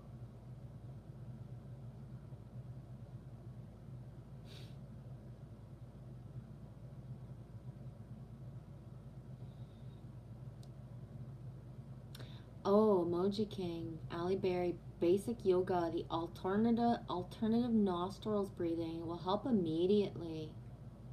Yup, forgot about that part.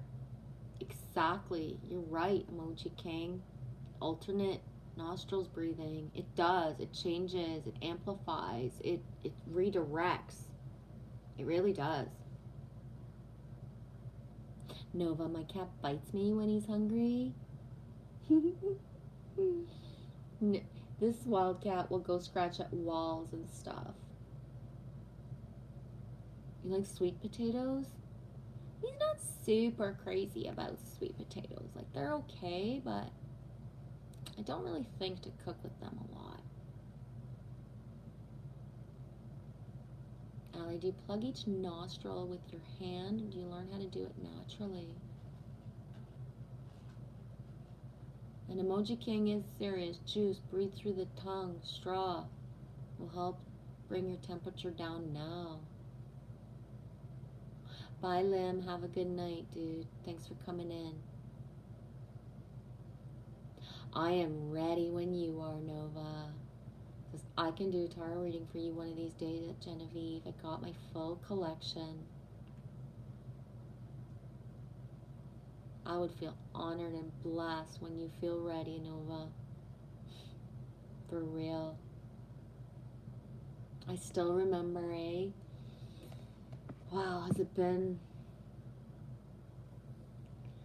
maybe 2 years ago already, Nova? So I text Nova and I says, Nova, I had a dream and I know you're good at interpreting dreams. Can you help me out on this? And I tell her what I tell her. I can't even remember right now, offhand, what the dream even was, which is rare for me to reach out and then not remember. And she says, yes, I'm on it. And then she actually comes back with like page. Was there 4 or 5, Nova? Of the dream analysis. So detailed and hitting exactly stuff with words and flow in a way that is just like, I could still see myself. I'm like, whoa, I thought you were just gonna say like 1 or 2 things that, you know what I mean? And it's like coming back with this, and the feeling of, it's in my stuff. I know I saved it. I gotta try to find it to see where I'm at with the dream that you analyzed, and where I'm at in what's actually happened since then. I gotta find that. But yeah.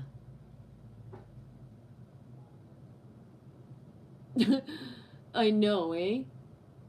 She says, I was really having to concentrate because I can't make a straw shape with my tongue. Frack, dude, I was talking about you earlier, specifically to Allie.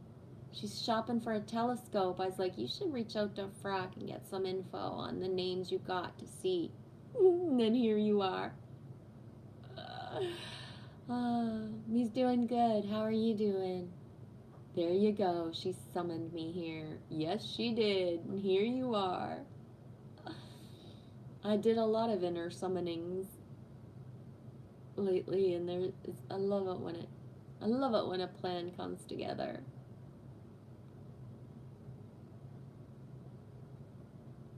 Emoji King says beginners do use your hands to do the alternate nostril breathing. Yes. Yeah, Allie Frag. Hey, Genevieve mentioned you earlier. Yeah, I did. Hey, Why Not Eat? How you doing, sweetie? Welcome in. Nova says, cool, Genevieve. I specialize in shadow work tarot. I can do other things though. Whatever you have in mind. I have some ideas. Nova, I'd rather give you full consent, full carte blanche, white page, whatever you feel guided to pull from me is that's it. I believe that we're synced and connected enough that any question that I've asked the universe per se, or that I have in my soul, you can connect to. And again, I consent to you peeking into me, for lack of a better word, as if we're together face to face in the time frame that you need to do it, Nova, to choose what you feel guided to choose. Right? Like full consent, full trust, and full knowing that you have your decks and you're going to choose what's best for what you feel. Right? Like I want you to fully have the experience of somebody who's in full trust. And why do I do that? Is because a lot of people will go into card readings or ask or pay people very, very, very big sums of money to exchange energy, but go in with blocking certain things. So they would not want to be seen a certain aspect, right? And that's why I say carte blanche. If you see things, I've been looping lots of things in the last years. Am I looping them because I'm in ego of not doing something, or because I'm in fully embodiment, or am I like bypassing stuff, right? So me saying to you to grab what you need is the coming back with what I need. And I say that because believe me, you know what I mean? I've been waiting for you to say that you were ready because, right, I know the background of what you're accumulating as knowledge and tools, all right? So the cards themselves, your inner knowing coming online, your knowledge of what you study. So yeah, complete trust, consent, and don't hold back because you think that I'm right. If you see something I need to hear, I'd rather hear it through you than keep on looping, if that makes any sense at all, sweetie. And however you choose to do it, go for it. And thank you for offering because, yeah, you know, people will say, like, reach out or text me or, you know, just ask. And it's like, I'm not guided, right? And so the waiting for where it's supposed to come from.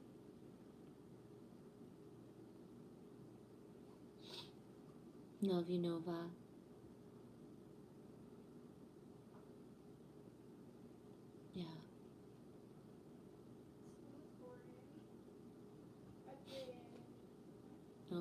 think I still have your dream papers. I have the Word document on my PC, and it was 4 pages. That's what I thought. 4, but could have been 5, yeah. Natural juices to cool, papaya, cucumber juice. If you get some fresh raw goat milk, that'll cool you down. Yeah. Thank you guys for the possibilities, the potential, the guiding Tom towards anything, right?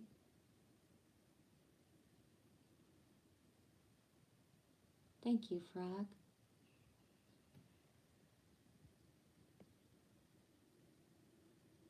Juice. I'm a natural juice. I'm not going to read out those telescope words because that's over my pronunciation and knowledge base, but you guys can look at the comments. Hey, why not 8? I'm having a rough day. I need to do something that will be a good thing, but I'm having trouble doing it. And it's frustrating me.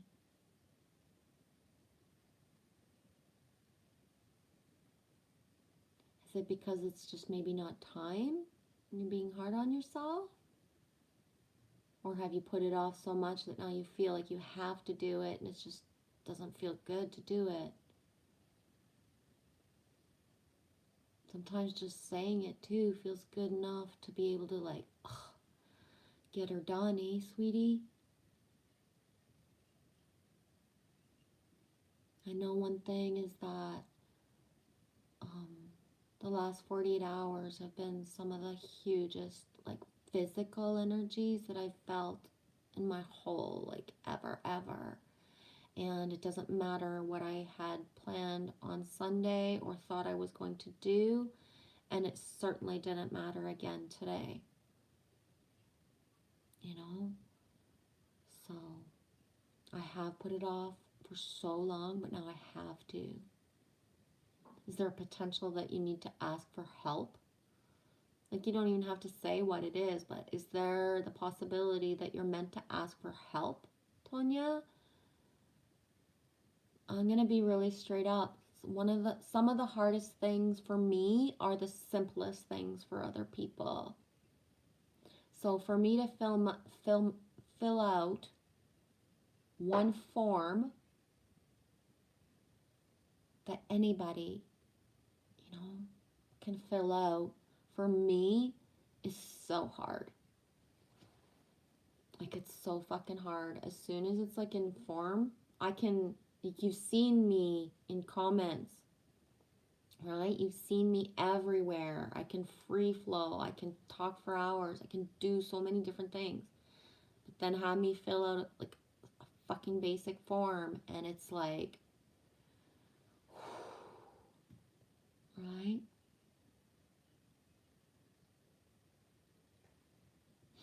Oh, Ali, checking out what he said about the equipment. Oh my gosh, Frack, it's so pretty. Roar. Oh, I hope you find what you need, Ali. Frack's suggestion, just to say it out loud because the comments don't show up, of a telescope was to start with a Skywatcher 127 MAK. I will say 127 Mac for lack of knowing the telescope terms.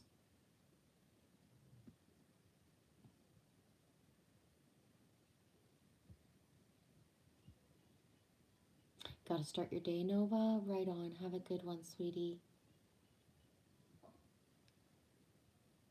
Frack says the DOB will get boring fast. I started with a DOB 8-inch. The 127 Mac will keep forever, and upgrade mounts for it. And Allie's saying, wow, my goodness, the picture quality. Holy moly. See what the flow too, eh? I've been going for hours now. It was at least over an hour ago that I said, Frack, check out with Frack just in case.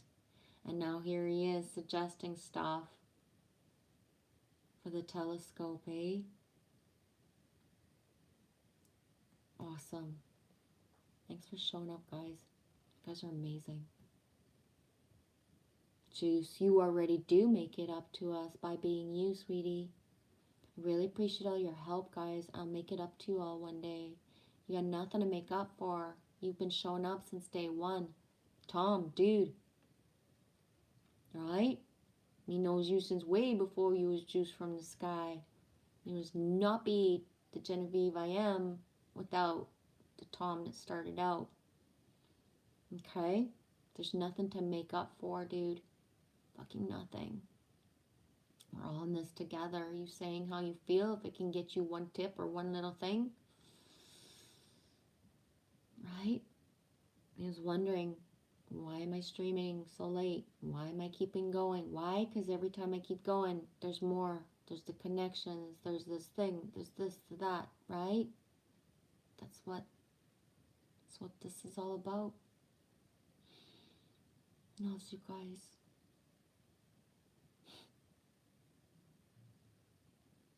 It's your turn as well to receive, Tom, because you have pumped out videos and content, yourself, your voice, your ideas, your authenticity for 3 fucking years now, right? So you get to receive too, sweetie. You really do.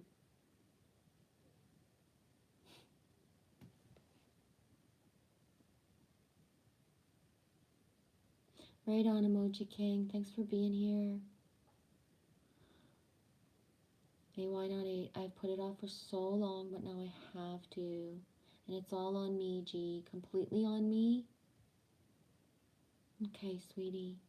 Then I just wrap you with like super waves of love and protection and just like amplify what you need of energy so that you can get through whatever you need to do. Right? You've got this.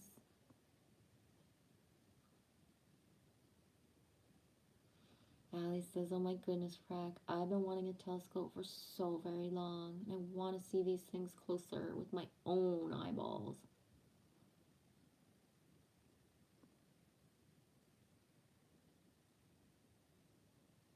Right on, Frack says, talk to me anytime, Allie. I'm more than happy for the advice on the scope advice. Yeah, the videos that Frack put out, you know what I mean? Like the quality of them, it's just, you know your stuff when you invest, right?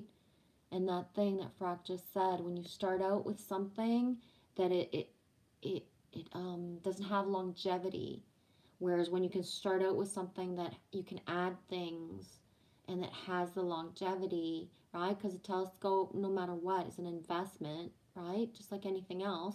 So when you can know, right? Hey, why not 8? I know my life will be better, but the change I need to make is so hard. Yeah, sweetie. Thanks for sharing, because it's not about telling what it is, but about allowing for that feeling of you're not alone, right? And how, like right now, collectively, so many people have life changes that they need to make for the better, but it doesn't make it just because it's going to be better, that it's easy to do stuff, right? Especially when there is like no potential of having the help if it's something, you know what I mean? Loves you. Thanks for sharing, sweetie. Allie, sending you strength, Tonya, and love. Feel you big time. Yeah. You guys met, didn't you? Or am I mixing somebody else with somebody else? But you guys hugged and hung out, right? Allie? You did. Yes. So that amplifies even more, right? The fact you're both here at the same time, you've had the actual interaction, and that we're amplifying to send the energy, to send that feeling of support. And one thing I always say to people You know what I mean? When you're doing something, no matter what it is that's hard, when it is for your greater good, no matter where you are, to look for the signs, the syncs, the song that's the song that you're going to hear before you walk into whatever situation. If you have to drive somewhere, if you know what I mean? Like, watch for the syncs that make you feel surrounded as if, you know, right? Ask for more angels to be with you. And one of the most important things that I forget to do sometimes, but that it's ask for your higher self to take over the wheel of your mouth. If it's speaking you need to do, higher self, flow through me what I need to say. Don't let me be of ego. Don't let me back away, right? If it's an action, protection, right? Amplify. And ultimately, it doesn't matter how much you put something off, sweetie.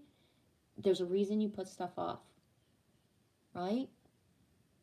As much as we can think procrastination is bad and not a virtue, sometimes waiting until the absolute, this is it, I have to do it, and how something plays itself out is that, boom, wow, this is why I never did it before.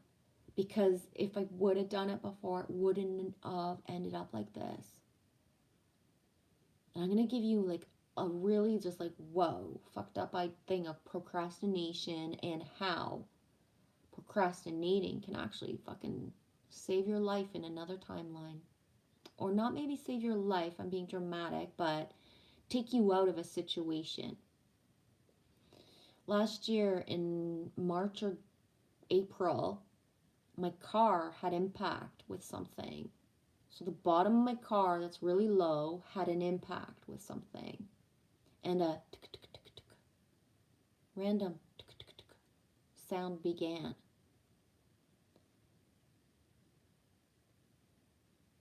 And although I went to the garage for an oil change in whatever timeline, I asked the dudes, could you look? There's a under my car.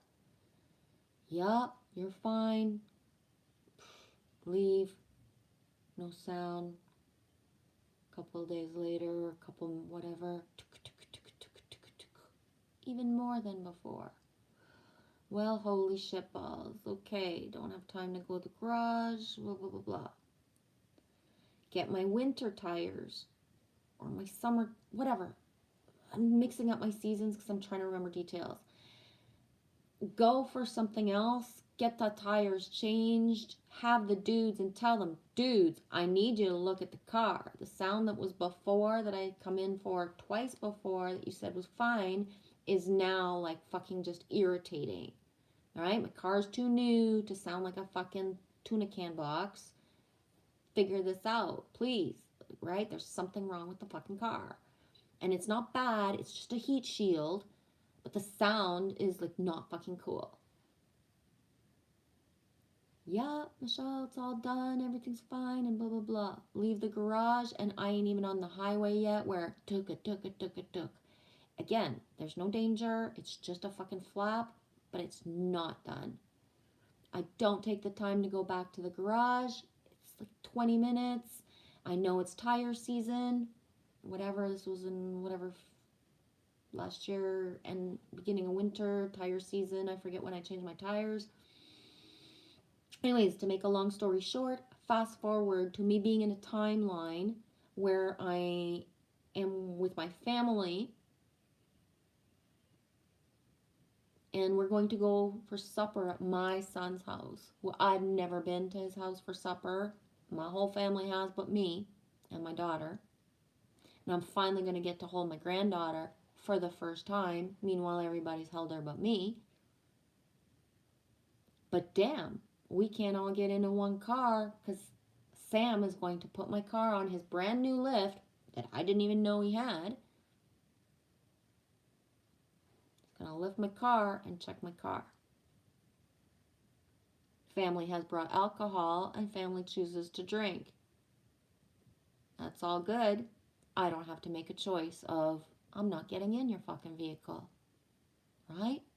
I'm 49 years old. From when I was a kid, had to get into the fucking car with y'all. Now I'm a fucking grown ass adult and I ain't getting in here. So I didn't have to make a fucking scene of, no, you fucking drank. Me and Lily aren't getting in that car. And all fucking year long, I was so hard on myself of like, oh my God, this is so simple. Just go get it fixed. My son, I was in the garage. It was minus fucking 30 something. Fucking butt fuck cold. Garage not heated in the moment because he wasn't using it. He brought the car up. He brought the car up. He looked, found the flap, went and got the drill, whatever the impact, or I don't fucking know. Grabbed the first bolt that he thought it was going to need. Oh shit, it's another one. Went, grabbed another one, put it in, drilled it in, boom, done. So for all the times I went to the garage and the dudes never fixed it properly, which I never really raged about, he did what they couldn't do in exactly like under 5 fucking minutes. But that, me having to drive that car there that night took me out of the timeline of, right? Me procrastinated. Me didn't do the stuff. Me didn't take care of my car. Whatever fucking guilt and whatever fucking I was putting around myself.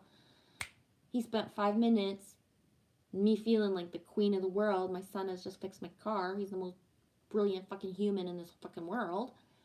And meanwhile took us out of a timeline that I didn't have to say to my family or the person that was driving, like, no, I don't want to get into a fucking vehicle with you, with my daughter. I don't care if you say you only had this much. Alright? I don't give a shit if you think it's no big deal.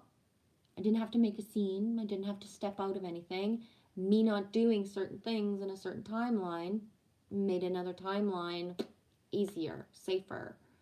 Right? And that sucks to say out loud, right? But, that's the shit. It's the stuff that everybody considers normal around me, and I don't, right? And all my life I've been told I'm the one that needs to lighten up. You can have a drink and drive, Michelle. It's not a big deal, right? When you see somebody pouring wine 3 or 4 times, that ain't just one glass. And if somebody can't go for supper for like an hour and a half, 2 hours, and not have anything, like, I don't want to be in that fucking vehicle on the way back, right? Driving like about an hour, that's a long time to me to be in a vehicle with somebody who's had alcohol and to not have to make a scene, right? Anyways, that's just a little story of how procrastination or putting things off that are like super easy, but then we don't do that, we don't do it, and we don't do it, and then boom, there's a reason.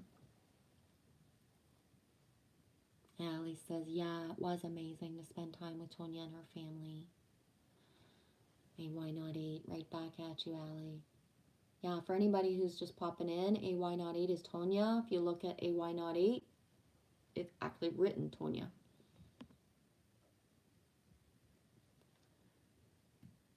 It was amazing. I can't wait to do it again, Allie. Just longer this time. Aww, Allie, I was just looking at that beautiful picture your granddaughter colored and gave to me, Tonya. It's actually on my fridge. Yes, honey. Yeah, I agree, G. Everything happens as it should. Yeah. And sometimes, right, the way that we didn't do it always turns out to be the ultimate way, whether it feels like it beforehand or not. Right? And yeah, sometimes when we don't do certain things, a certain divine intervention comes in and makes the timeline happen. So as hard as sometimes it can be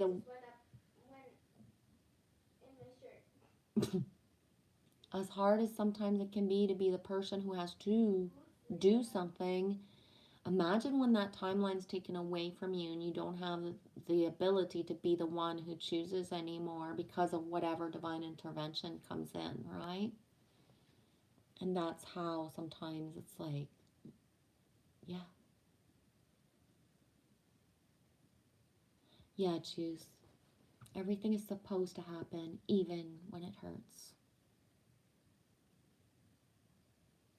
Thanks for sharing your vid, Tom. Frack, I mean.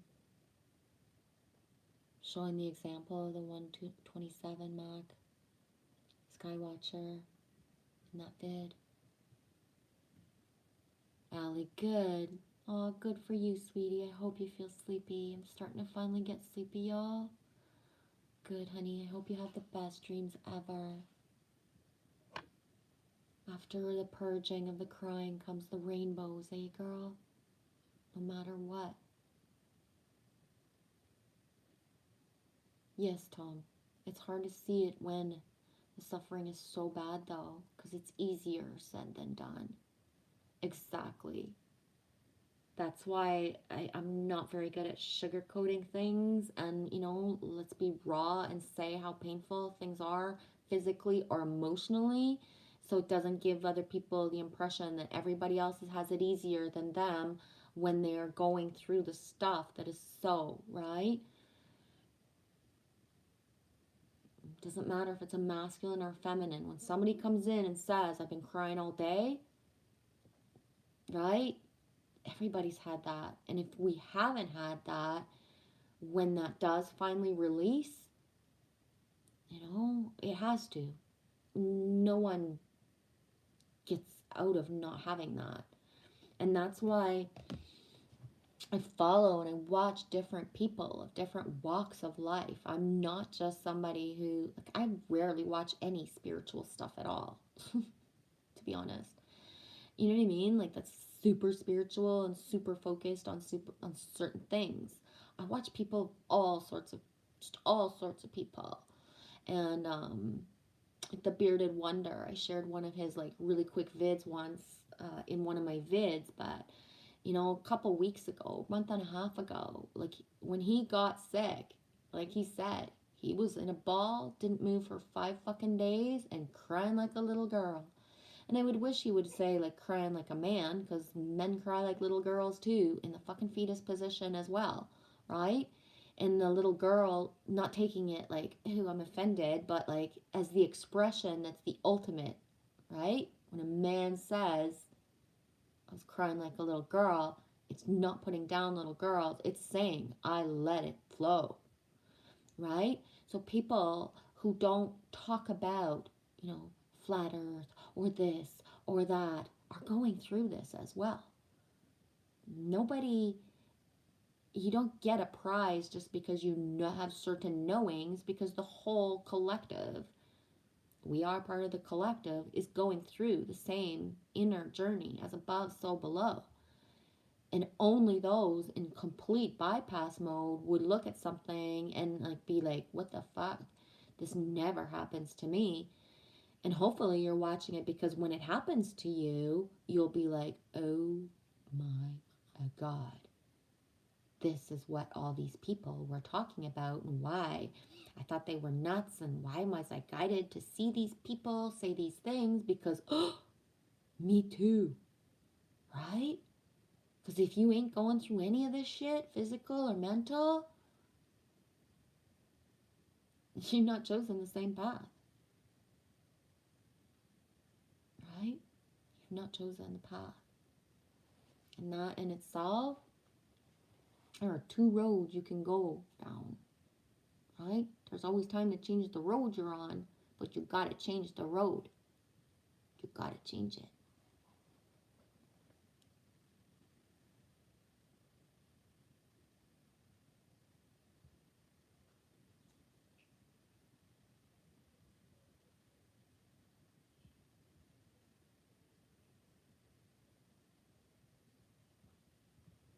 Right on. Frag, send me a message and we can talk scopes, etc. And I'll show you some tips for when you get started out. I think that's super important because yes, there's tutorials, yes, there's all sorts of stuff, but having that credible person in order to use certain equipment. I know for myself, back years ago, I was having like plumbing issues at the house that I rented. And yes, I could have called, and yes, somebody could have came in, but I knew I could do it on my own, right? I know but I needed to be walked through certain things. And so bravery, Darren had said, let's do a FaceTime, right? And you can show me stuff. And yeah, so he walked me through it, right? And it was septic, and it was toilet, and it was like, I'm not, right? I'm not squeamish, but I need you not to be either, bravery. And he's like, I'm not squeamish. Okay, good. Then let's go. Let's do a FaceTime and me figure out certain things and what I can do better and how I can fix this, right? You know what it turned out to be is that when I was plunging, I wasn't doing it hard enough. So I would fix the issue, but it was always coming back. Whereas one day my ex came to get or drop off Lily, I forget which, and I said, dude, I hate to bug you with my toilet issues, but holy fuck. Like, I can't figure out this fucking, like, it's like, right? He comes in and he's like, oh, poo, poo, poo. Like, and I'm like, wow, that was really hard. And he's like, what do you mean that was really hard? That's how you do it. And I was like, what? I was like, and I showed him, and he's like, fuck, no wonder you're having so many problems. You gotta, I was like, I was scared to break the toilet. It's like, you can't break the fucking toilet. You don't want to break the toilet. He's like, if I'm here and giving her my all, and you're there giving her half of your all, like, what the fuck, Michelle? Of course you never got to the issue. He's like, every time you pumped, the way you're pumping just a little bit, you basically made just a little bit of a hole, right? To like keep on having some stuff pass through. Then he's like, I just fucking like wah wah wah. Oh my god, it was so funny. He's like, why didn't you ask me before? I was like, because I thought I was fixing it before. I wasn't just too proud to ask for help. I thought I was fixing it. I swear. This is what you get for being a handy woman that does everything on her own, eh? It does not always work. I swear. Tom, I knew it was going to go somewhere funny. Oh, yeah. I swear. Oh, my God. Oh.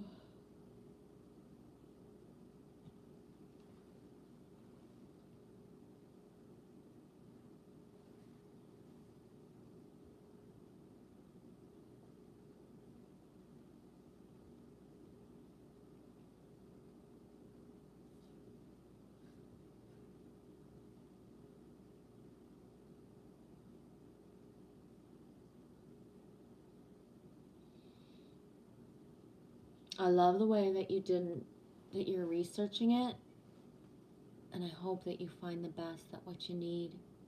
Allie, oh snap, I thank you again, Frag. I'm not making the purchase yet. I'm still in the shopping saving mode. Yeah, and then knowing exactly with laser focus what you're going for helps to manifest it as well, eh, Allie?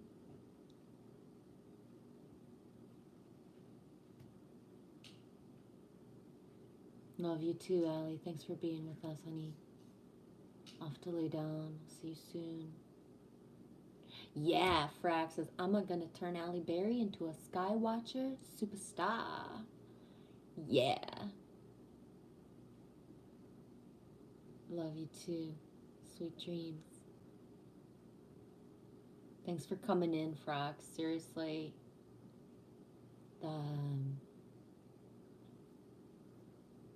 It's a big investment to get a telescope, no matter where you choose to start off at, right? So cool, Tom. I'm gonna stop soon. I'm gonna take a break. I just hit my nose. Walk around a little bit to see what needs to flow, or if anything, because you guys are having internal conversations, to make sure I don't just nip it in the bud. Tom, the heat is coming back. I'm gonna go take a cold shower and see you guys later. Thanks for being here, Tom. Hey, why not 8? I'm gonna go lay down also. If it doesn't work, I'll be back. I'll be done because it's actually 3:16 Eastern time. Lily's like still wide awake, but if I shut up and if I turn down the lights, and I'm so wide awake right now, I don't even, we'll see. I'm gonna be done. And if it's meant to flow, it will, but I don't think it should. Yes, the toilet. Yes, have a good shower. Yeah, I can see the numbers dwindling. It says 13 on one screen and 5 on the other. So I'm just going to do that thing where I walk around and make sure you guys end up your chats or whatever connections you're having.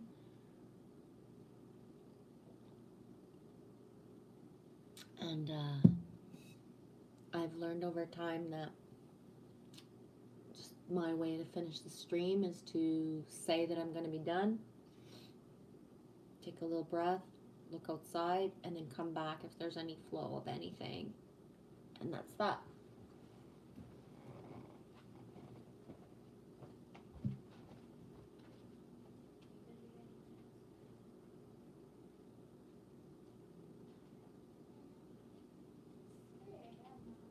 Well, then go to sleep.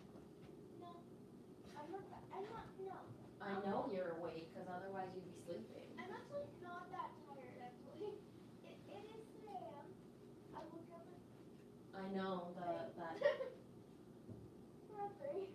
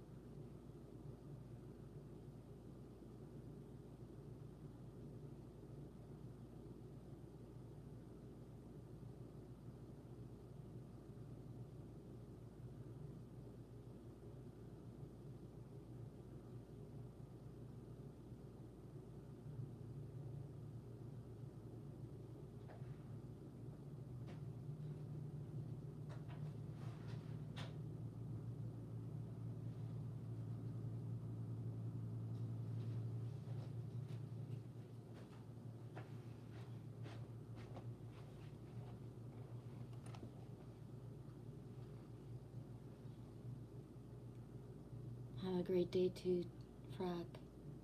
Loves you too, dude.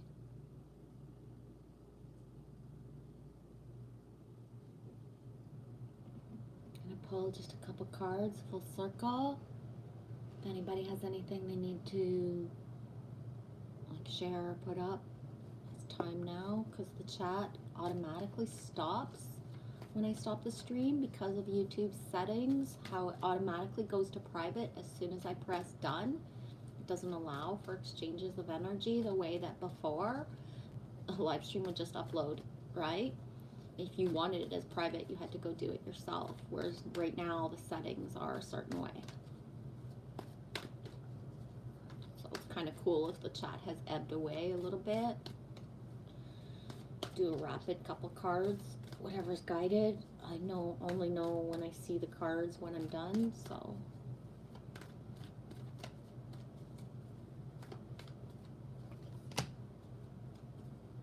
Boom, super sync. 5 and 4 is 9. I've only pulled 3 cards altogether. One was the number 2, the other one was a 45 as well. 4 and 5 is 9. Skunk spirit, know your worth. I even talked about the skunk earlier.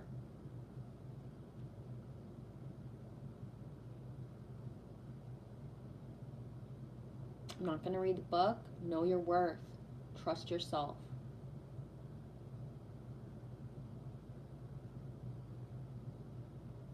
And knowing your worth is not about the, oh, I'm a queen or I'm a king and I deserve to be treated that way. No, it's knowing yourself, to treat yourself how you need to be treated, treat others as they need to be treated as well. And the yellow flower. The skunk with the yellow flower.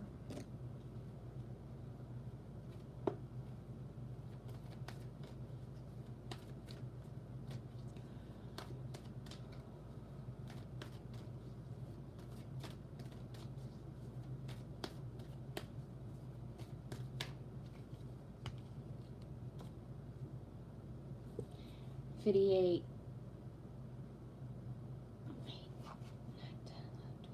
13.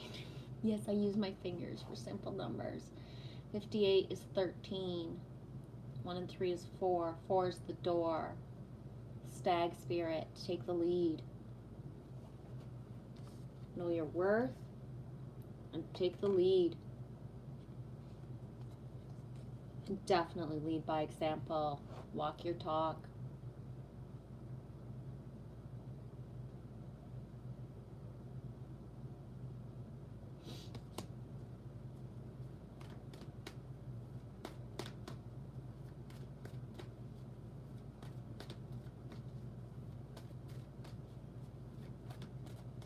And I love the stag card because although the stag is a masculine energy, it's wrapped with that femininity of the flowers, the delicateness, the wholeness of the masculine, who embody both their masculine and feminine, right? The inner divine union always comes first.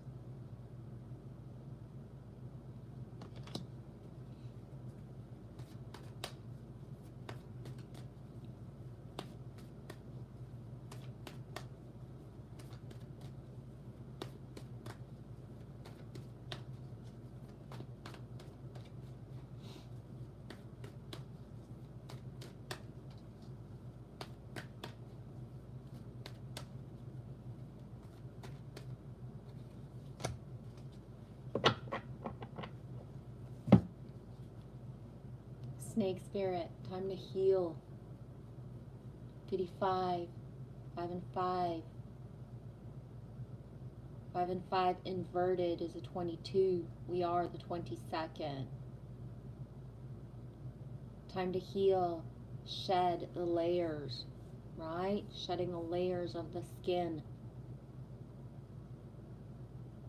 Love the skin you're in, but know yourself and know your worth.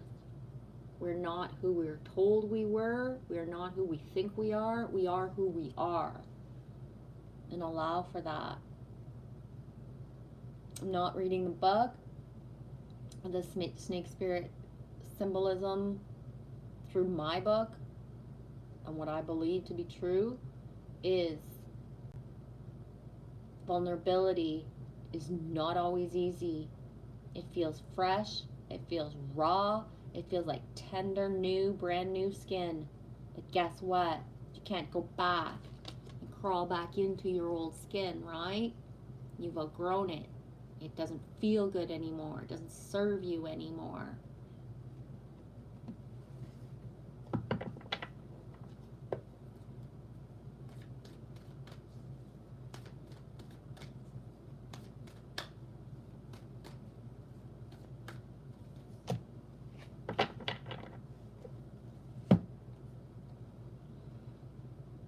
Seahorse spirit, watch and wait. 53, 5 and 3 is 8. Notice how often I will choose 2 cards, or 2 cards will come. One that says to take the lead, to be of action, and another card that says to watch and wait. Why? Because the dynamics, right?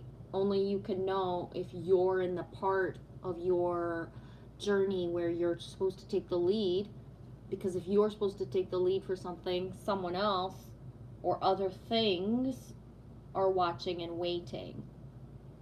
So the classic example of you having to take the lead to quit the job that you hate, take the lead and do it, well, there's actually other people on the sidelines waiting for that job, right? Does that make sense?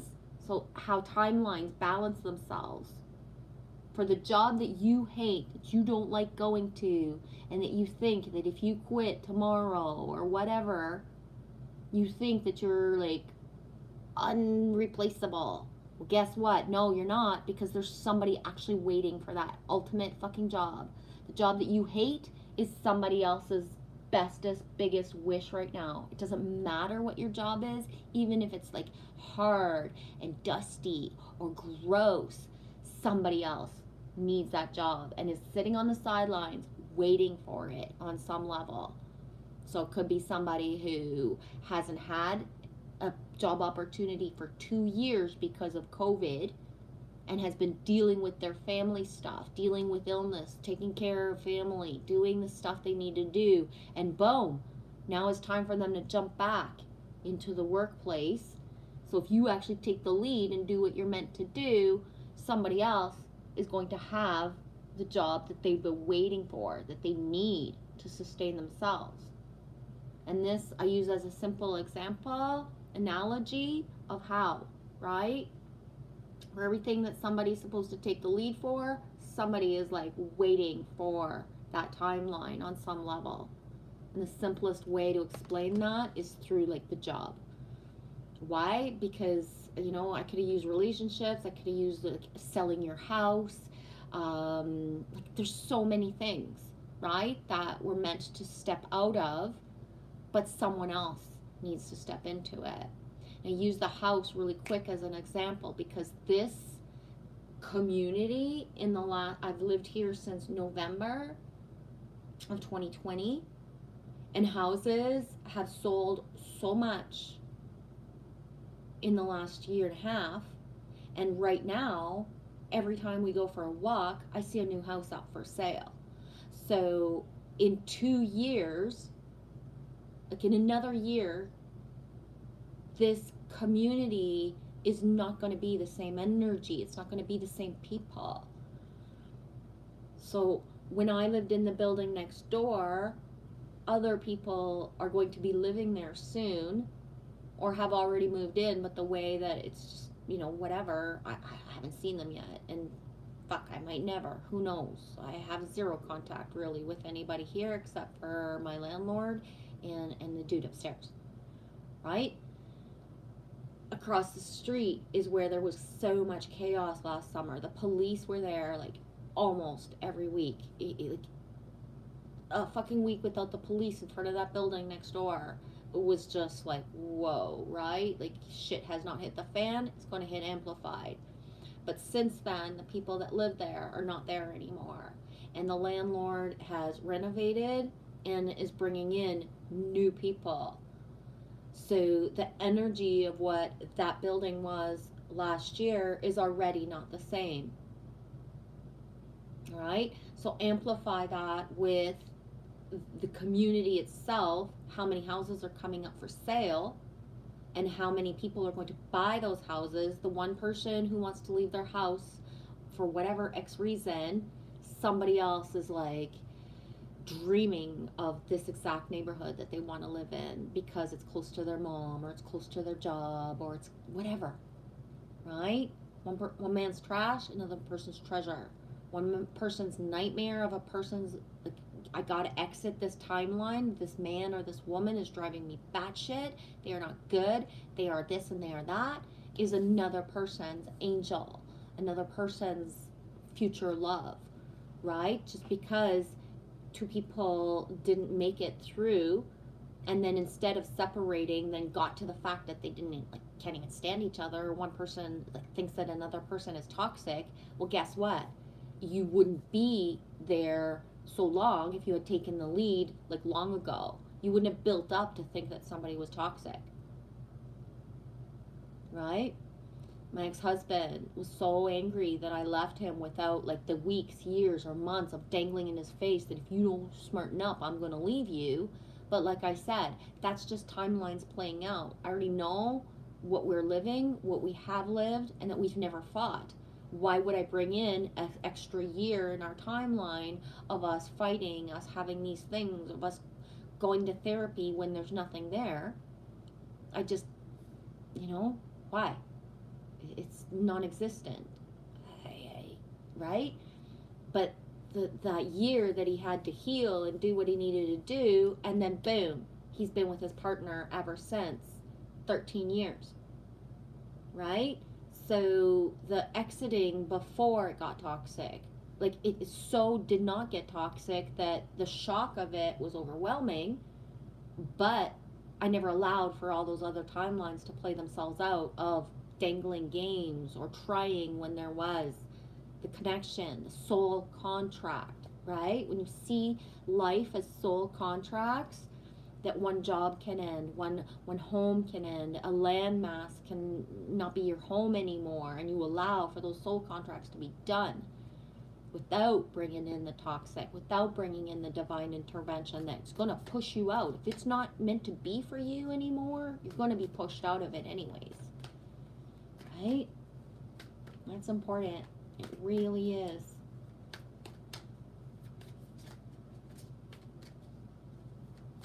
And when you know your worth, you don't stay anywhere for any reason if it's not for your highest good. Because your highest good ripple effects for the greater good of the all around you, whether it be your family, your friends, and your whole fucking community, and the collective in general.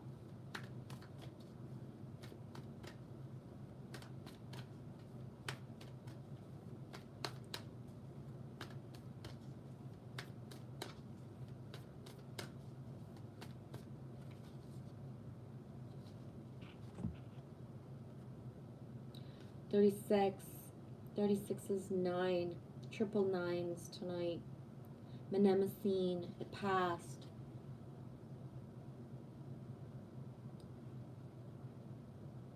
I'm going to leave this open to interpretation.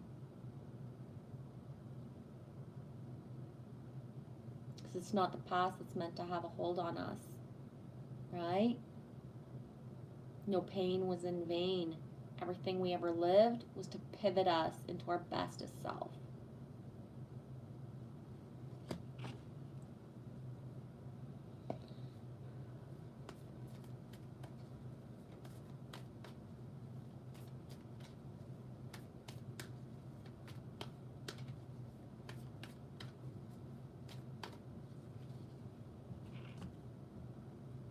Boom. I'm going to end with Demeter, the wheat in her hand. Talked about the wheat just a little bit earlier. It was Heidi that mentioned it. The wheat. 1 and 1 is 2. So we got triple nines, an 8, 13, a 10 altogether, double 2s. Started with Aphrodite and ending with Demeter. 11, 1 and 1 is 2. Demeter, nurturer.